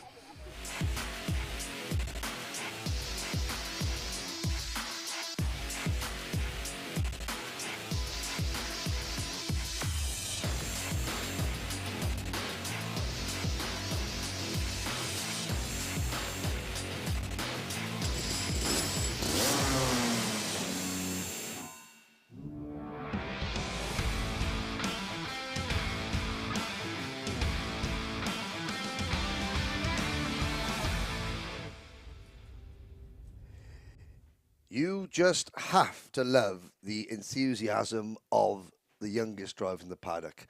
Asked, you know, when he said you only won by you only won by 1,000th of a second. What, really? Did I? Oh, great. Do you enjoy that? Yeah, defo. If only that level of enthusiasm can be maintained all the way up through the junior into senior ranks. Well, we have got Water Swift, the main water, the unrestricted Water Swift class coming up next. A big hello to Manuel Enrique on the live chat, who was racing the Swiss Rotax Championship, the Mini Max category last weekend, which I was privileged to commentate on from Franciacorta in northern Italy. There is a look at Marcus Littlewood centre stage, chatting with a couple of his fellow Jade team drivers. Littlewood there just having a look round. Oh, he just realised, oh, yep, I'm on the live stream. Don't pick your nose, Marcus. Don't pick your nose. No, I'm gonna. Oh, someone just mentioned my name. Has someone mentioned my name? Yes, Marcus Littlewood. We're talking about you. Now back to the action. This is the main Water Swift class. You're looking at Harrison Rogers there with that crash helmet design inspired by his grandfather Derek Warwick. He's starting way back in the field. He crashed on the last lap of the pre-final, so Harrison has got a bit of work to do. We've got 25 drivers set to go out in this next race. Here is where they start. Pole position. Last year's IAME Cadet British champion Jesse Phillips, and alongside him his Fusion Motorsport teammate George Edgar. Will Green and Sukmani Kira are on row number 2, and Archie Levitt and Honda Cadet graduate Finley Lines start on row number 3. Row 4, Aaron Richardson and Ethan Woodward. Row 5, Jarlath Sayer and Jacob Bashler. Row 6, Max Endicott and Harley Musk. Kinish Grau and Nat Johnson start on row number 7. Luca Narroway and Max Ewell go from row number 8. Teddy J. Porter and Knight Measures on row number 9. Row 10, Archie Owen and Jensen Ackerman. Aryan Nayar and George Clark go from row 11. Noah Curtis and Harrison Rogers start on row number 12. Ethan Weldon starts shotgun on the field, although I'm looking down, I don't think we've got Ethan Weldon in the final, so I think we're down to 24 runners, 15 laps, and oh, there is Ethan Weldon. Ethan Weldon was just rotating his tyres with extra vigour, warming them up, and the rotation of the tyres turned into a full rotation of the kart. So Ethan has got a little bit of work to do to catch up as Anthony Jordan makes his way back to the commentary box. I'll tell you what I'll do. If you just run back up here, I will let you talk straight away while you're catching your breath. How's that? That's friendship for you, fine, because I walked up. I don't run. Oh, dear. There you go. Hand up there for Finley Lines. Not sure if all is well there. A little bit quick. Probably just saying slow down, slow down, slow down. I think it's very spread out at the back there. Are they going to go? They are going to go. It's green flag and away they go in towards turn number 1. And good start from Phillips then. breaks away well at the front, chopping and changing there as Will Green dices with danger really as he swoops to one side and back to the other, sweeps back across and holds on to second place as they negotiate their way over the bridge. Down the hill they'll go in towards hairpin 1 for the first time. Everyone checking over the shoulder. Battle going on for P6. Indeed. Now hold your breath into the first hairpin. Are we all going to get round cleanly? 25 drivers come in, 25 drivers go out, just like that. And that was Will Green having a little look around the outside of the two Fusion drivers. That's going to cost him, though, as the ORM kart of Archie Lovett moves into P3, forcing Green down to 4th. But it is Phillips and Edgar leading the way, and Green muscling his way back up the inside of Lovett for 3rd position. We've got Robert Berard saying, come on, Archie Owen. And Roddy Woodward saying good luck to Ethan Woodward. Manuel Enrique just talking about how he did it at Franciacorta and Minimax last weekend, which is nice. Everyone loves that. Thank you very much. And there's a move. What a move! 3 into 1 does go. P3 into P1 briefly. Now he's back to P2. That's a corner for Will Green. Yes, it is indeed. Absolutely flew through the inside there of the banking. So brilliant start there. Drops back into second place, like you say, squabbling further back as Sukmani Kira battling away with fellow teammates. The number 49 of Jana Sayer just diving down the inside, change for 5th place as they all negotiate their way round hairpin number 2. Now, Lovett still there. Sort of a lone Oliver Rowland Motorsport driver. They've got he's got a friend of Will Green who's in a different team, but he's not another Fusion driver. So there's a Jamie Green Racing driver in there, an Oliver Rowland Motorsport driver who's nearly in there and now spit out at the side, and round he goes.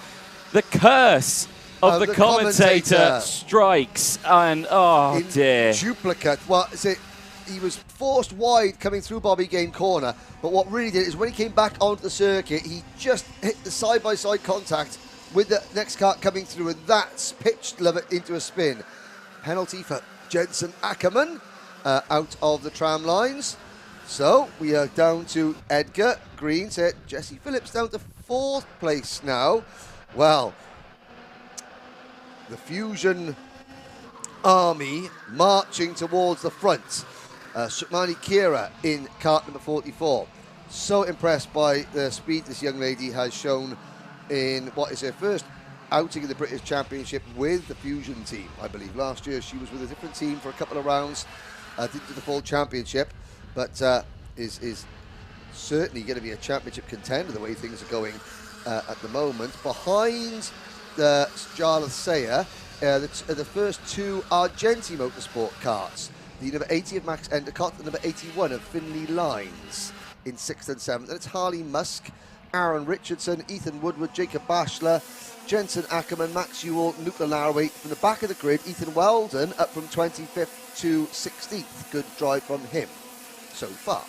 Yes, indeed. Phillips with the fastest lap of the race. There in P3 is in the next group down from these two that you're seeing of George Edgar and Will Green. And I suspect that will close up as the race progresses. Sukmani Kira still there as well. P4, keep an eye. The 2 Fusion teammates will be working together. Phillips, a very experienced, seasoned Fusion driver, has worked very well with the team across the UK and Europe as well. It's been a dominant force this year in the early stages in the Water Swift categories, and is working well with his teammate Sukmani Kira there in 4th. Max Endicott's just up now into P5 as that battle ensues, and side by side between the 2 of them, Finley Lines almost becoming a cropper there at the run in towards Bobby Game corner and dropped several places. Finley quite backs out of it there. Yeah. That was a big scare for Finley. He's backed out of it.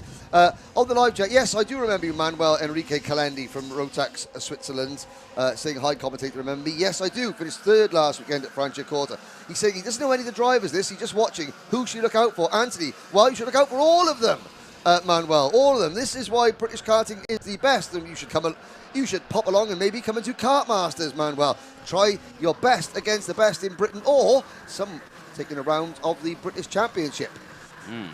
Because these now, well, we're looking at the top. Well, there's the number 44 kart, Sukmani Kira, chasing last year's British Cadet Champion, Jesse Phillips, in kart number 26. Phillips, British Champion, leading Sukmani Kira. Endicott is fifth, Jarlath Sayer, another driver who's moved across from another team into Fusion, coming on leaps and bounds, having a fantastic drive with the number 49 kart. But it's George Edgar and Will Green trying to pull away. We've still got 10 minutes to go. Riley Bishop. Phillips has got a 5 seconds penalty. Oh, he does. The number 26 is popped up on our timing screen. Jesse Phillips, the number 26. Riley Bishop.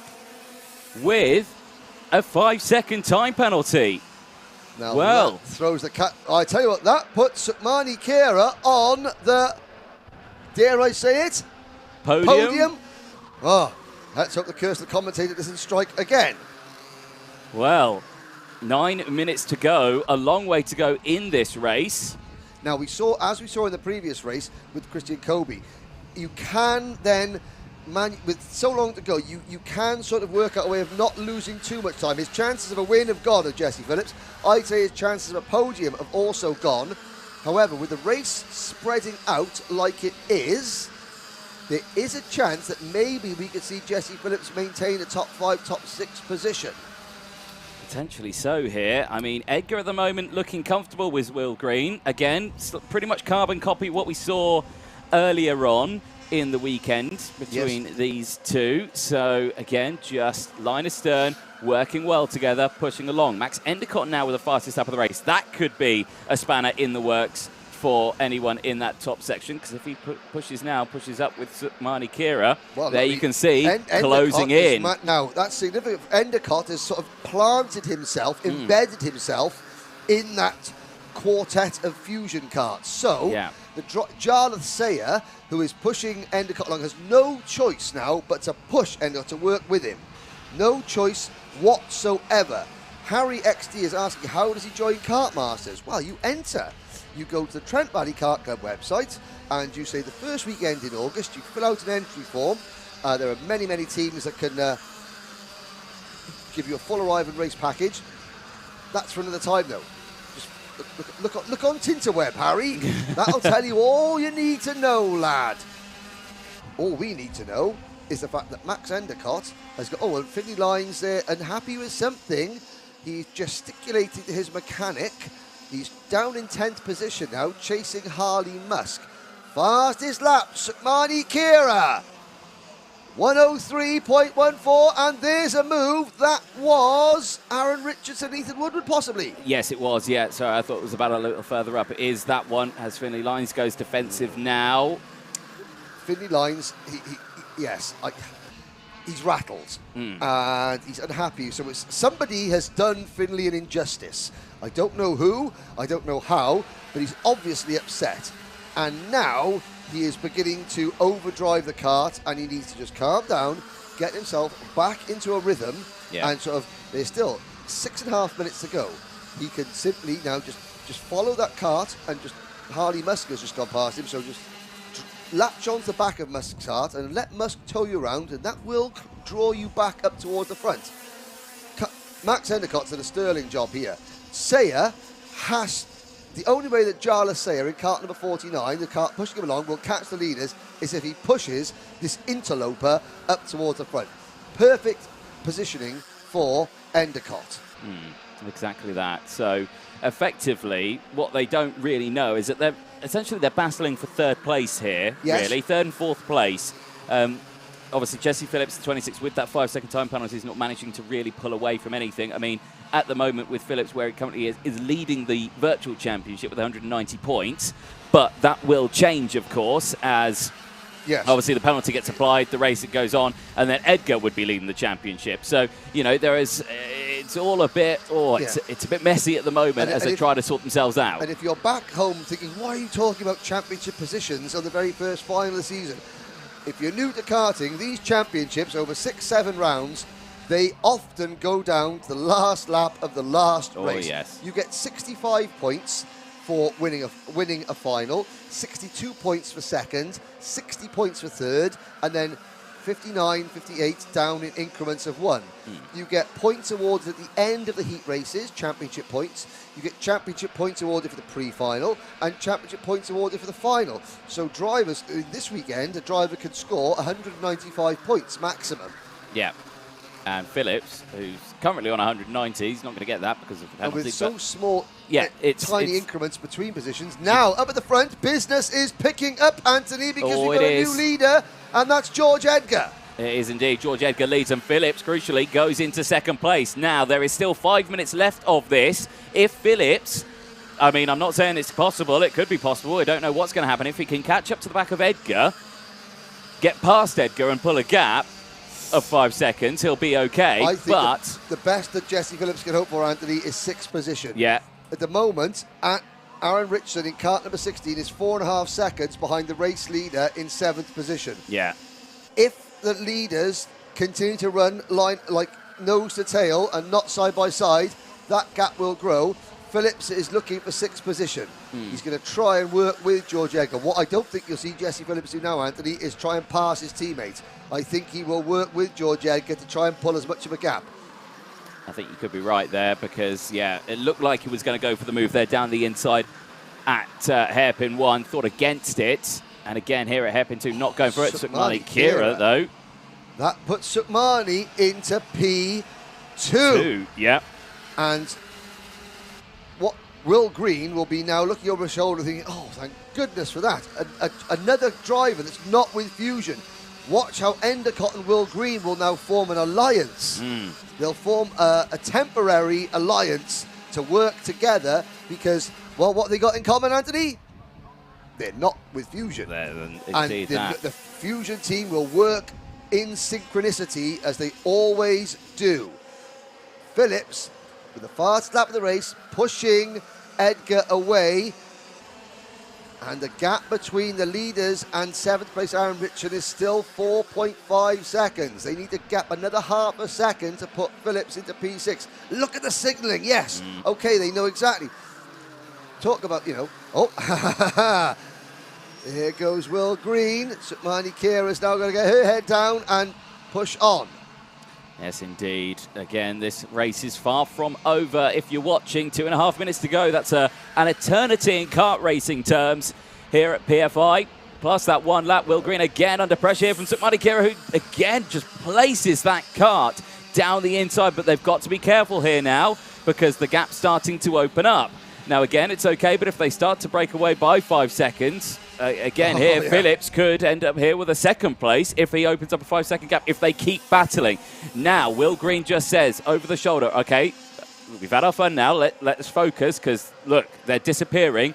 Let's close this up. The gap is just under a second, so it's nowhere near enough of a buffer for Phillips here to get away with a podium still. He's there in 2nd place, but with that 5-second penalty added onto him. Will Green now receives a warning flag from race control, so the driver now in 3rd place is under pressure. Remember here, compared to the European racing in IAME, you don't get a 5-second time penalty for a warning flag. It is the warning before you receive a 5-second time penalty. So you've just got to be careful now. So Sukmani Kira still there in P4, 3 at the end results. And again, just now latching onto the back here of Green, working, closing the gap. It has opened up to over a second now, so they're not on the same pace as the 2 drivers up in front, as Phillips on the last lap did set the fastest lap of the race. Crossing the line again, and the gap opening up to 1.18 now. So everyone now just needs to focus, bring the karts to the end. I think the battle that we're going to see here is for 2nd. Yes, indeed, because Jesse Phillips, the gap between Jesse Phillips and Ethan Woodward in 7th place is now more than 5 seconds. So Phillips currently will finish 6th. It won't be enough to retain the championship lead. It's going to give the championship lead to George Edgar, ironically the driver that Jesse Phillips is pushing away at the moment to victory. Who is going to take 2nd? Is it going to be Will Green? Is it going to be Sukmani Kira? The last time we had a young lady on the podium in the British Championship was here at PFI in October of 2020 in Mini X30 with Ella Stevens. She drove for Fusion Motorsport. The last time, dare I say it, we had a young lady win a round of the British Kart Championship. It was all the way back September 2019 at Three Sisters with Jessica Edgar, who also drove for Fusion Motorsport. Wilton Mill, British Kart Championships, rainy conditions. 2020, Catherine White. I remember it well. I stand well and truly, Anthony Jordan, corrected. There you go. I do have some Stop intelligent... gloating and causing the clock has struck 0. Yes, indeed. I only speak facts, and I just got one of my facts slightly mixed up. Here we go. It is George Edgar versus Jesse Phillips. There goes Will Green. Oh, Sukmani Kira on the grass. Now, come on, Sukmani, get your head down, girl. I've got a potential debut podium finish. George Edgar signaling to Jesse Phillips, push me, push me, push me. Jesse Phillips will not attack because he knows he has a penalty. It's pointless attacking. He is battling for what is effectively 6th position. They go in to the Mike Wilson complex. Edgar, Phillips, Will Green, Sukmani Kira. Oh, Sukmani Kira looking over his shoulder. Max Endicott and Jala Sayer are closing in. Final lap. George Edgar won the opening round of the 2022 IAME Championship at Shellington. Will he win the opening round of 2023 here at Paul Fletcher International? It looks highly likely. Even if Jesse Phillips passes him on the road, Phillips has a penalty forthcoming, and that will push Phillips back to, by my reckoning, at least, well, 6th position. That would be a very good salvage job for number 26, Jesse Phillips. Will Green is on course for a fantastic maiden podium for the Jamie Green racing team. Who is going to take the final podium position, though? Is it going to be Sukmani Kira, Jala Sayer, or Max Endicott? The leaders come out of the Mike Wilson complex. George Edgar takes British Championship win, race win number 3. Will Green finishes 2nd, and Sukmani Kira stands on her first British Championship podium. What an achievement for that young lady. Jala Sayer, a best career finish for him in 4th position. Max Endicott takes 5th, and Jesse Phillips will come home in 6th position after the penalty has been applied. Aaron Richardson will take 7th ahead of Ethan Woodward, Harley Musk, and rounding out the top 10, Finley Lines. 11th is Jacob Bashler. Then it's Nat Johnson, Harrison Rogers from 24th on the grid to 13th. Great drive, Harrison.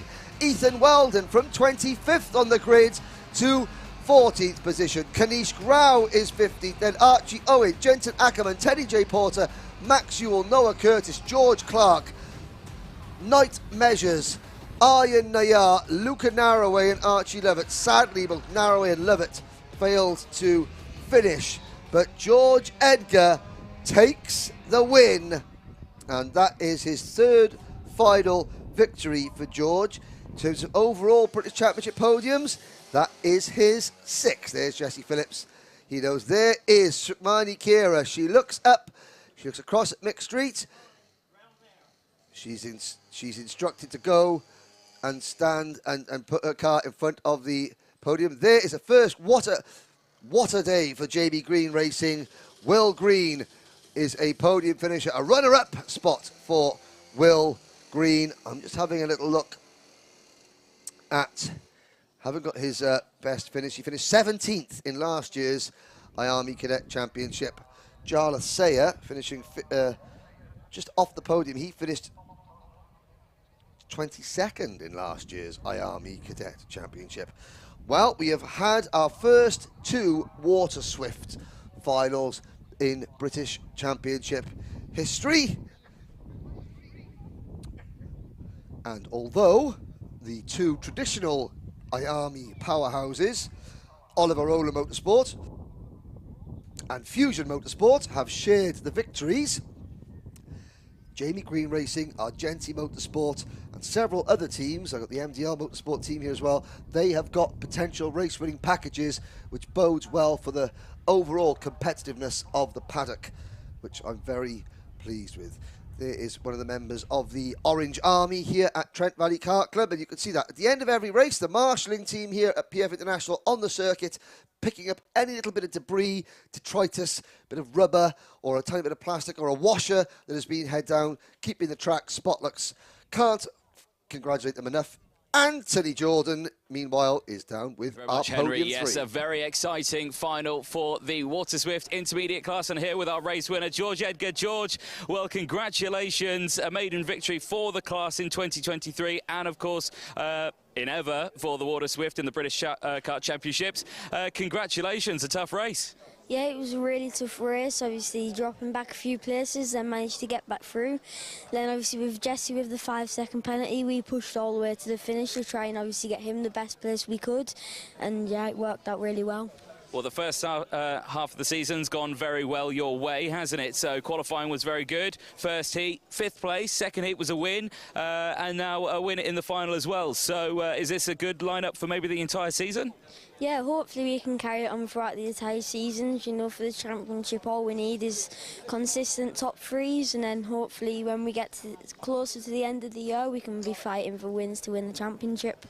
Brilliant stuff. Well, congratulations. Anyone you'd like to thank, George? I'd like to thank all the Fusion Motorsport and Shock's Performance for the engines, and also Jake Walker for mechanicum. Fantastic. Well done, mate, and congratulations. See you at the next round. Thank you. Excellent stuff. There's George Edgar. Let's bring our second place driver in. Third on track, but inherits second place, Will Green. Now, is this a maiden victory for Jamie Green Racing, or on the podium, I should say? Yeah, it's a really good victory. First British podium, which is good. Yeah, solid race on that one. So you finished P2 at the end of that one. Great battle with Sukhmani Kira. Talk us through those last couple of laps. Yeah, it was tough. Phillips and Edgar were able to push away, and I was left on my own. And I had a good scrap with Sukhmani, and I was able to come on top. Well, I mean, the racing all the way throughout this weekend's been pretty fierce. Do you enjoying the class? Is the Water Swift one to keep an eye on? Maybe one you'd recommend to other drivers your age? Yeah, it's a good class. It's nice to drive, and it's good. Brilliant stuff. Anyone you'd like to thank? I'd like to thank my mechanic, Aventus, and everybody else in Jamie Green Racing. Well, brilliant stuff. Well, Will Green, congratulations, P2. Thank you. Excellent. Now let's chat to third place and a first podium as well, I believe. I suspect a very happy young driver. Sukhmani Kira, congratulations. How do you feel? Very happy. Now, we spoke earlier in the weekend. You were thinking what you wanted to come away with, and you were saying top 3, and you come away with P3. Yeah, it was quite a tough race. I got a bit shoved wide from Will Green, but I think I did quite well overall. I mean, talk us about the weekend in general. It's been up and down, but I think to end in a P3, it's got to be a good feeling. But talk us through what happened earlier on in the weekend as well. Friday testing, I was a bit off the pace. Yesterday I qualified, I think, 7th. Wasn't that good, but then in the heats, obviously, I got 15th in the fast one because I got a bit off the track. The second heat, I finished 8th, which is okay from 7th, but today I've done a lot better. Yeah. Well, congratulations with the P3. Is there anyone you want to thank? I want to thank my mechanic, Danny Porter, the Alpine Racer programme, and Fusion Motorsport for their coaching. Well, congratulations. I'll let you go and celebrate with the team now, but Sukhmani Kira, congratulations with P3. Thank you. Brilliant stuff there for the IAME Water Swift, the intermediate category. There are plenty more finals coming up. We'll take a short break before the rest of the finals continue.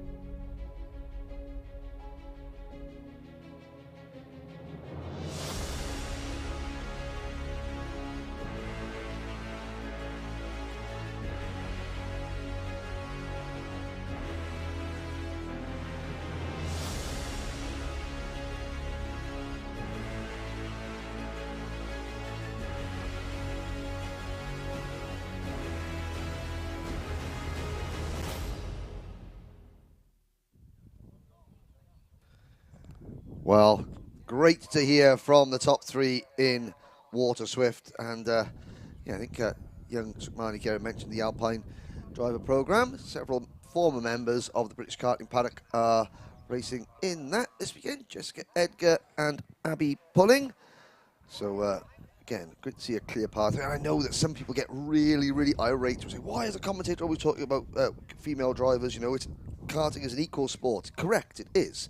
However, there are very much fewer female drivers than males. So until we get that nice balance, until we got to keep encouraging females into the sport. And every time we should, you know, highlight their achievements as much as we highlight everyone else's achievements. But, yeah, until we have a nice balance, a 50-50 balance, for example, then, yeah, we need to keep highlighting young ladies' achievements, because they are the young ladies that are acting as, you know, inspiration for girls sitting at home watching this sport thinking, oh, I like karting or I like racing, but I don't think it's for me, I think it's a boys' sport. Well, no, it's not.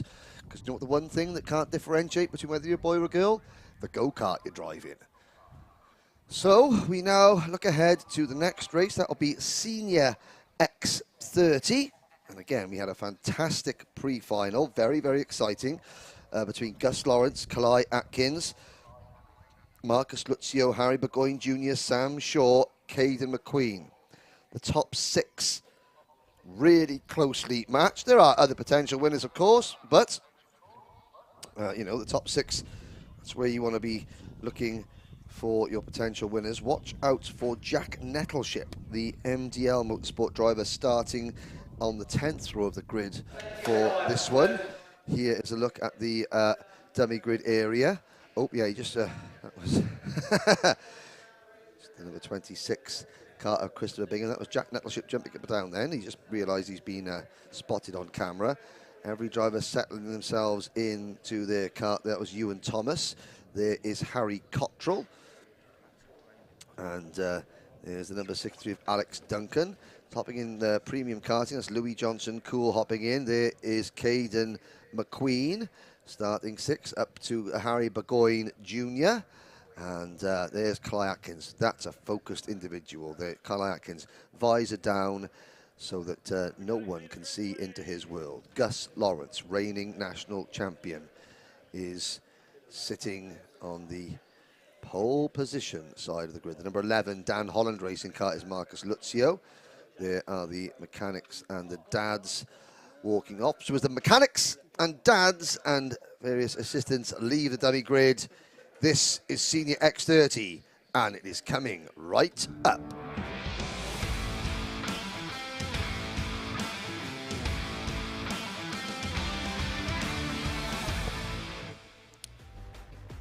"21 drivers in total," and again a big hello to everyone tuning in on the live chat. Gus Lawrence and Kalai Atkins on row number 1. Marcus Lucio and Harry Burgoyne Jr.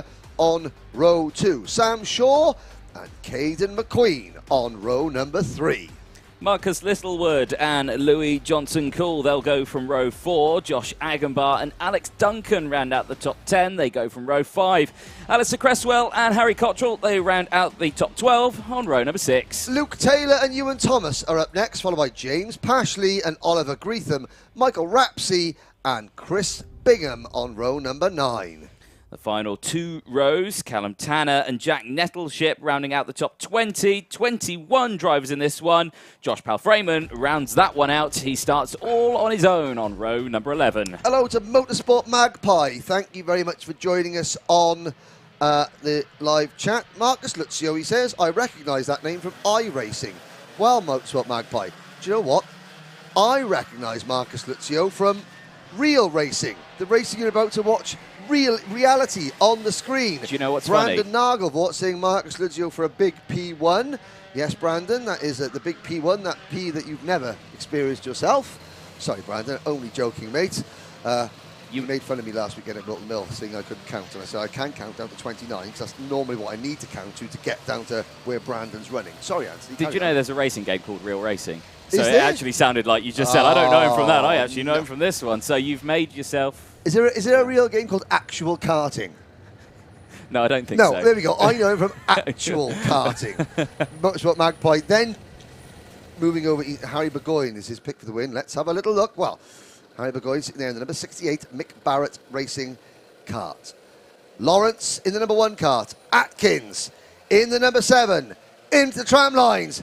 Lights are Out! No, they're not. False start. Kalai Atkins in a whole heap of hurry trying to get away, and a little bit too much. Jeffrey Stewart saying well done to George Edgar. Well done indeed.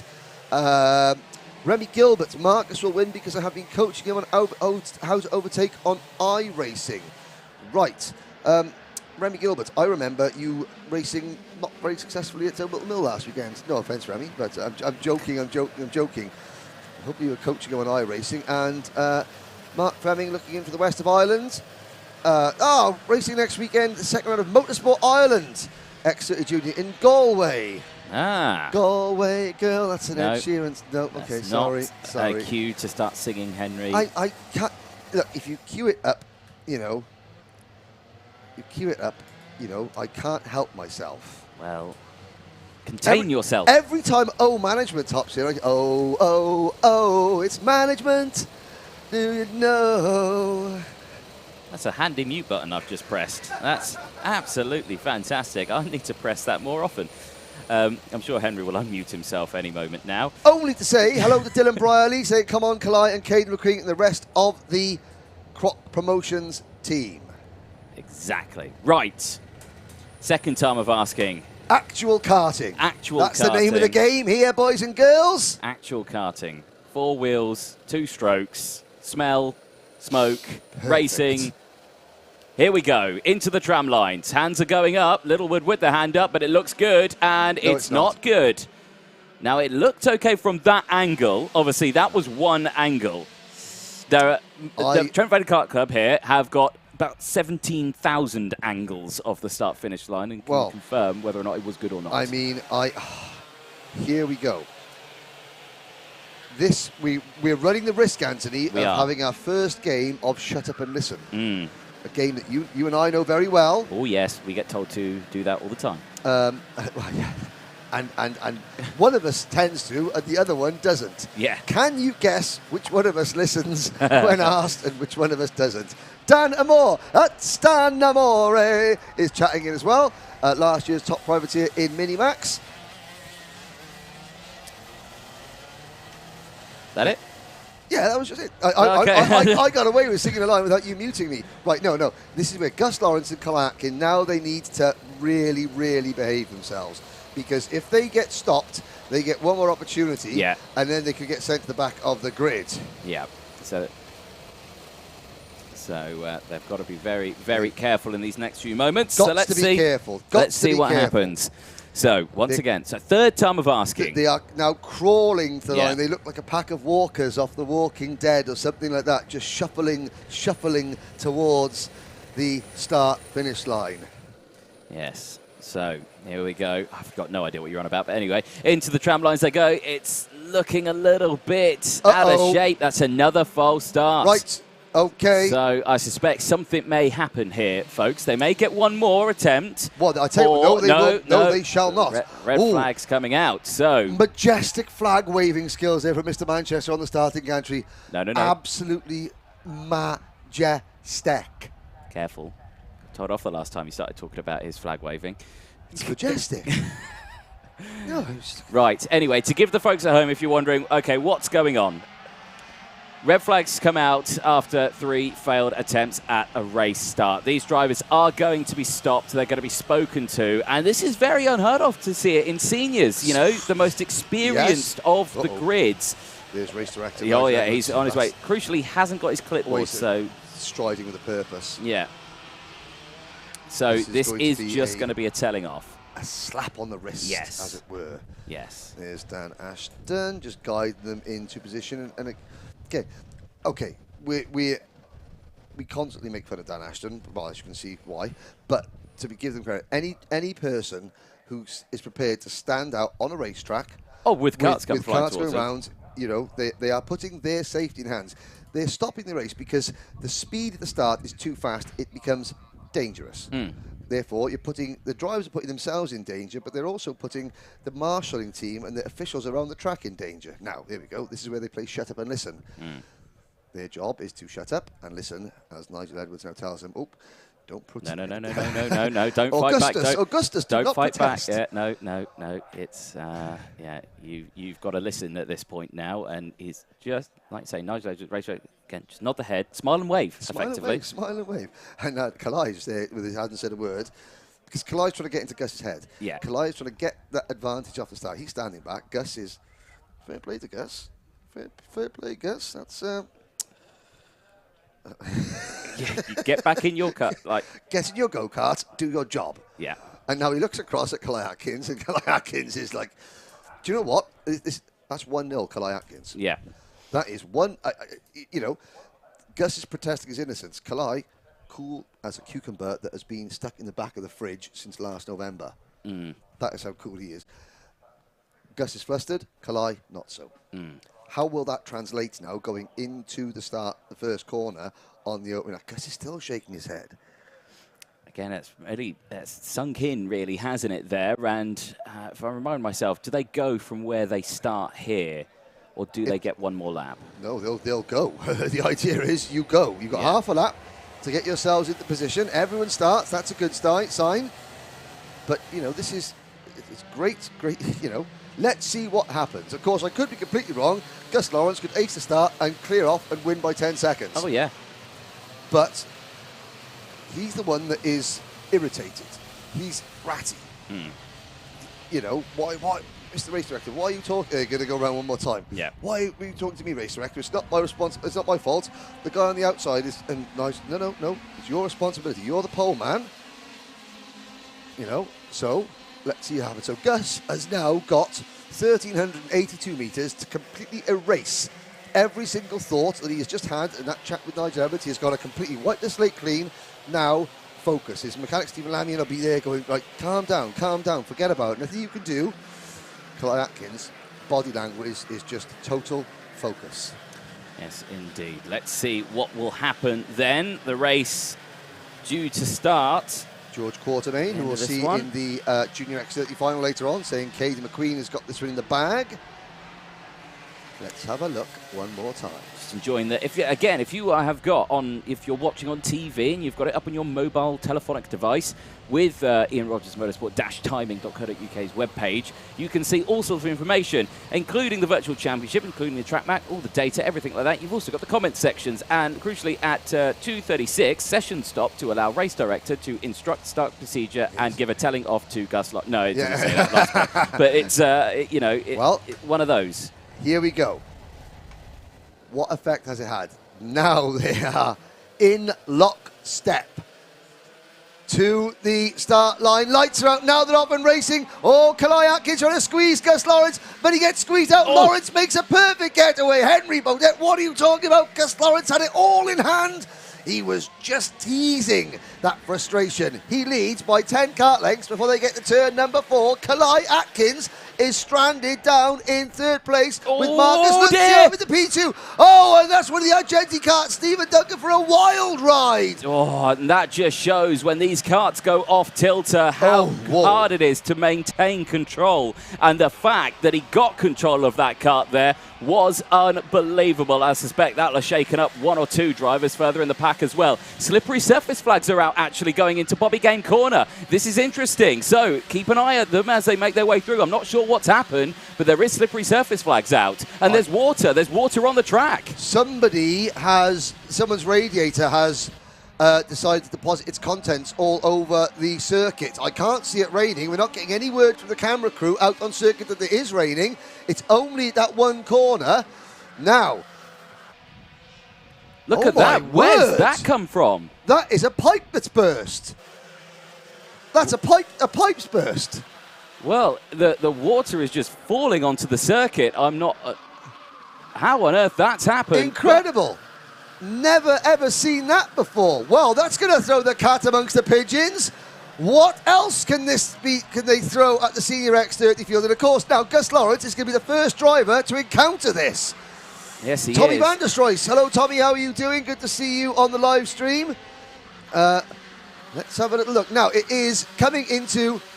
There it is. And it's gonna come down into the middle of the circuit if it keeps going that way as they enter into the final, the start of the Mike Wilson complex. It's not making any issues at the moment, but that could become a question mark later on in this race. Thus far, though, Gus Lawrence is leading the way. The gap 0.7 of a second, but we've seen this. The gap, it's difficult to maintain it because the slipstream works well here, and Atkins and Luzio are using that slipstream to full advantage. Burgoyne Jr., first year in juniors, currently right now, first year in seniors, I should say, is P4, fastest lap of the race, and is hunting down Luzio and Calais Atkins here. Well, I've got to say, every single one of the top 4 or 5 or 6 drivers in this race has had somebody on the online chat saying, you know, they think they're going to win. They think they're going to win.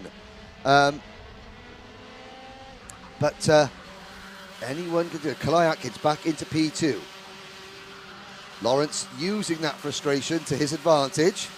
You know, I thought it was getting a lecture. Now Calais Atkins has got to try and hunt him down.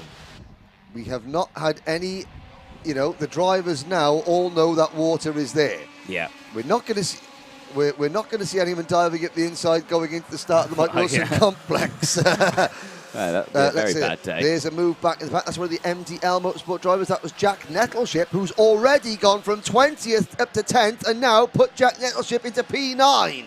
Well, here we go as Luzio dives to the inside of Atkins. That's for P2. So that battle still rages on. They've got to be careful, though, because that is going to allow Lawrence to break away. The gap has come down even more. It's about half a second now between the top two. And there you can see the train that's starting to form now further back. Second all the way down to P7. Then you've got the next group led by Agenbar, Cottrell, Nettleship, McQueen. Caden McQueen has not had a good start in this one. He has dropped down to P11.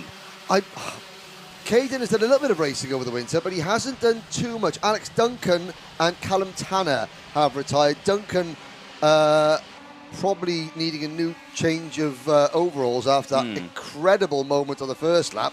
Here's the rest of the field. Sam Shaw putting in the fastest lap of the race. So what we have Lawrence being chased down by one Dan Holland racing kart, one Crop Promotions kart, one Mick Barrett racing kart, one member of the Jade racing team, and 2 drivers from Premium Karting. And the PF International driver, Gus Lawrence, keeping them all at bay at the moment. Wow. We've got Agenbar 8th, Cottrell 9th, Nettleship 10th, then Pashley, McQueen, Taylor, Rapsey, Greetham, Bingham, Thomas, Palfreyman and Cresswell. One of the Premium Kartings going off wide there. That water has stayed where it is. It looks okay. I can see some squeegee mops getting sorted out, ready to try and clear that as best as possible before the next race. 10 minutes remaining on this one, so no concerns from these drivers. They're absolutely flat out as Louis Johnson Cool now fastest lap of the race. Cool as a cucumber and Cool by name. He's there in P7 and is working well, fighting through this field.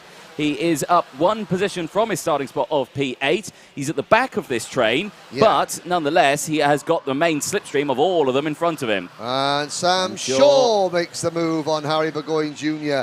Now Harry playing with the big boys now, and Harry I think would be well advised to just maybe settle back in and just sit. If you know, give Sam a lap to see if he is quick enough to tow you up to Calais Atkins, Marcus Luzio.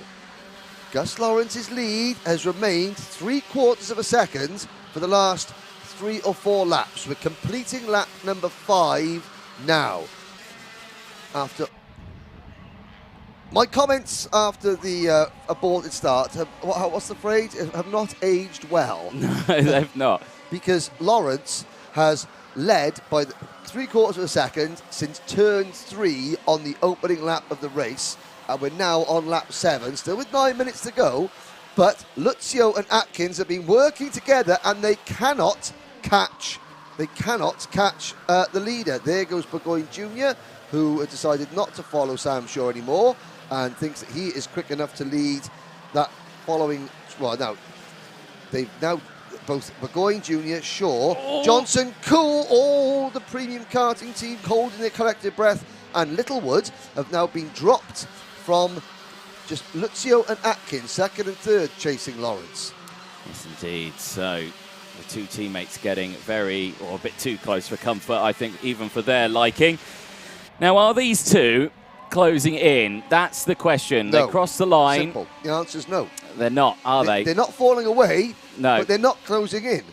they're lapping within a thousandth or two of the race leader, Gus Lawrence, who has been metronomic in his lines, his pace. This is incredibly consistent, fast lappery. Littlewood in the number 10 car to the inside of Bourgogne. That is for 4th position, but their chances of securing a podium are fading lap after lap the more they squabble.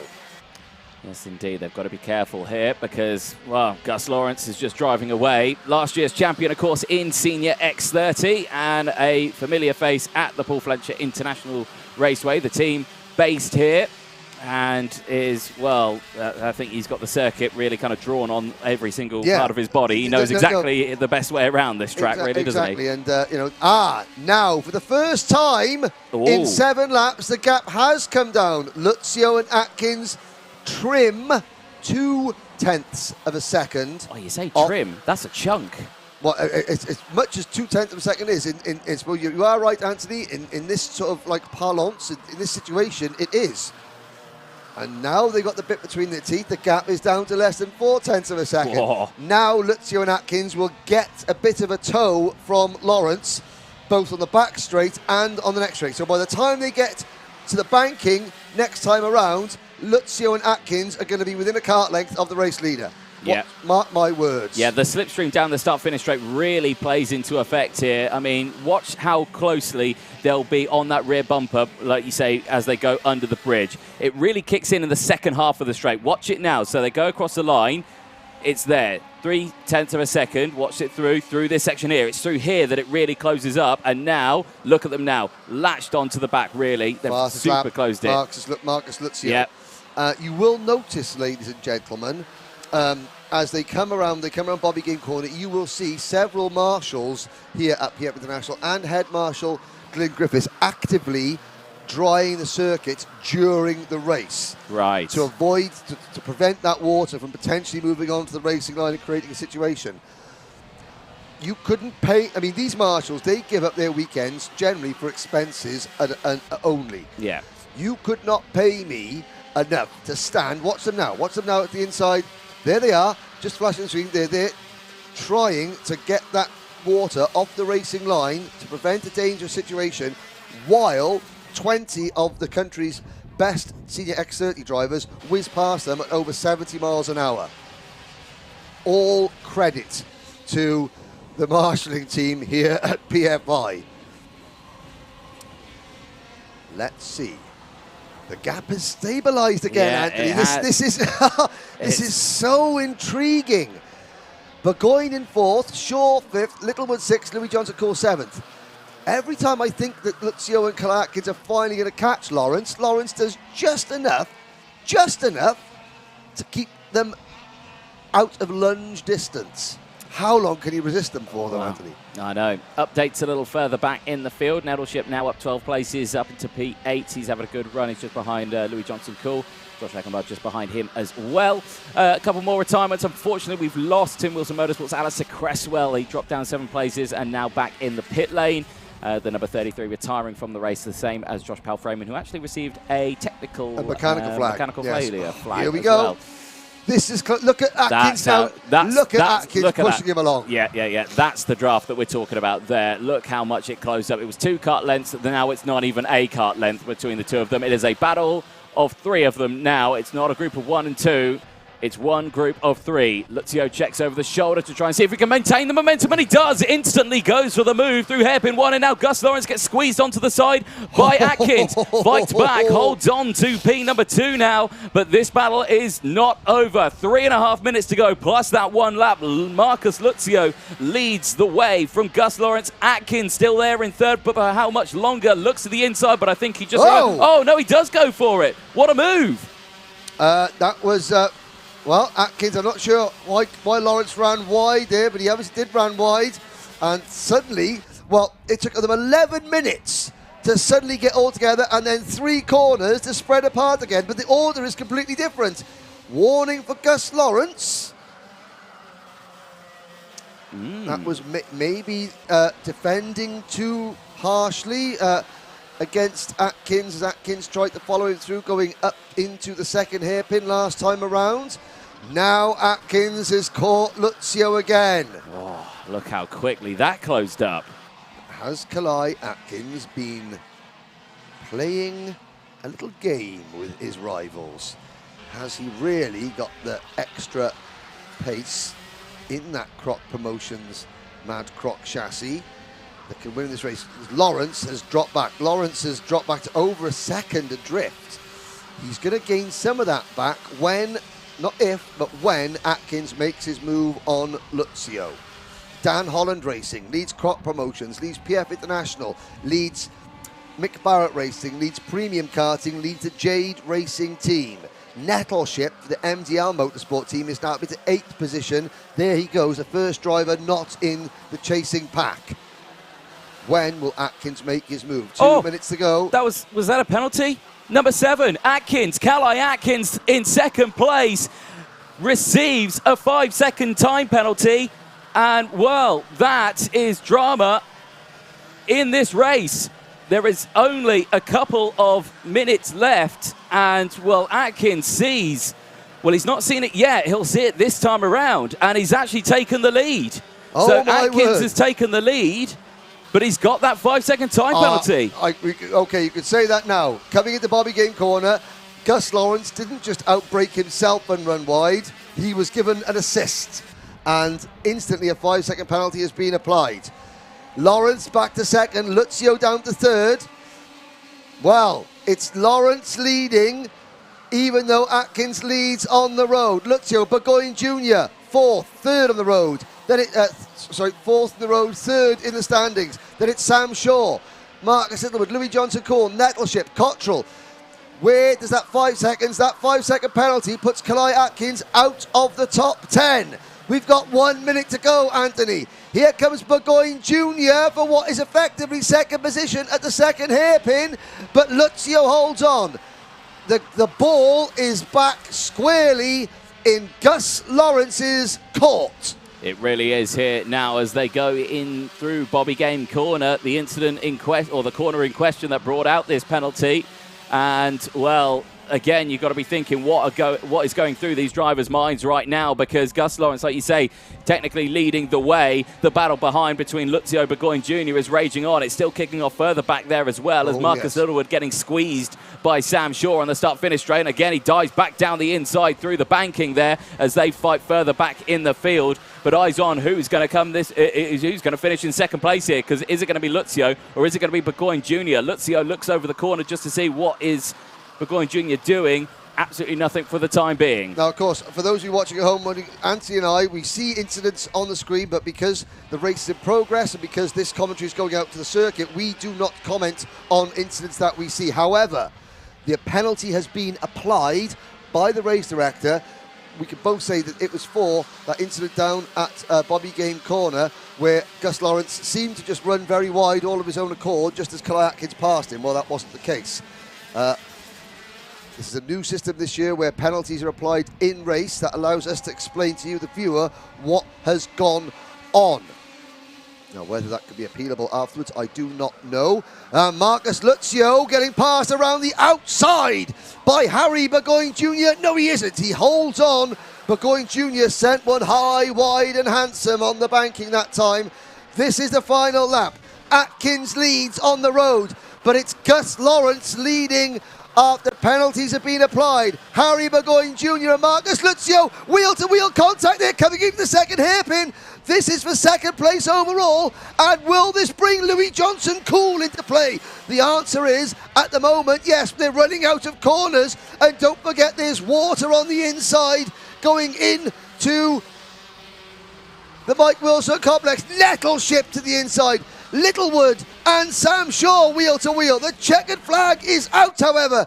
Kalai Atkins wins on the road, but it's Gus Lawrence who wins in all eventuality, with Harry Burgoyne Jr. second and Marcus Luzio on the podium.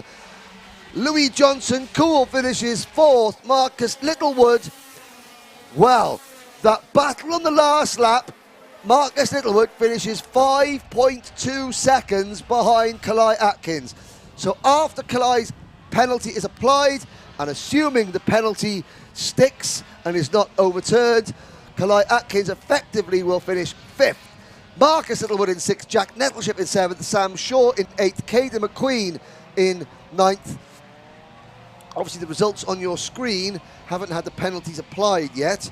Might get a little bit confusing. So Atkins will finish 5th, Littlewood 6th, then Nettleship, Sam Shaw, Caden McQueen, Josh Agambar, James Pashley in 11th, Michael Rapsey 12th, Harry Cottrell 13th, then Christopher Bingham, Ewan Thomas, Oliver Greetham, and Luke Taylor, the final finisher. Drama in Senior X30. And Anthony Jordan has my permission to completely muller me in front of Gus Lawrence, because I got it all wrong when I said that Gus was looking a bit flustered at the start, or the aborted start. He proved me wrong, and it's not often I get proved wrong, but I guess I have thoroughly been done there.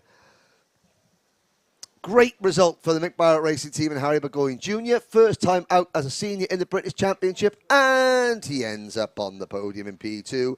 Marcus Luzio. We see Marcus have a full season here this year for the Dan Holland Racing Team. Hopefully, he started off on the podium. Great result for Louis Johnson Cool. There he is, the premium karting team. And discussions going on after what was a very lively race, but Gus Lawrence can breathe easily. And I'm looking down the marshalling team here at PF International are on track and just getting the residual water. That was, I've never seen a burst water pipe in the middle of a race before. I have to say that was a new one on even me. So Anthony will be down speaking to them, and yes, will Anthony resist the temptation to tell Gus that I was criticising him when I didn't need to be? Here we go. Let's hear from Anthony now. Thank you very much, Henry. Yes, as you can imagine, the tension down here in Parc Fermé is quite high. Obviously, a very dramatic race in that one. Penalties coming out for drivers and all sorts of happenings, with incidents with water as well out on circuit. That was quite a dramatic one as well. Let's chat to our man then who finished P2 on track. But first, overall, Gus Lawrence, well, a good start to the season. Not the way we wanted to start the race, the 3 false starts. Can you tell us firstly what happened there? Well, obviously, you've been on the inside. You come around the last corner very tight, so that's quite a disadvantage as it is. So the whole idea which they teach you is to accelerate up to the line, which is straight, which I was doing. Being the pole man, I set the pace. And second was just out driving me every time, 2-3 karts. I was in probably 5th by the time I got to the first corner. So being the pole man, that's not my fault really. Yeah. I set the pace. Yeah, that's that. And then the third, obviously we got told off, didn't we? I don't think I did much wrong there. And the third start, I just kept speed up, just wanting to get started. Yeah. And I could tell he even out-dragged me again, but then he backed off a bit, which went to the first corner parallel, and then obviously on the inside, you can get the lead, can't you? Yeah. Well, it was a dramatic race as well. You came away with a win. I was frustrated with the starts, yeah. I don't think I was doing much wrong there. I'm only doing what I've been taught, and I race here every month. Yeah, but... Solid result. Anyone you want to thank? Yeah, Team PFI, my mechanic pod, my parents, and Paul Fletcher. Lovely. Cheers. Thank you very much. Back to you, Henry.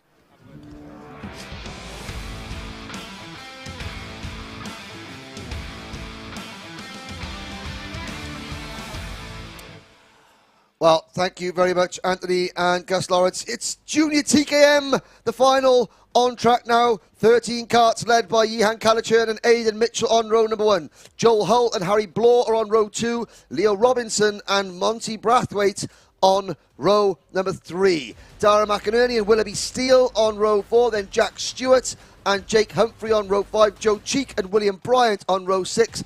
Patrick Leaf, I don't believe it. Patrick Leaf's kart failed on the rolling lap of the pre-final, and it's failed again at the start of the final.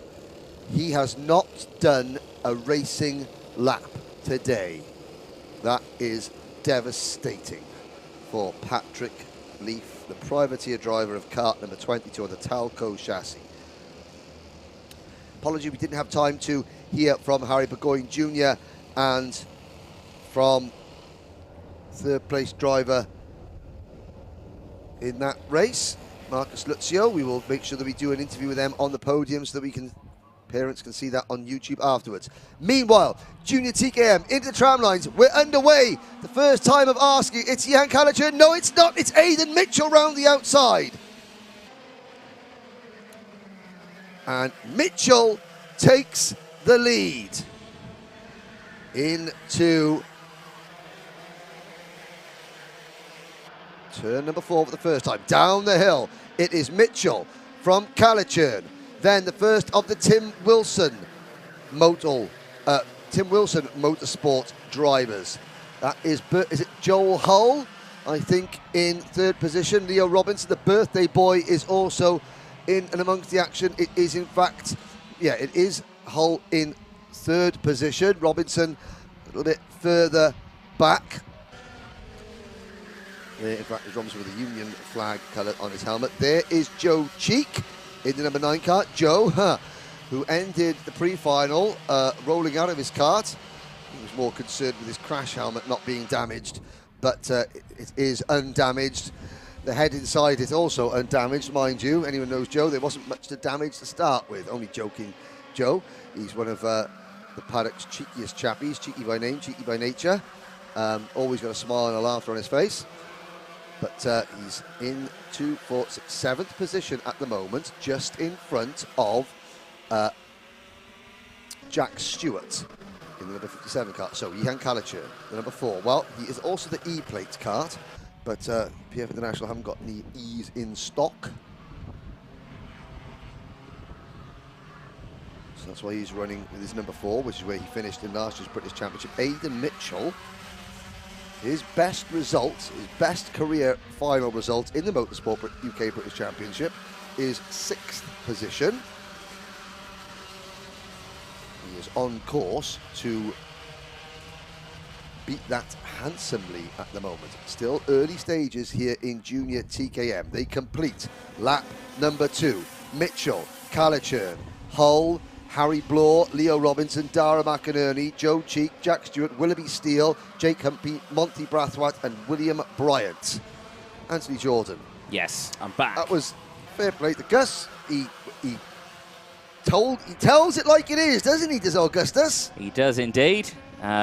Yes, that was very tense down there in the Parc Ferme area. We've got a couple of cars. Leon Frost, not defending Junior TKM British Champion, is watching. Frosty, say good luck to Larry and the rest of Team W Motorsport. Omar Sindhi, Saudi Arabian driver racing in the UK this year. Gus the Goat. Sasha Bagley saying good luck to all the class and motorsport drivers. And Motorsport Magpie, Leo Robinson, birthday boy, is his tip for victory. Tommy van der Stroys, that is saying good luck to Joel Hull. So again, lots of people cheering for lots of different people on the screen. And the top 6 drivers pulling away. No one has mentioned Dara McInerney, who is there in 6th position in kart number 3, as the 2 Tim Wilson Motorsport drivers go side by side. Yes, indeed. So it was good. So I was actually watching the race on my mobile on the way up, so I managed to catch the start. And I did see, I'm sure you've already spoken about it, but the number 14 under investigation. Well, I haven't spoken about that. Okay, for the start. And I heard on the commentary that we were saying that it was a very good start. Yes. Maybe a bit was it too good? Yeah. Yes. I think even race control thinking about that. It's changed now as Jan Callaghan retakes the lead, gets down the inside at hairpin number 2. This is, again, constant stream of what we've seen from Jan this weekend. He has shown, or he's become so much stronger at the start of this season than what we saw last year. Of course, came 4th in the championship last year, so he still had a very good season. He is a seeded driver with that number 4, but this year, I reckon he's going to be fighting for that number 1 all the way throughout this year. And his dad has worked so hard on the kart to make sure that it is working well, and as you can see here, it is working very well. Yeah, I popped in to see the Class and Motorsport team at my lunch break, and Ihan was sitting, watching with Dave Class and just going through the data, looking at, there's a move for 2nd position. That was number 11, Harry Bloor. Oh, the Precision Racing number 11. had a real big think about it, and he think about it, and he's thinking about it again. Side by side, this time he makes it through. Aidan Mitchell down to third. Joel Hull up into P3, not quite well. Archie Heron and 8 of his mates are all watching this race on a call. What, in a cell? On a call?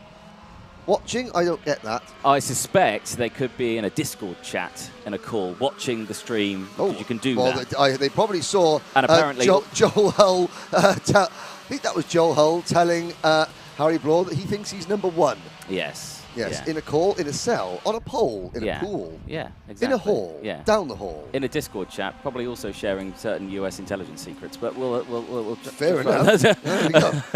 Well, whatever. Glad you're watching. Why don't you do us a favour and just share the stream on the outline around the place amongst your various servers and chats and calls. Exactly. Good to see. Yes. Nice little breakaway, though, for the top two. Bloor and Calichurn just driving away from the rest of the field. Darren McInerney, though, had a much better start this latter half of the weekend, because obviously the first half didn't go too well. For Darren McInerney, I tell you something. Now, Harry Bloor. So, talking about this, the last 4 junior TKM champions have come from 4 different organisations. Zach Oates in 2019 for Precision Racing, the team that Harry Bloor races for. In 2020, it was Louis Harvey for Klassen Motorsport, the team that Calichurn drives for. Alfie Garford won it in 2021 as a privateer. At the front, Aidan Mitchell in 3rd place runs as a privateer, as does 4th place Darren McInerney. Leo Frost won it for Tim Wilson Motorsport last year. Tim Wilson Motorsport have got 2 drivers in the battle, 5th and now 7th. Darren McInerney moving to 3rd place, getting past Aidan Mitchell, and Mitchell fights back, and there's a kart off. Oh dear, it's a Tim Wilson Motorsport kart. Is it Leo Robinson on his birthday, or is it Joel Hull? I think can tell Joel you Hull. it is Joel Hull. It is, yeah. Oh dear. Kart has ceased to operate. Yeah, and I'm not sure if that was assisted, but it did look like the back end just snapped, so that could have been an engine failure there. There's one very unhappy Discord chat at the moment. Yeah. Sorry, boys. Well, you've got the birthday boy, Leo Robinson, to cheer for. You've got plenty of other drivers still in with a shout of this one. Darren McInerney is just creeping his way slowly into contention. I've got to say, very, very smart. Behind the top 4, we've got all on his own in 5th position is now Leo Robinson. Joe Cheek runs 6th, Jake Humphrey 7th, Willoughby Steele in 8th. Then it is Monty Brathwaite 9th, William Bryant 10th, and Jack Stewart, the last kart, running in 11th place. Well, drama all the way through this field, and still drama kicking off there. And that's Glyn, and he likes the branding so much he's taking some home as a souvenir. Well, yeah, why not? You know, potentially. Potentially one of the wall banners had fallen down, which is why Glyn is sort of carrying it to a safe place. There you go. You see that a lot at F1 weekends, don't you? When the fans come onto the track.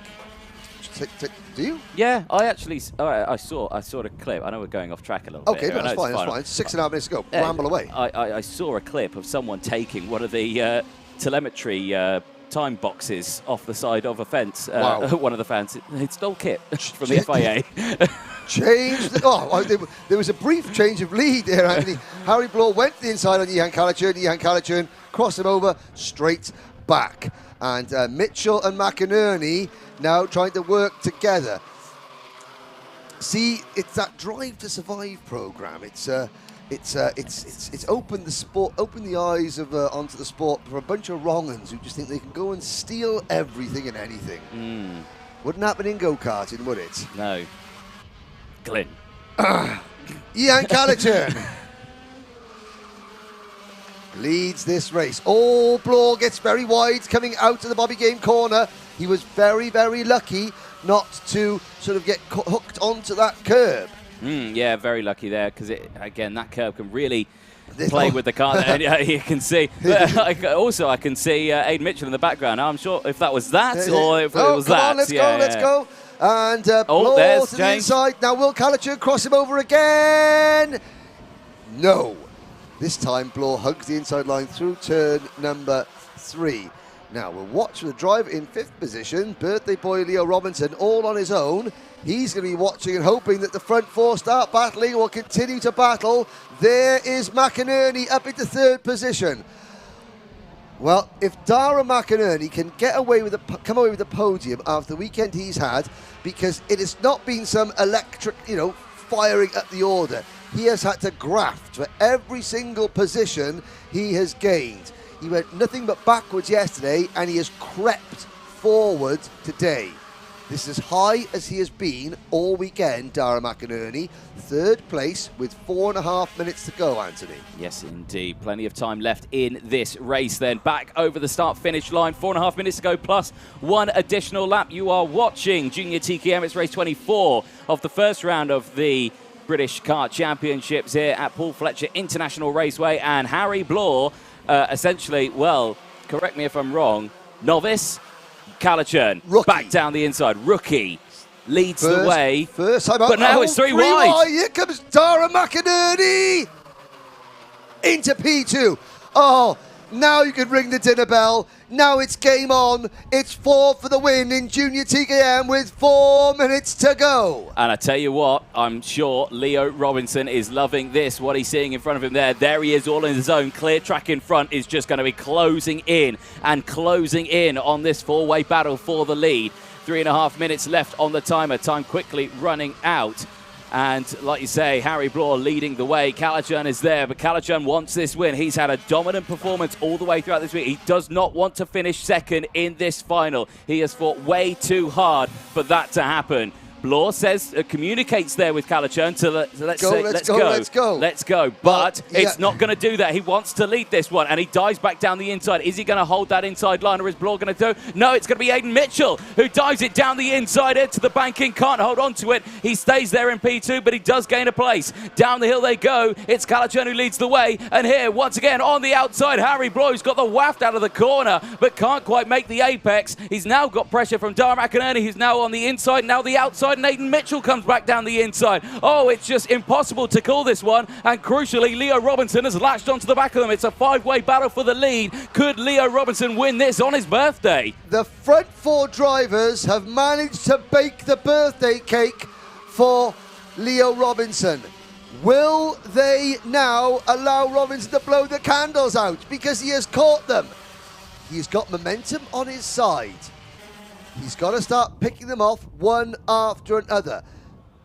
Klassen Motorsport, the last time Klassen Motorsport won last time they won a junior TKM final was back here in 2020 with Reece Lomax. It's been 3 years since Klassen Motorsport won a junior TKM final round of the British Championship. And now Calichurn's got a gap. There's 2 minutes to go, side by side for second between Bloor and between Mitchell into turn number 1. And what is the problem? Robinson is up into 3rd position. Yeah, Leo Robinson on his birthday there in P3. He started this one. He started this one in P5. He dropped down the order and he's just been fighting back in this one. He's back up into P3. A minute and a half to go, plus 1 lap. This is still very, very close here. But at the moment, Calichurn leads the way. He seems relatively comfortable there. Bloor still in second and is maintaining that gap. There's about half a second between the two of them. It doesn't look like half a second. It's very wide. Goes Leo Robinson through the Mike Wilson complex. Back down the start-finish straight they go. And what are the gap now? It's Calichurn, Bloor, Robinson, McInerney, Mitchell, the top 5 as they battle through. Look how closely Bloor is onto the back bumper of Calichurn here. He goes defensive up the banking. Who's going to appear first? Still Calichurn, who holds on to it. Time very much running out, but this is very, very close here. Last year, Tim Wilson Motorsport won 3 out of the 6 finals with Leon Frost. Here comes Robinson to the inside.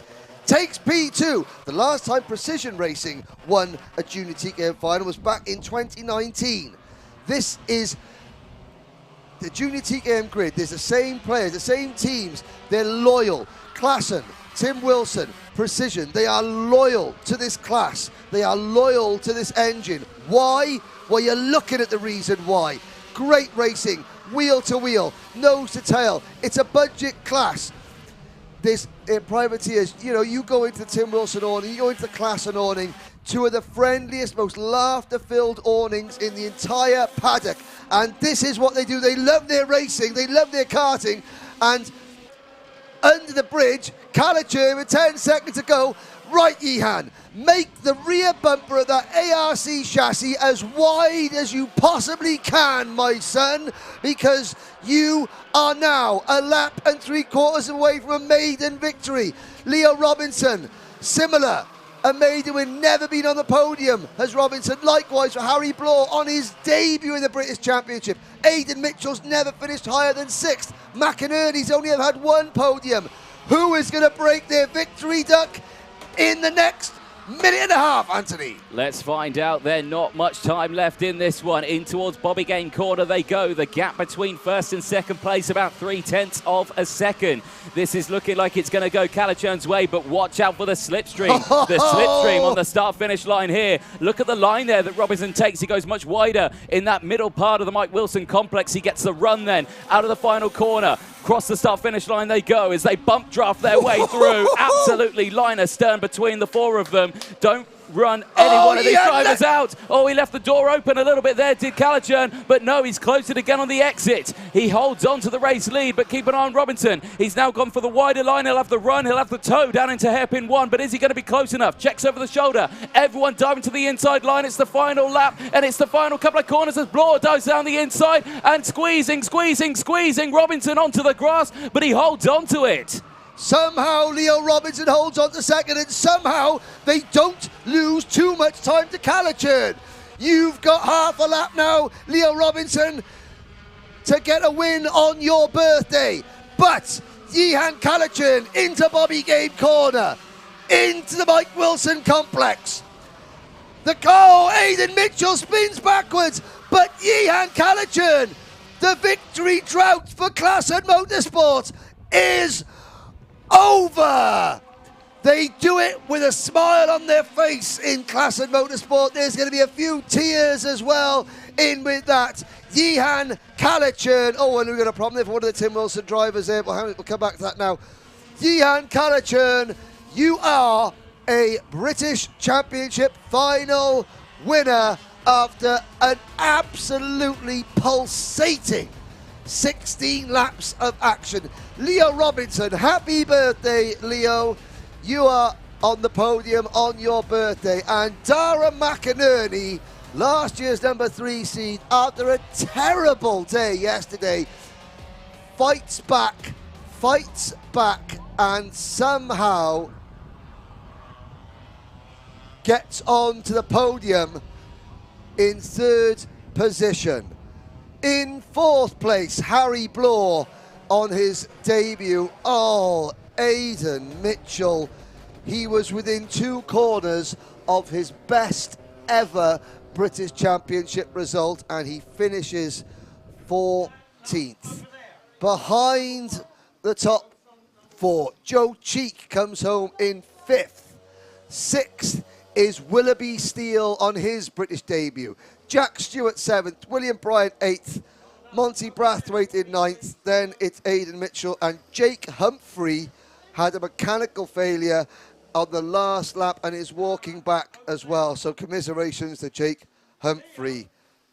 Joel Hull, Patrick Leaf also failing to see the checkered flag. Well, there is going to be some tears in the Klassen Motorsport awning out there. Let's have a little look back if we can. There he is, and there's Yihan. Let's have a look at this. But now, Aidan Mitchell coming. He's got Tara McInerney right behind him. He's got Harry right in front of him. Mitchell looks to the inside. We're not going to see that, but again, if it's a contentious issue, maybe it's best not to show that. We'll have the race directors, the stewards will be reviewing that. There on his birthday, there we go. He was out of contention at half distance, and Yihan Kalichern, well, what happened behind Yihan, he has no clue because he was front. He's just looking around. He's waiting for Anthony to come and give him his winner's interview. hopefully we'll have time for that. I know we're running a little bit behind schedule because of the false starts in Senior X30. But, hopefully we'll have time to hear from all three of the top three, Calichurn, Robinson, McInerney. Like I said, the last time that Classic Motorsport won a round of the British Championship was here back in 2020 with Rhys Lomax. On the same day, Louis Harvey won the British title for the team. And Anthony is speaking to Johan Calichurn now. Henry, yes, down here in Parc Ferme and here with our race winner, and well, for Classic Motorsport, I'm sure you're very pleased, but more for yourself, Johan Calichurn, what a result that is. Congratulations. Thank you. I mean, it was a very hard race, very close battle towards the end. Yeah. Let's go over those last few laps, because very tense moments you had all the way throughout. You had to fight to get that top spot, and I mean, very tough race, wasn't it? Yeah, I mean, there was a big pack towards the end. Had to defend as hard as possible. I mean, I think Harry Bloor got in front of me. I just quickly had to get back in front because I knew the time was ticking. Yeah. What does this victory mean for you and the team starting the season? I mean, it's very, I think, honestly, don't know. I think it's very good to start the season off. Yeah. I think you'll be celebrating with the class and team and your dad as well a bit later on. Yeah, I will. Yeah. Anyone you'd like to thank? Dave, Ashley, Class and Motorsport, ARC, Chassis, my mum and dad, and family and friends. Well, congratulations, well done, Johan Calichurn taking your first win? First win, yeah. Hey, congratulations, well done. We'll chat to you a little bit later on. Let's chat to second place, Leo Robinson, on, well, it's your birthday, this one. I would sing happy birthday, but I think we'll save everyone's ears. Well, mate, P2, you came through the field on that one. What a result. Yeah, it was a difficult race. Felt like I dropped off during the middle of the race with no one pushing me, but when they all started scrapping at the end, I managed to catch up, so yeah. It must be a nice feeling when you see a group of 4 karts battling away, you're there in 5th and you're just slowly reeling them in. What were you thinking at that point? I was just trying to think of when to make the moves and where to make sure that I didn't get undercutted or anything, so yeah.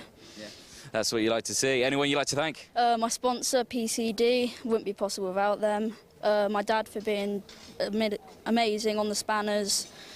My mum for the support, and family for the amazing support as well. Well, congratulations, Leo Robinson, on your birthday. P2, we'll see you on the podiums a little bit later on. Yes. Brilliant, thank you very much. Let's have Dara McInerney come in. Dara, come on over. Well, mate, P3 on that one. Tough old race as well. Any highlights you could take away from it? The whole thing. It was just intense. It was a hard race. We didn't exactly have the pace. We've been struggling with the kart whole day, and that was a miracle to make that work, to get a top 3. First round of the championship, like you say, even struggling with the kart, still coming away with the podium. Do you feel like this is a good stepping stone for the start of the season this year? Definitely. I think we can make it better throughout the year. Hopefully a win by the end of it. That's what we need. I mean, you were 3rd last year in the championship, and is the plan to go for that #1 plate? Definitely. That's what we need. Anyone you'd like to thank? My mum and my dad. Brilliant stuff. Well, Dara McInerney, congratulations. We'll see you on the podiums a bit later on. Thank you. Excellent stuff there from our junior TKM drivers. We'll take a short break. We'll be back with the last 2 finals coming up, but it's TKM Extreme who'll be coming up next.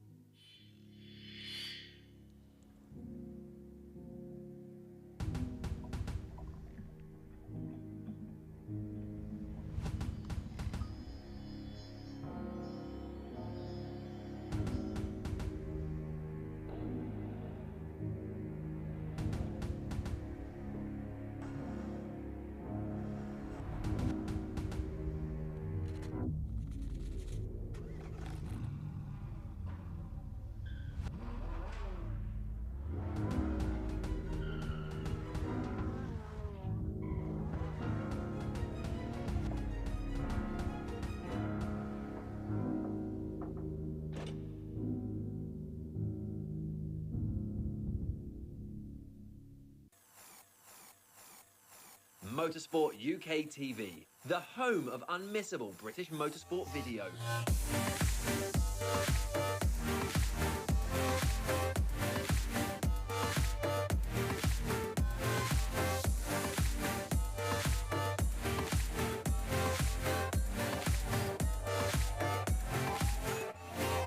Bringing you all the action from the British Championships. Taking you behind the scenes. Giving you top tips to succeed in every discipline. Showcasing the best equipment. And much, much more. Visit motorsportuk.tv today and make sure you never miss a moment.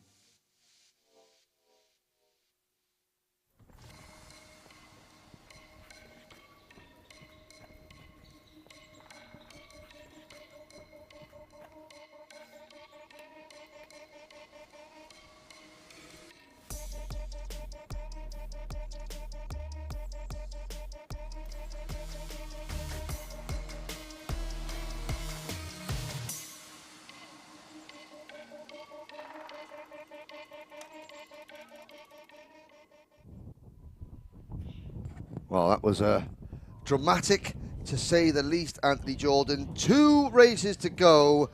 Welcome back.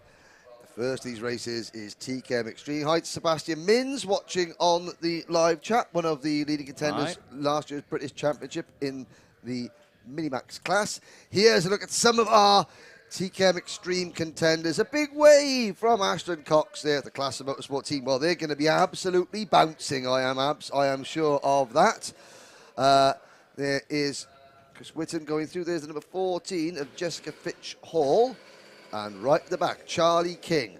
So, Charlie King, he had the yoke was stretched on the left front of his kart. He pitted, and that's why he thought he had a puncture, but it wasn't. There was a yoke had stretched. So, instead, there's Adam Sparrow. So, Charlie King and Adam Sparrow, 2 potentials. Newcomer of the championship, Andrew Platt.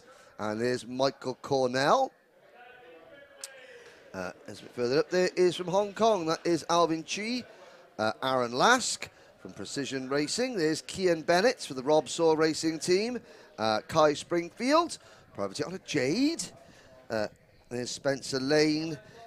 Sam Johns in number 2. And your pole sitter, Lee Whittingham.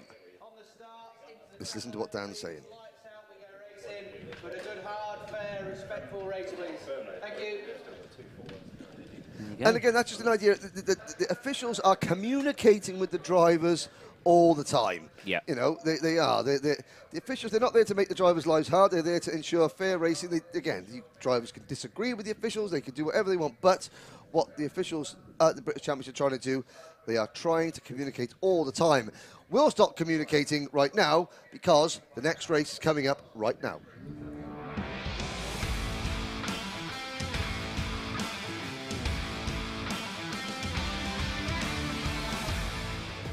Yes, indeed. It is TKM Extreme Race 25, and it is the final time. What can happen in this one? Lee Whittingham and Harvey Roth, they start on the front row. Sam Johns and Oliver Bowen, they go from row 2. Spencer Lane and Luke Jarman, they round out your top 6 on row number 3. Kai Springfield and Liv Jenkins are on row number 4 with Kian Bennett and Ashton Cox rounding out your top 10 ahead of Aaron Lask and former junior TKM British champion Alfie Garford. Alvin Chu and Chris Whitten go from the 7th row. Michael Cornell and Jessica Fitzhall round out the 8th row. Row 9 sees Andrew Platt and Charlie King. They go from that row, and finally Adam Sparrow rounds out the rest of the field. 19 drivers in this one. On that 10th row, 2 big names at the back of the field. Drama ensued in the pre-finals. Not to mention reigning and defending British champion Chris Whitten starting on row number 7. Yes, indeed. Yeah, lots happening in this one. So it's going to be a shake-up in this field. I suspect we could see drivers maybe come through the field, maybe some drivers going down. Who knows what's going to happen, especially this man here. Alfie Garford, again, a very quick driver who struggled in that pre-final, went down. Alfie Garford and Aaron Lask. Yes. Had discussion over the same piece of tarmac in the pre-final, and lo and behold, they find themselves starting alongside each other on the 6th row. Such is the way that karting is. Yes. Here we go, though, ladies and gentlemen. It's TKM Extreme, and it's a false start. Again, just as you egg them up to get going, they decide, no, we're going to send you around again. Man was into a bare rhythm, bruv. You were in the zone, mate. You were in the zone. And, right, well, we will try again. In this field, we have 3 current or former champions and 5 British Championship race final winners. There is the Wera Tools sponsored number 88 at Alfie Garford, part of the Motorbase British Touring Car Team's Young Driver Programme, which is sponsored by Wera Tool, thus the graphics kit. And there's Dan Ashton again, just telling the drivers. Now, of course, if you were listening to Gus Lawrence's interview, you will now know exactly what's expected of the drivers and what the ruling is coming out to the final corner. I think it was very eloquently explained by Gus Lawrence, I've got to say. Harvey Roth will try and outwit Lee Whittingham. Lee Whittingham in kart number 10, 3rd in this class in 2019, 8th in 2020, 10th last year. 2 second-place finishes, 1 third place. Has never won around the British Championship yet. Let's find out then. Into the tram line, second time of asking. Is it green? It is green, and in towards turn 1 they go. Good start from the outside road, good start from Roth. Sweeps across the front and a spin, and several cuts off into the barriers. 3 drivers off the track, and wow, that's the fastest part of the circuit. Was that Sam Johns or Oliver Bowen who got caught and hooked on that curb, spinning across the track?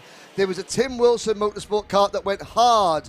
I think there's an RSR, Harvey Roth. Let's have a little look. Harvey Roth leads. Okay. Lee Whittingham is second. Kai Springfield is third.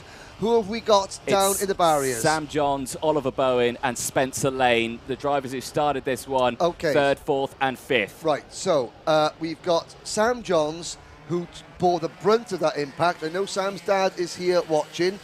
Sam's mum is probably watching at home. Sam is sat in the car. He's taken his helmet off.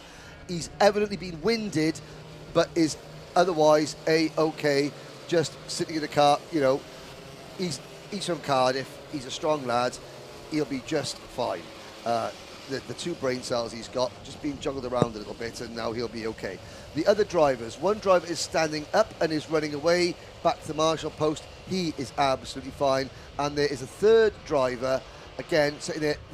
The marshalling team and the medical team are with all 3 drivers. So family members watching back home, we're not showing it on our screens, but obviously all the 3 drivers that had that heavy contact. I think it was, it looked like it was Bowen who got hooked at the start, and he just on over the curb, the cart spat round. I think Sam Johns was on his outside, and Sam Johns went almost like head on into those Reticel barriers there underneath the bridge. The marshal team quite rightly taking their time. There's 2 drivers still sat in their carts, Sam Johns and I believe Spencer Lane, who are, but again, no, it's not Spencer Lane, sorry, it's Oliver Bowen. So it's Oliver Bowen and Sam Johns sat in their cars. And red flags have come out. Okay, the red flags are, I'll stress once again, both drivers are communicating, they're chatting with the medical team, the marshals, but evidently, both have had their bell rung, shall we say. Yeah, never a nice moment to see an incident like this at the start of a race. Obviously, the medical teams and marshals, the finest in the land on the scene at turn number 1. It was the start of the TKM Extreme race final. Race 25 of the weekend has been red flagged if you have just joined us to an incident at turn number 1. Drivers will be coming to a stop on the start-finish line. I suspect we'll be taking a brief moment here just to collect information, so do stay with us, and we will be back with the racing in just a moment's time.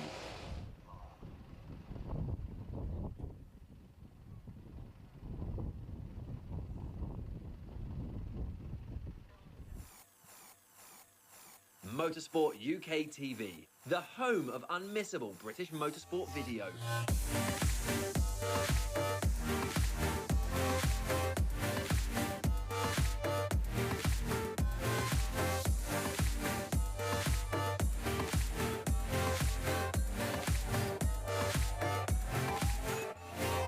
Bringing you all the action from the British Championships. Taking you behind the scenes. Giving you top tips to succeed in every discipline. Showcasing the best equipment. And much, much more. Visit motorsportuk.tv today and make sure you never miss a moment.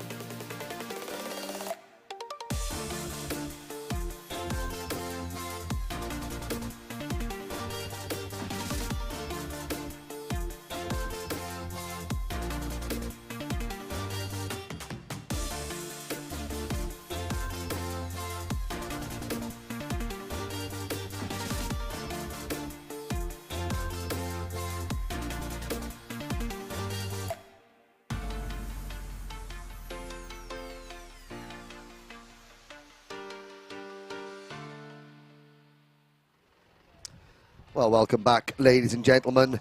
You are watching the TKM Extreme grid here at PF International on the start line after a red flag. Well, we're still under red flag conditions after a very nasty first corner incident between three of the drivers of the grid, Oliver Bowen, Spencer Lane and Sam Johns. I can tell you that Oliver Bowen and Spencer Lane have walked away and they're back in the paddock. They've got their carts with this. Sam Johns is up and out of his cart. Obviously, he went in straight on headfirst into the tyre barriers going under the bridge. So he's obviously jarred his back a little bit, and certainly he was certainly been winded. He was chatting away to the medical team here. His dad is out there with him now, and I think that he's walked into the ambulance purely as a precaution. And it was Oliver Bowen that started. Oliver ran onto the curb, that flicked the cart round backwards. Sam Johns was the next cart in line. Sam taking evasive action, and then that put him nose first into the barriers at full racing speed, with Aaron Ask right behind, piling into the carnage as it unfolded. Massive credit to the marshalling team here, the medical team here, and the teams that prepare the equipment. Sam Johns will be absolutely fine, but yeah, he has been he's walked into the ambulance purely as a precaution. They will check him over, and I'm watching. You'll see some of the carts coming onto the screen, coming back into view. The damaged vehicles. The first cart you can see is the number 2 kart of Sam Johnson. If you have a little look there at the right-hand side of the kart where that side pod is very badly damaged on that Talco chassis. The remaining runners, the remaining 18 drivers, will have a full restart. See them lining up in their original grid positions. It'll be Lee Whittingham and Harvey Roth on the front row of the grid. There'll be the drivers starting 3rd, 4th and 5th, Sam Johns, Oliver Bowen and Spencer Lane, will obviously not take the restart. So it'll be Luke Jarman moving up to the outside of row 2. Kai Springfield will move up to the inside of row 2. The remaining starting order will be Liv Jenkins, Kian Bennett, Ashton Cox, Aaron Lask, Alfie Garford, Alvin Chui, Chris Whitten, Michael Cornell, Jessica Fitch-Hall, Andrew Platt, Charlie King and Adam Sparrow. There is Harvey Roth, the 19-year-old West Sussex-based driver for the Tim Wilson Motorsport team. And Kai Springfield in the next to number 97 with a black crash helmet on. In the foreground, you can see the red crash helmet. That is the... Oh, is that? No, that's not one of the karts that was involved in that incident. Is it? Looks like an RSR kart. That would be Spencer Lane. That would be Luke Jarman, I believe. Now, there's Lee Whittingham there, centre, just the right of the screen. There's the drivers getting their instructions. Liv Jenkins sitting in the kart now.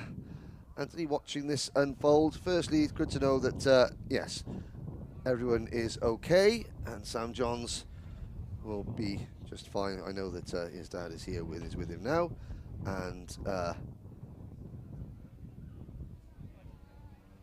so for Sam's family watching back home, he is absolutely okay.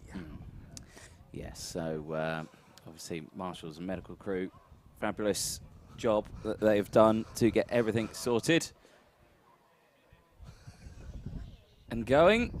So TKM Extreme about to get back underway. Engines fire up. Oh, even the pooches can't contain themselves. I can tell that's Chris. That's Chris's. That's Chris Baps about Britain because he loves a lab. No, kart's not getting firing. Started. It's one of the Tim Wilson. It's the number 25. It is Alvin. Alvin. Now it's going. Yeah, to get going, and then the rest of them get fired up as well.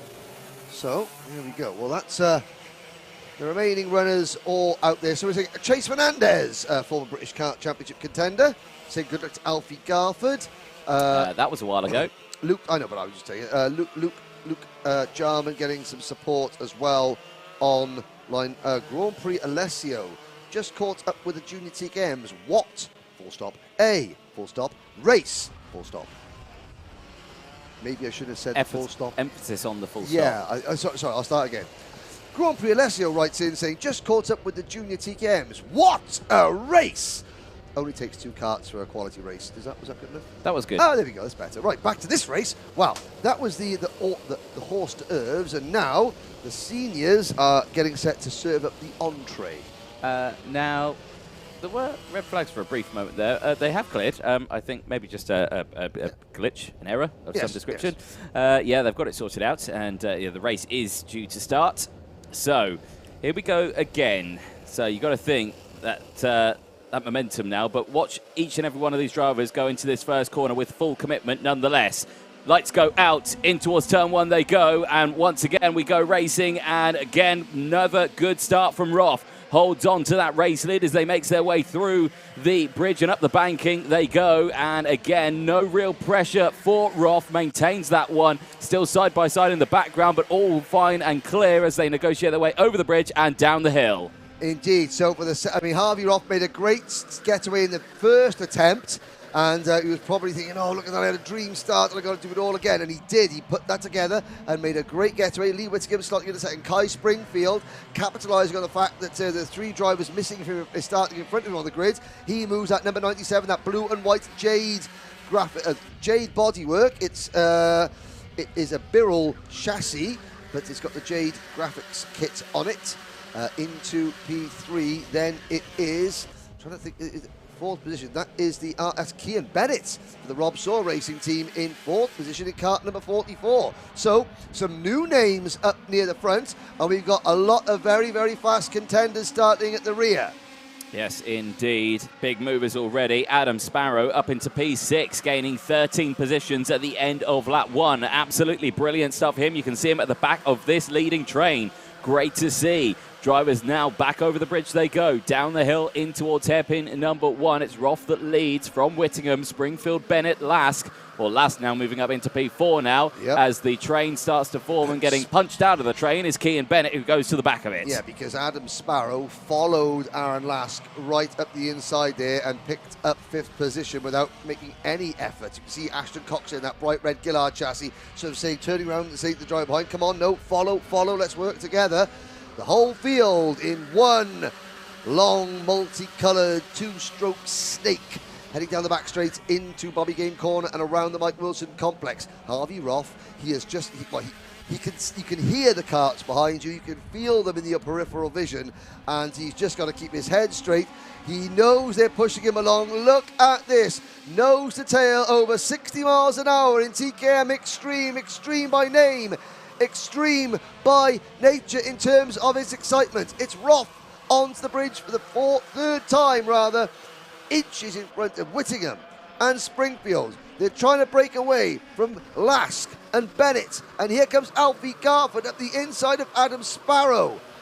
And Garford picks up a place, and now Lee Whittingham, the pole man, back to the inside, makes the move, put kart 10 into P1.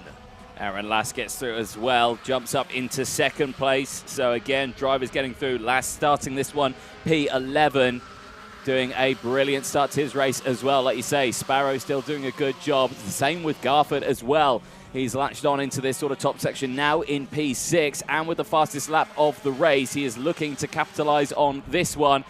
And once again, they go back across the line. Gap starting to form. Breakaway for the top 3 as they go across the line. Then it's back to 4th place, and then it's another group of 4 of them changing again as Lask dives to the inside, takes the lead of this race. But is he going to maintain it by the time they come across the bridge? Yes, he is. And down the hill. So Aaron Lask, again, in that number 3 plate kart for Precision Racing. Last time Precision won around the British Championship in TKM Extreme was Lewis Wadley all the way back in 2019. Rob Saw Racing, who were in 4th and 5th place with Bennett and Jarman. Their best ever result in the British Championship was a 2nd place last year, I think, at Rissington, possibly. Well, 11 minutes plus 1 lap to go. Yeah, Go on. it was with Aaron Lask. Was it? Aaron Lask has moved from Rob Saw Racing over to Precision this year. There is Garford in that number 88 kart. And how would you get into this competition? Well, first of all, Nabil Mabrook, I would go to the Motorsport UK website and look at where your nearest kart club is, where your nearest kart circuit is, and then go along to it. Go find out when your nearest kart circuit hosts their monthly club meetings. Go along, say hello, speak to the club that hosts it, and just ask questions. This is where I'm interested in getting into karting. What classes are popular here at the local circuit? Because it's important that you have someone to race against at your local track. And then get some guidance from someone at that club into buying yourself a second-hand go-kart and learning all about how to go racing. There we go. Yes, indeed. All the information is online. You can check it out. And yes, indeed, it would be great to have anyone along. If you are watching and interested in motorsport, come along to a race meeting, like you say, Henry, and chat. Everyone is friendly to talk. Motorsport UK always have representatives at Motorsport UK registered events as well.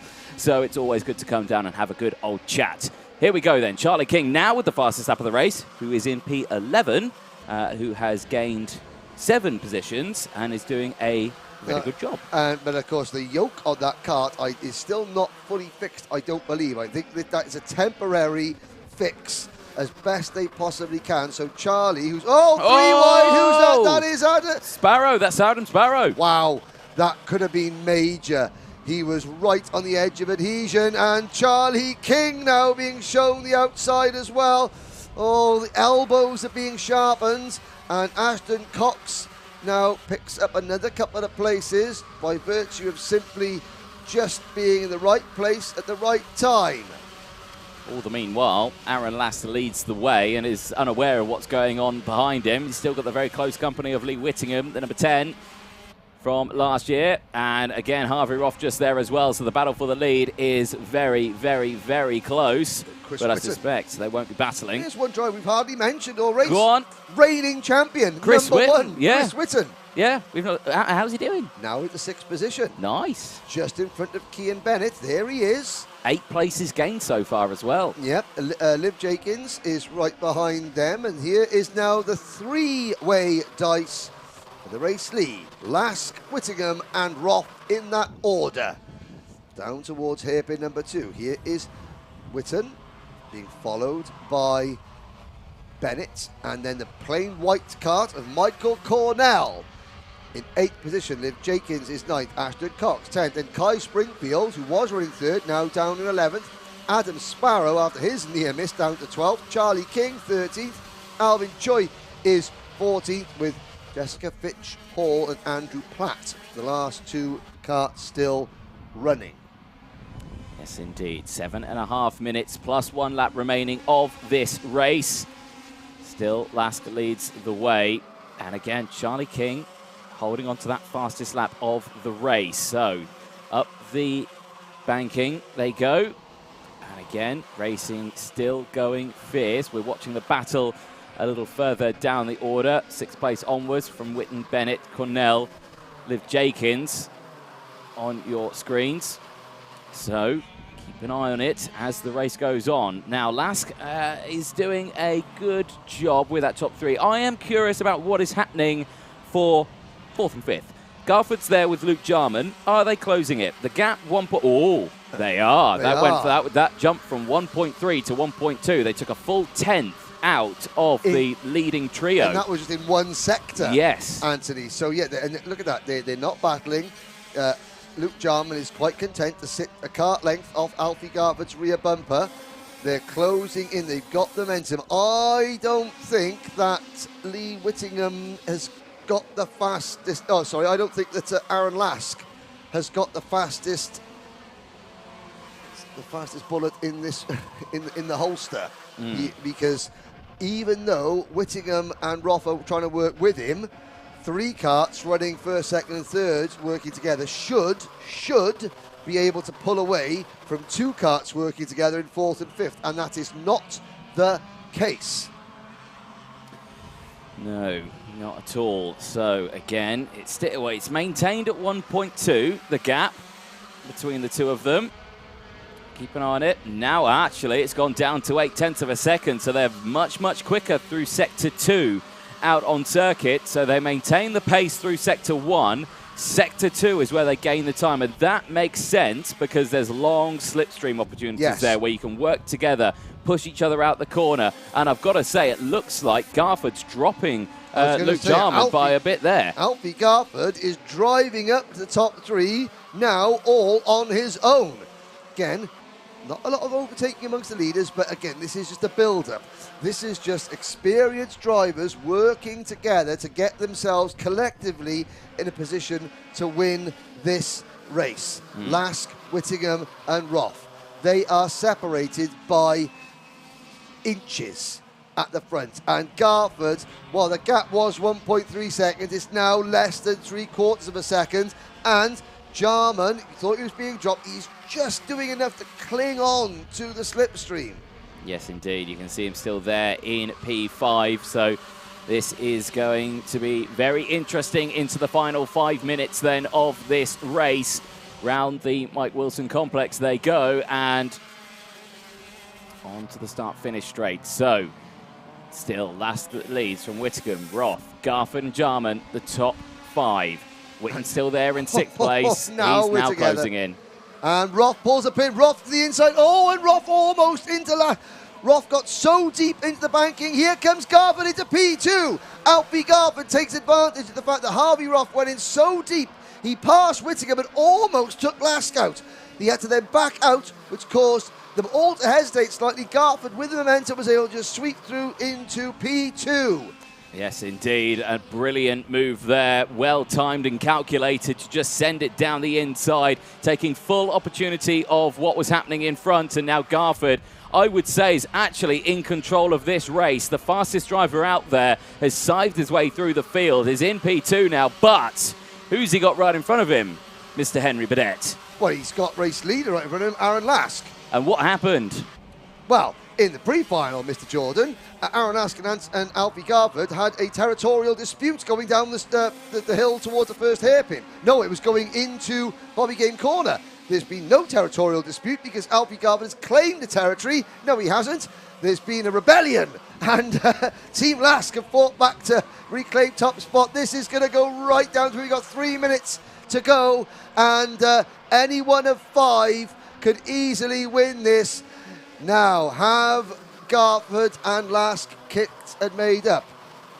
So, 3 minutes to go, and back down the inside. Here goes Garford, gets it done through hairpin number 2, but he's left the gap open on the exit, and now Lask is going to come back through. Remember, it was going into the next corner that these two came together, and is it going to happen again this time around? No, it's not. They're going to stay behind, but keep an eye just behind, because now Luke Jarman is coming into play, gets past Halvey Roth.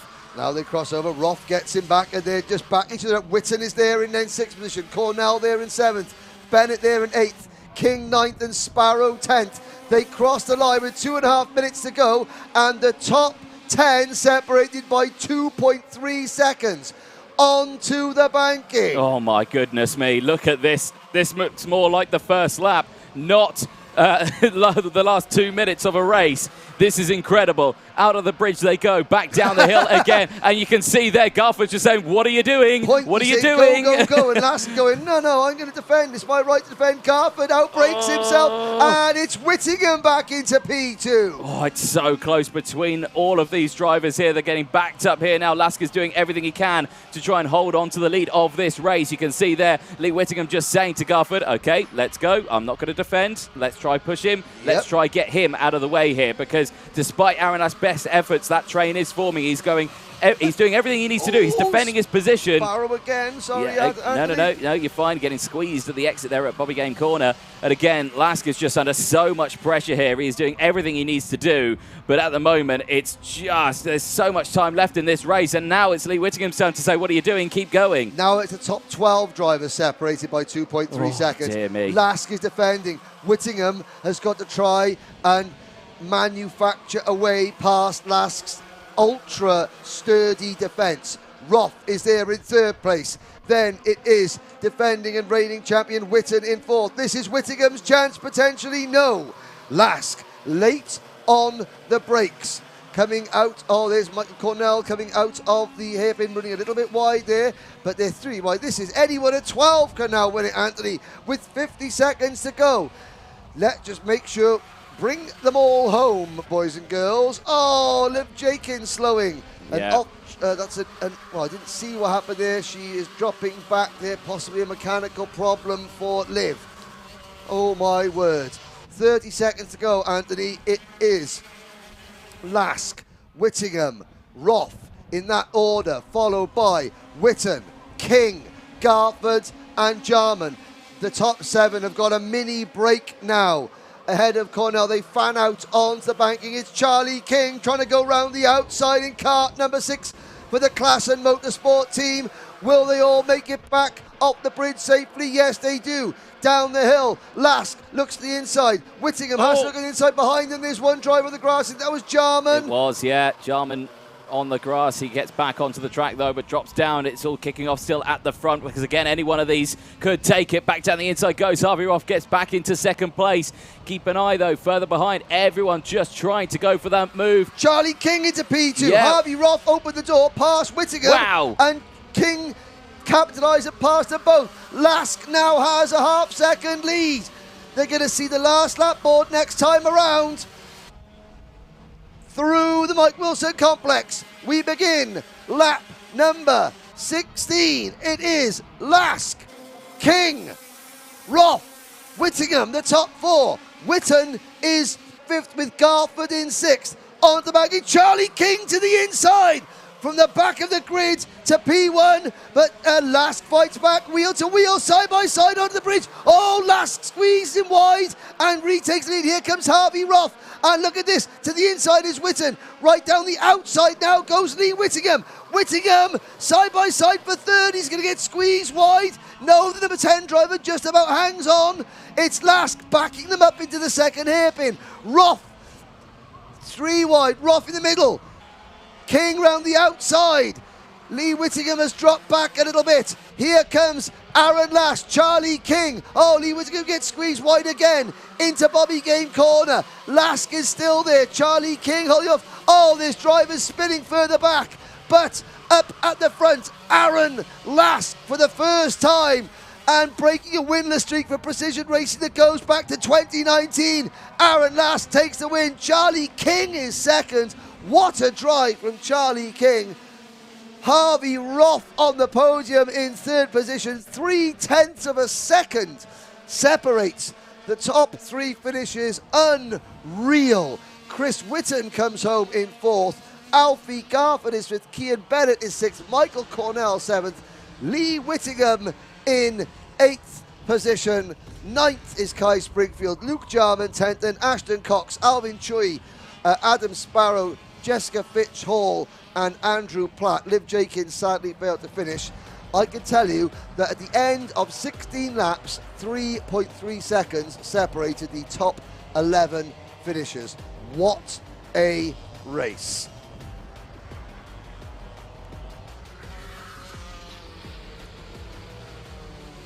There is a look at Aaron Lask. Well, it was not the best way to end the pre-final for Aaron. Here's Harvey Roth. He takes another podium finish. That would be his 4th British Championship podium. And there's some congratulations. Great sportsmanship there. Charlie King is up and out of his cart to congratulate Aaron Lask. Charlie King, well, with a sort of hastily repaired kart, the Classic Motorsport team taking a win in juniors and a second in the seniors. Tim Wilson Motorsport on the podium with Harvey Roth. There's Charlie King. That is Charlie's best ever British Championship result. He's had a trio of third place finishes and now he gets a second place to go with it. The next race is due to start, the last race today will due to start at 4:10. So there will be time for Anthony to get a word with what I'm sure will be a rather exhausted winner. So he's on his way down to the pit lane now. And the drivers, the spectators and the family members, the guests out watching a great afternoon's racing on thankfully the rain has stayed away and it's been a very pleasantly warm spring afternoon here in Lincolnshire. There are 1 or 2 drivers that are a little bit hot under the collar, has to be said. But Anthony will be speaking to 2 of the happiest people in the paddock, well, some of the happiest people in the paddock, Aaron Lask, Charlie King and Harvey Roth. Well, just because you haven't entered the British Championship yet, you still can enter the championship and join the fun. Who would want to be part of the TKM classes here in the Motorsport UK Vera Tours British Kart Championship when they provide action like that? And there's 1 race to go. It's Junior X30, but before we get to that event, we will speak to our winning driver, the newest winner of the British Championship paddock, Aaron Lask. Thank you very much, Henry. Yes, down in Parc Fermé with our race winner, and I've got to say, well, Aaron Lask, you made that kart look, well, about 5 times wider than it actually is in that final. Yeah, it was a bit of a struggle. It's hard to lead from the front here. They were catching, they were pushing. I didn't really have enough top speed, but as soon as I see a couple of minutes ago, I just thought I'd hop on the wire line, try and make it as wide as possible, and it worked. So. It's a solid race all the way throughout the field. It was a little bit scary at the start of the first start of that race, obviously with the red flag, but to come through, you know, nerves not becoming the better of you. Yeah, no, little bit worried at the end, and I was just trying to hold on. But me and Charlie got a bit close at the end. We went around the corner, and he was going to give up first, and I didn't. So happy days. It was about 12 of you between 2 seconds nearing the end of that race, so a lot of pressure on your shoulders. But you come away with a race win. Congratulations. Who would you like to thank? I'd just like to thank Precision Racing. Got the car absolutely mint. It was just rapid all weekend. Like from my dad, he didn't give up on me this whole time. He knew we were going to do it. We've had a pretty bad weekend, so to get there, it's pretty good. So yeah, and a big thank you to my sponsor as well, David Smiths. Well, brilliant stuff. We'll see you on the podium a little bit later on. Congratulations. Cheers. Excellent. Let's chat to our second place driver, Charlie King. Charlie, again, for Class of Motorsport, another podium for the team. And what a result for you. I think, is that your best result as well in the British? I think so, yeah. So I got 2 thirds last season, so yeah. So your first second. Congratulations. Thank you. Tough old race out there, and talk us through that one, because, well, like you were saying, 12 drivers all battling away. That looked way harder than it looked. Yeah, I mean, we come from the last row on the grid, and it wasn't that easy. We dropped back to dead last at one point, I think, because we got in some collisions, and then as soon as I started battling, I thought, just get my head down, keep going, and then saw the opportunity on the outside, going on top of the bridge.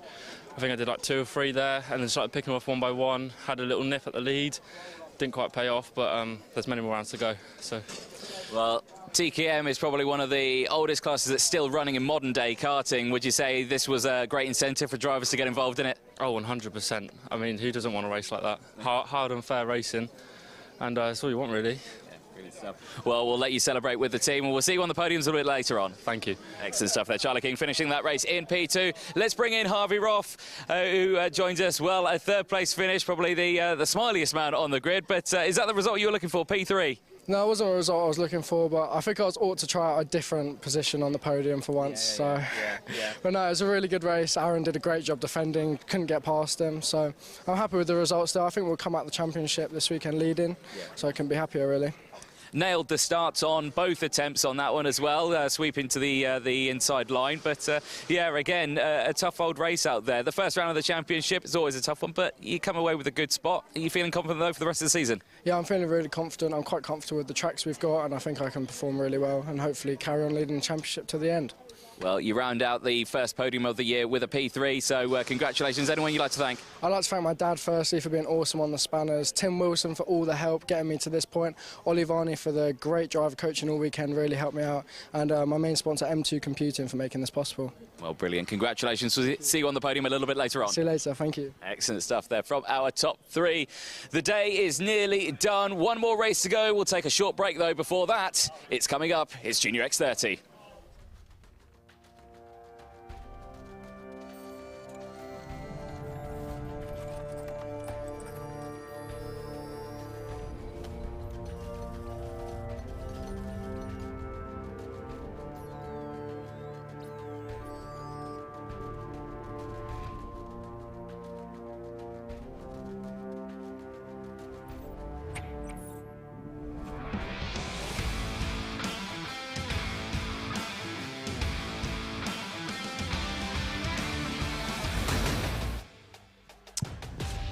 Yes, indeed, ladies and gentlemen. One race to go. The final race of the day here at PF International, the opening round of the 2023 Wera Tools Motorsport UK British Kart Championship. It is the biggest field of the day. It is Junior X30. Pole position, Macaulay Bishop for Dan Holland Racing, Fred Green for Jamie Green Racing on the outside of row number 1. Ewan Charman for Argenti Motorsport and Taylor Orridge for the Croc Promotion team on row 2. Kenzo Craigie for Argenti Motorsport and Lewis Bird for Croc Promotion start on row number 3. Zach Green and Harry Bartle are on row 4. Oliver Stilp and Harrison Mackey go from row number 5. Cian Geraghty and Lewis Islin share row number 6. On row 7 we have Thomas Min-Spearing and Riley Cranham with Rocco Shenton and Eden Spanswick on row number 8. David McIntyre and Hardy Mamasi share row number 9. The top 20 rounded up by Samuel Branston and Toby Gale. George Quartermain and Austin Gale share row 11, Ollie Rands and Joseph Smith on row number 12. Isaac Phelps and Jensen Graham start from row 13, Henry Carter and Flynn McDermott on row 14, Alexander Savinkov and Monde Junior Canini on row number 15. Row 16, Morgan Moore and Freddie Lloyd, Tristan Powell and Cathal Clark round out the starting lineup. Although I'm not sure if Cathal Clark has gone out. I think we might be down to 33 drivers. Lots of good luck messages from Macaulay Bishop, from Kitty, watching back home. She would be here, but the motorhome failed its MOT, I'm told, so she's stuck home watching the Alpha Live YouTube channel. But don't worry, Mason is busy mechanicking for Macaulay and making sure that Ian, Macaulay's dad, isn't getting up to any mischief. Macaulay, meanwhile, is doing the business out on track. 33 drivers, 15 minutes. This is the finale to the opening weekend of the British Karting Championship of 2023. It's Dan Holland Racing versus Jamie Green Racing on the front row of the grid. Lights are out. We're off and racing here at PF International into turn number 1. It's a great start for Macaulay Bishop. Now, hold your breath. 33 karts go under the bridge. 33 karts emerge, all facing the right way. It is Fred Green up in a second, and Ewan Charman. The Charmander has made an excellent start to maintain third. Oh, a couple of karts coming together. Rocco Shenton is amongst them. Hardy Massey for Evolve Motorsport, I think, might be one of the others. Just coming off the bridge there. They both dropped down towards the rear of the field. It wasn't Hardy Massey. It was one of the other Evolve Motorsport karts. Oh, actually, it possibly was Hardy Massey.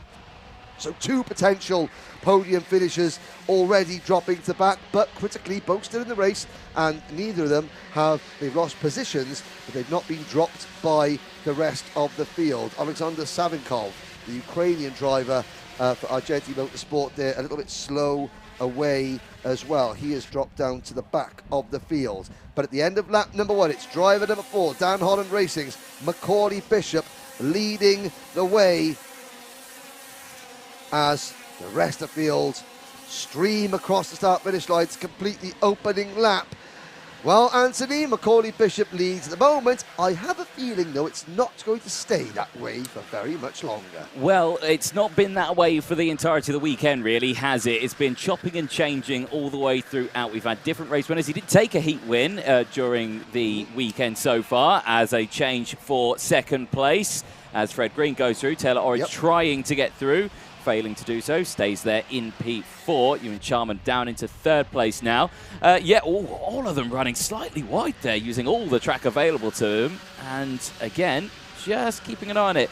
Now, the gap is 0.2 of a second. If nothing happens, once again, and they start working together, that gap will 100% close down, as Riley Cranham, the number 18, receiving a 5-second time penalty so early on in the race. I suspect start infringement.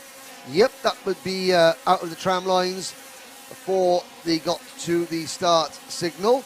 But Bishop, Green, then the first the Argenti karts, Charman. Oh, there's a move. Fred Green surprising Macaulay Bishop. He didn't want to hang about. He made his move at a place where perhaps Macaulay Bishop wasn't expecting it. And now Macaulay Bishop has been shuffled back, not to second, not to third, not to fourth, but all the way back to 5th position.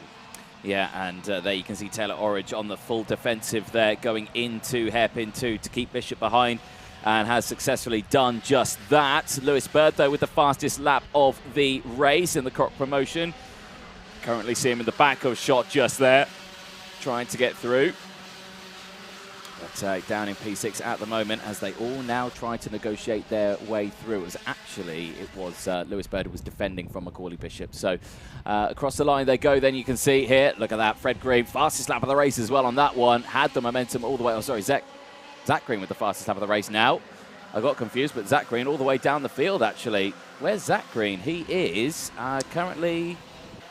Oh, no, it's Freddie Lloyd now with the fastest lap of the race. So 3 different fastest laps on that one lap, and a change for the lead. Speaking of different, Anthony, we've now got a different kart leading this train as Charman goes past Green with Orridge in third.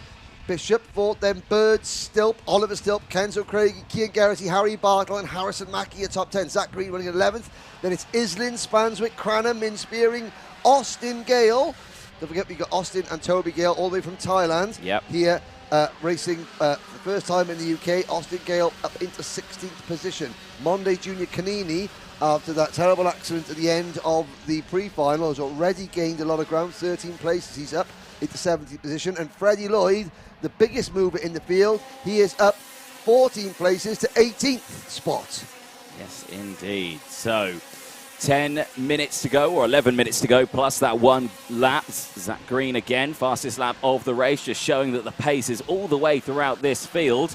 Over the bridge they go, down the hill, and again, are we going to see any lunges down in towards hairpin number 1 this time? Yes, we are, from Taylor Orridge, and immediately following is Macaulay Bishop, eyeing an opportunity to gain a position, and he does so. Fred Green now down into P4, and Bishop down the inside at hairpin 2 goes podding side by side with Orridge. Orridge checks over the shoulder, and Bishop gains the corner, and Fred Green follows, chopping and changing all the way throughout. Now the rest of the field is closed in once again. Look at that trio of mad karts.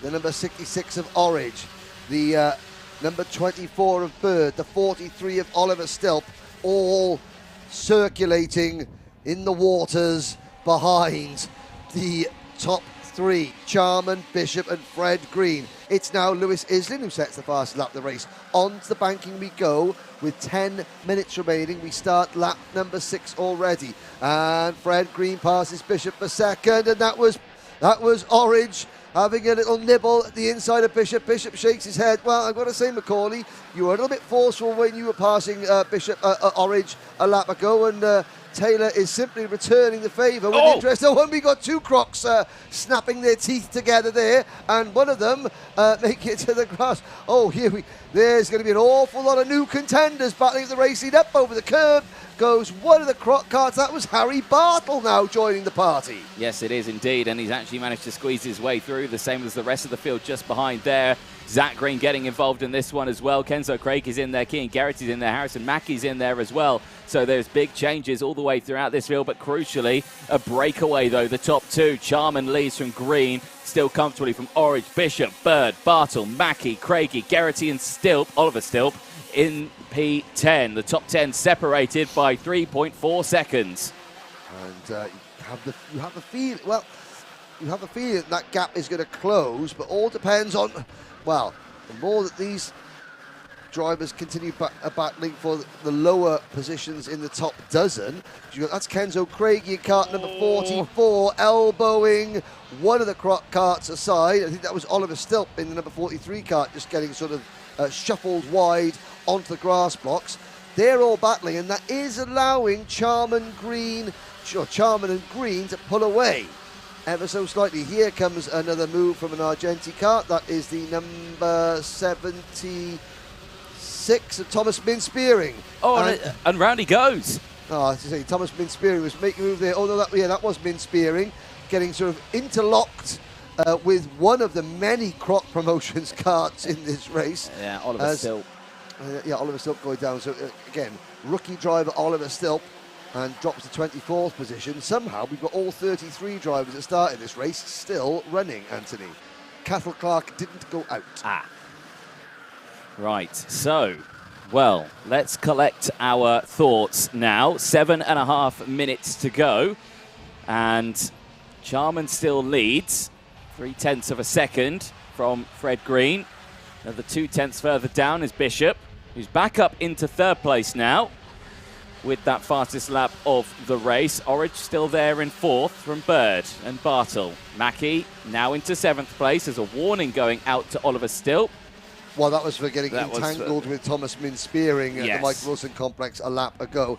Here we go, side by side, just in front of this group. Was that... that looked like Fred Green trying to go for the move there for the race lead. It was. And now Fred Green does make the move. And look at Bishop trying to tuck into 2nd place to capitalise on Fred Green. Does the work, opens the door. Macaulay Bishop nips through like an uninvited guest at the house party. Yes, indeed. Gets it done. Now checks over the shoulder just to make sure. Dives to the inside straight away, using that momentum.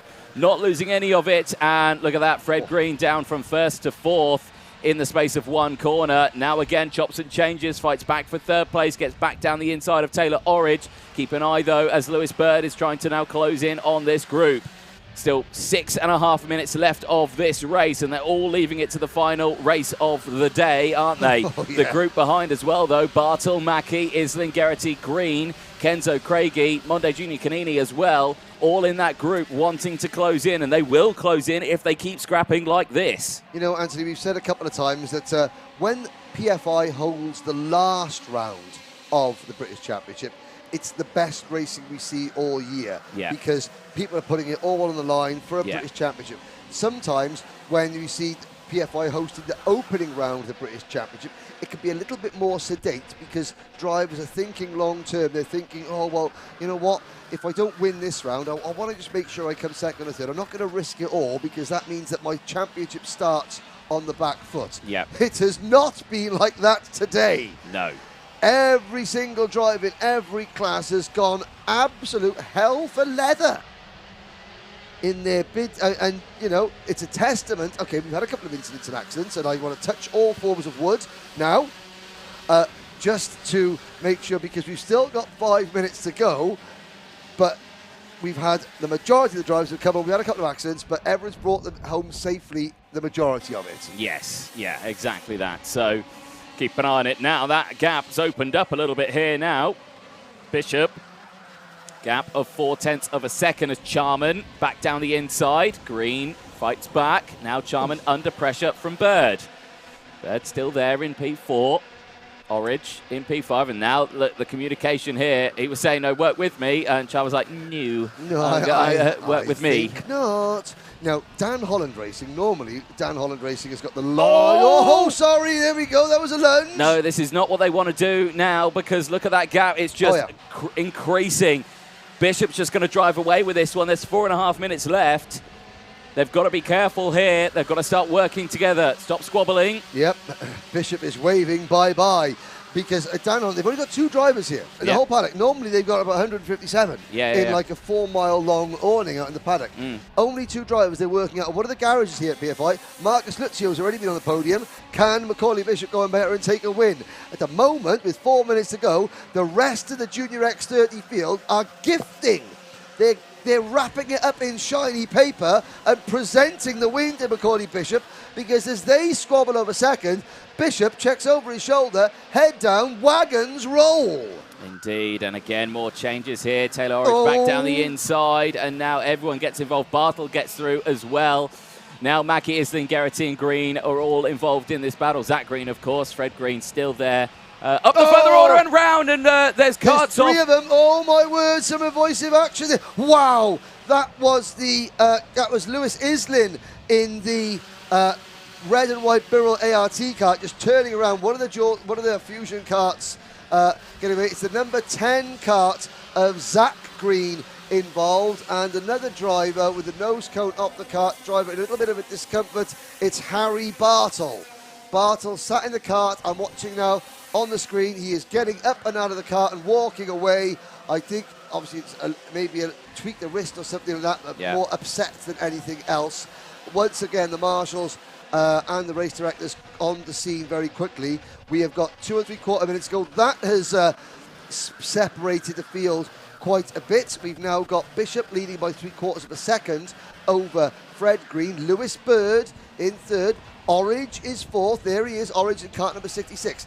Now we've got Ewan Charman in 5th. Harrison Mackie is 6th. Cian Geraghty for the MDL Motorsport team is in 7th. Then, from the back of the grid, Mondi Junior Canini up into 8th place. Kenzo Craigie is 9th. And Riley Cranham rounding out the top 10. Jensen Graham, Austin Gale, Freddie Lloyd, Hardy Mamassi and Joseph Smith are next. Still big movers as well, further down as well, as including those. Morgan Moore's up 13 places into P18. Tristan Powell also up into P23rd. And that was Lewis Bird passing Fred Green for second place. Fred Green fights back though. Sorry, Henry, and nearly collecting each other on the bridge. And look, checks over the shoulder, be like, "What are you doing? Let's not do that again. Let's work together now." I mean, every driver, once they made the move, then they want to work together. Yeah. They're not quite as happy working together when they're the driver you're behind, following. Strange, that. Funny that, yeah. Yeah, almost the teenagers for you. Oh, dear. Always contrary. And Macaulay Bishop, meanwhile, there's a great move again from Fred. Well, the chance for the win, I think, is gone. We've got still a minute to go. Bishop is away and cruising. Orange has timed it really well into second place. The fight is now on for that final podium position. Jamie Green Racing have already had one podium with Will Green in Water Swift. Now they're looking for their second podium with Fred Green in Junior X30. Yes, indeed. So, like we're saying, we see this so often, and again as those two scrap away for third place, it's bringing everyone back into it. Ewan Charman's coming back into the play now as he goes down the inside. There's Mackie, though. Contact between the two of them, and Charman goes wide. Mackie goes through at hairpin 1. Well, Harrison Mackie, he's got his older brother Lewis mechanicking for him in the Fusion Motorsport team. I asked Lewis to break. He goes, "Is he listening to you?" And Lewis looked at me and goes, "Sometimes." Not quite sure that was part of the plan. He's gained the position at the moment, but he's now got a very riled up Lewis Bird, Cian Geraghty and Ewan Charman right behind him as Harrison Mackie moves into P4. Cranham 8th, Canini 9th, Kenzo Craigie rounding out the top 10 as we cross the line now. Orange 1.08 seconds as the clock, Anthony, strikes 0. Yes, it has. So that gap now has actually come down. Taylor Orridge has closed it by a whisker.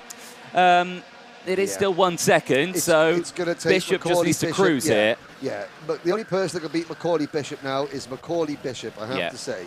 Because if Macaulay checks over his shoulder, he will see that he doesn't need to defend.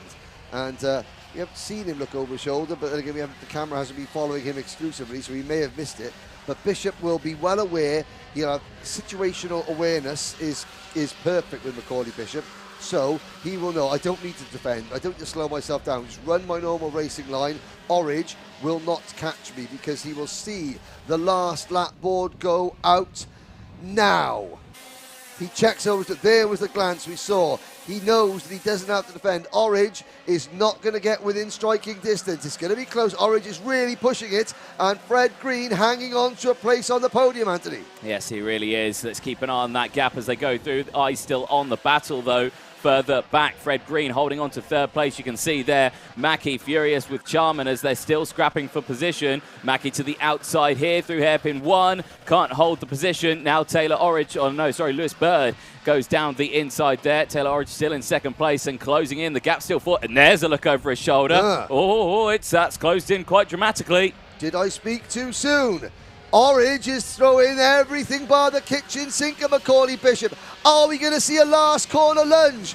Is Orange close enough? The answer is no, not quite close enough. Macaulay Bishop for Dan Holland Racing comes out of the final corner and takes the win in Junior X30. Taylor Orange a fine second place, and it's yet another podium for Fred Green and the Jamie Green Racing team. This has been their best ever day in the British Championship, and I think Uncle Tyrone, one of the Uncle Tyrone clan, Henry Gregory, as we do a bit of driver coaching in there for them as well.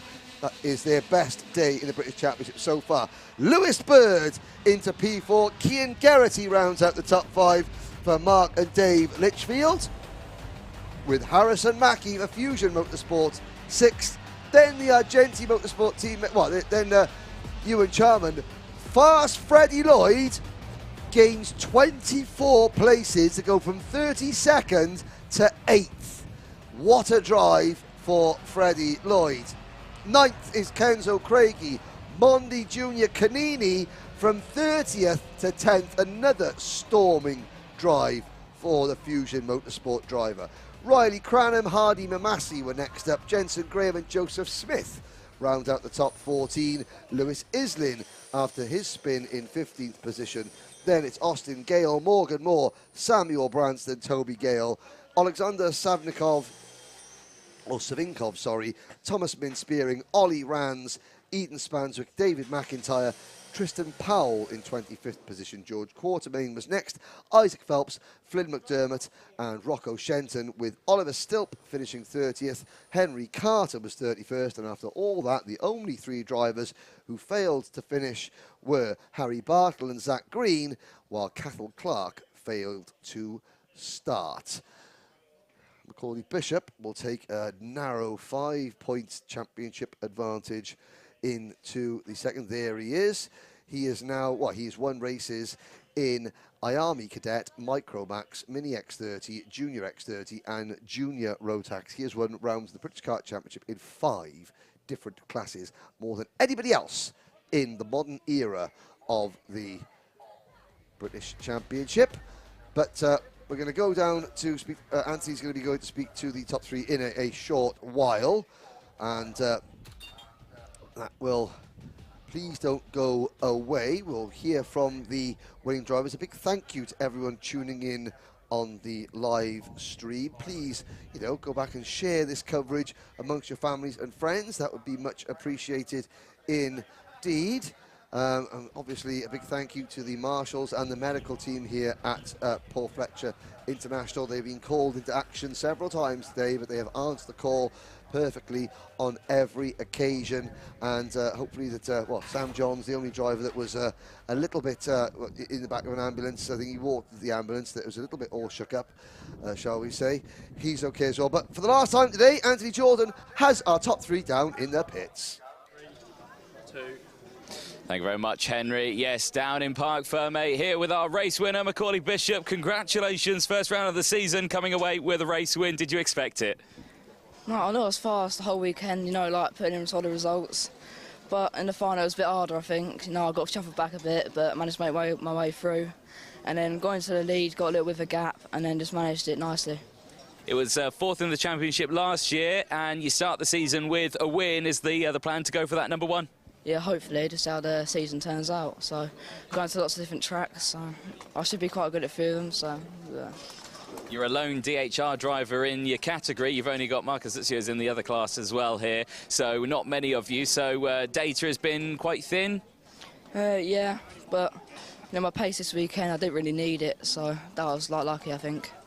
Anyone you'd like to thank? Yeah, I'd like to thank my dad for mechanicking, Grass for the power, and Daryl for the setups. Well, brilliant. Congratulations, Macaulay Bishop. We'll see you on the podium a little bit later on. Thank you. Excellent stuff there. Let's bring in our second place driver, Taylor Orridge. Well, I'm sure there are many of your fans at home watching this one and thinking congratulations to you. P2 on that one, a solid result. Yeah, it was good. There was just a lot of hacking at the start. Obviously, Macaulay got a big gap, and then when we got through the hack, we just started getting those consistent laps in to try break away. Well, I mean, again, a tough race all the way throughout. There was battles that actually kicked off quite a lot in the middle as well of that race, as well as the end. Can you talk us through some of the best bits? Yeah, well, I thought everyone was going to start working together, but then there was just loads of jostling. Everyone wanted to go first, and then, well, Macaulay just got a big gap, and he played his cards right. He got the move done well, and he just got that gap. When you see a gap like that opening up for the race lead, does it get a bit frustrating wanting to get to the front, and that's where the time really gets lost instead of working together? Yeah, well, I was just being really calm about it. I didn't really want to shaft anyone and just started pushing with everyone, but then everyone just started battling, so I thought I just had to get to the front, and then that's when I got my gap. Well, it's still a solid result with P2. Anyone you'd like to thank? Of course, Garage for the motors, everyone in Croc who just helped me over the weekend, and that's about it. Solid result. We'll see you on the podium, P2, there for Taylor Orridge. Let's bring in Fred Green. Come on over, Fred. Well, again, we saw Will on the podium earlier on today, now yourself. It's been a solid weekend for the Jamie Green team. Yeah, it's been pretty good. First few podiums for the team, so that's always a bonus, but could have been better in both classes, I think. Had the pace to, but not quite good enough in the final. Still a solid way to start the season, coming away with a podium on the first round. Is that a nice incentive for the rest of the season? Yeah, definitely. I think we have pace around every track, so I think we're just getting started, really. Yeah. Of course, next round's coming up in a few weeks' time, and is it a track that you're looking forward to? Is it GYG? I believe so. Yeah, it should be good around there. I think we'll be all right around everywhere, really. Yeah.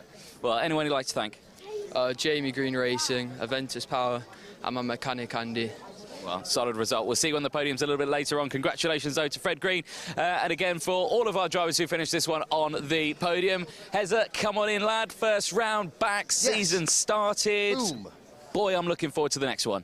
You know, what a great way to start proceedings. Again, a little bit of uncertainty over some of the new classes. I've got to say that Water Swift, for those that doubted the Water Swift class, those doubts can be put to bed because the racing was excellent. Lots of different teams in action, lots of different chassis, lots of different engine tuners. It's not just a two-team battle. We saw some great racing today. We saw Oliver Rowland Motorsport. They've broken their victory drought. We saw Classer Motorsport. They've taken a win. We saw Jamie Green Racing ascend to main contenders in the British Championship after several years of being nearly there but not quite.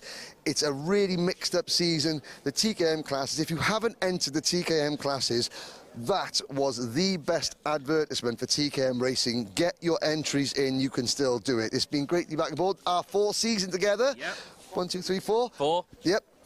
A lot of racing to go. Can't wait to, you know, be part of it all. We've got a couple of guest commentators this year as well to spice things up because, you know, variety is the spice of life and all that. But yeah, great way to start the Vera Tools Motorsport UK 2023 British Championship season. It is indeed, and we are back in 2 weeks' time. You can catch us at Kimbolton for KZ2. And other classes, not just KZ2. I believe it's just KZ2. Really? Just KZ2? I think so. Lovely. Hope there's lots of them. Ooh, indeed. Marvellous. See you there. Bye.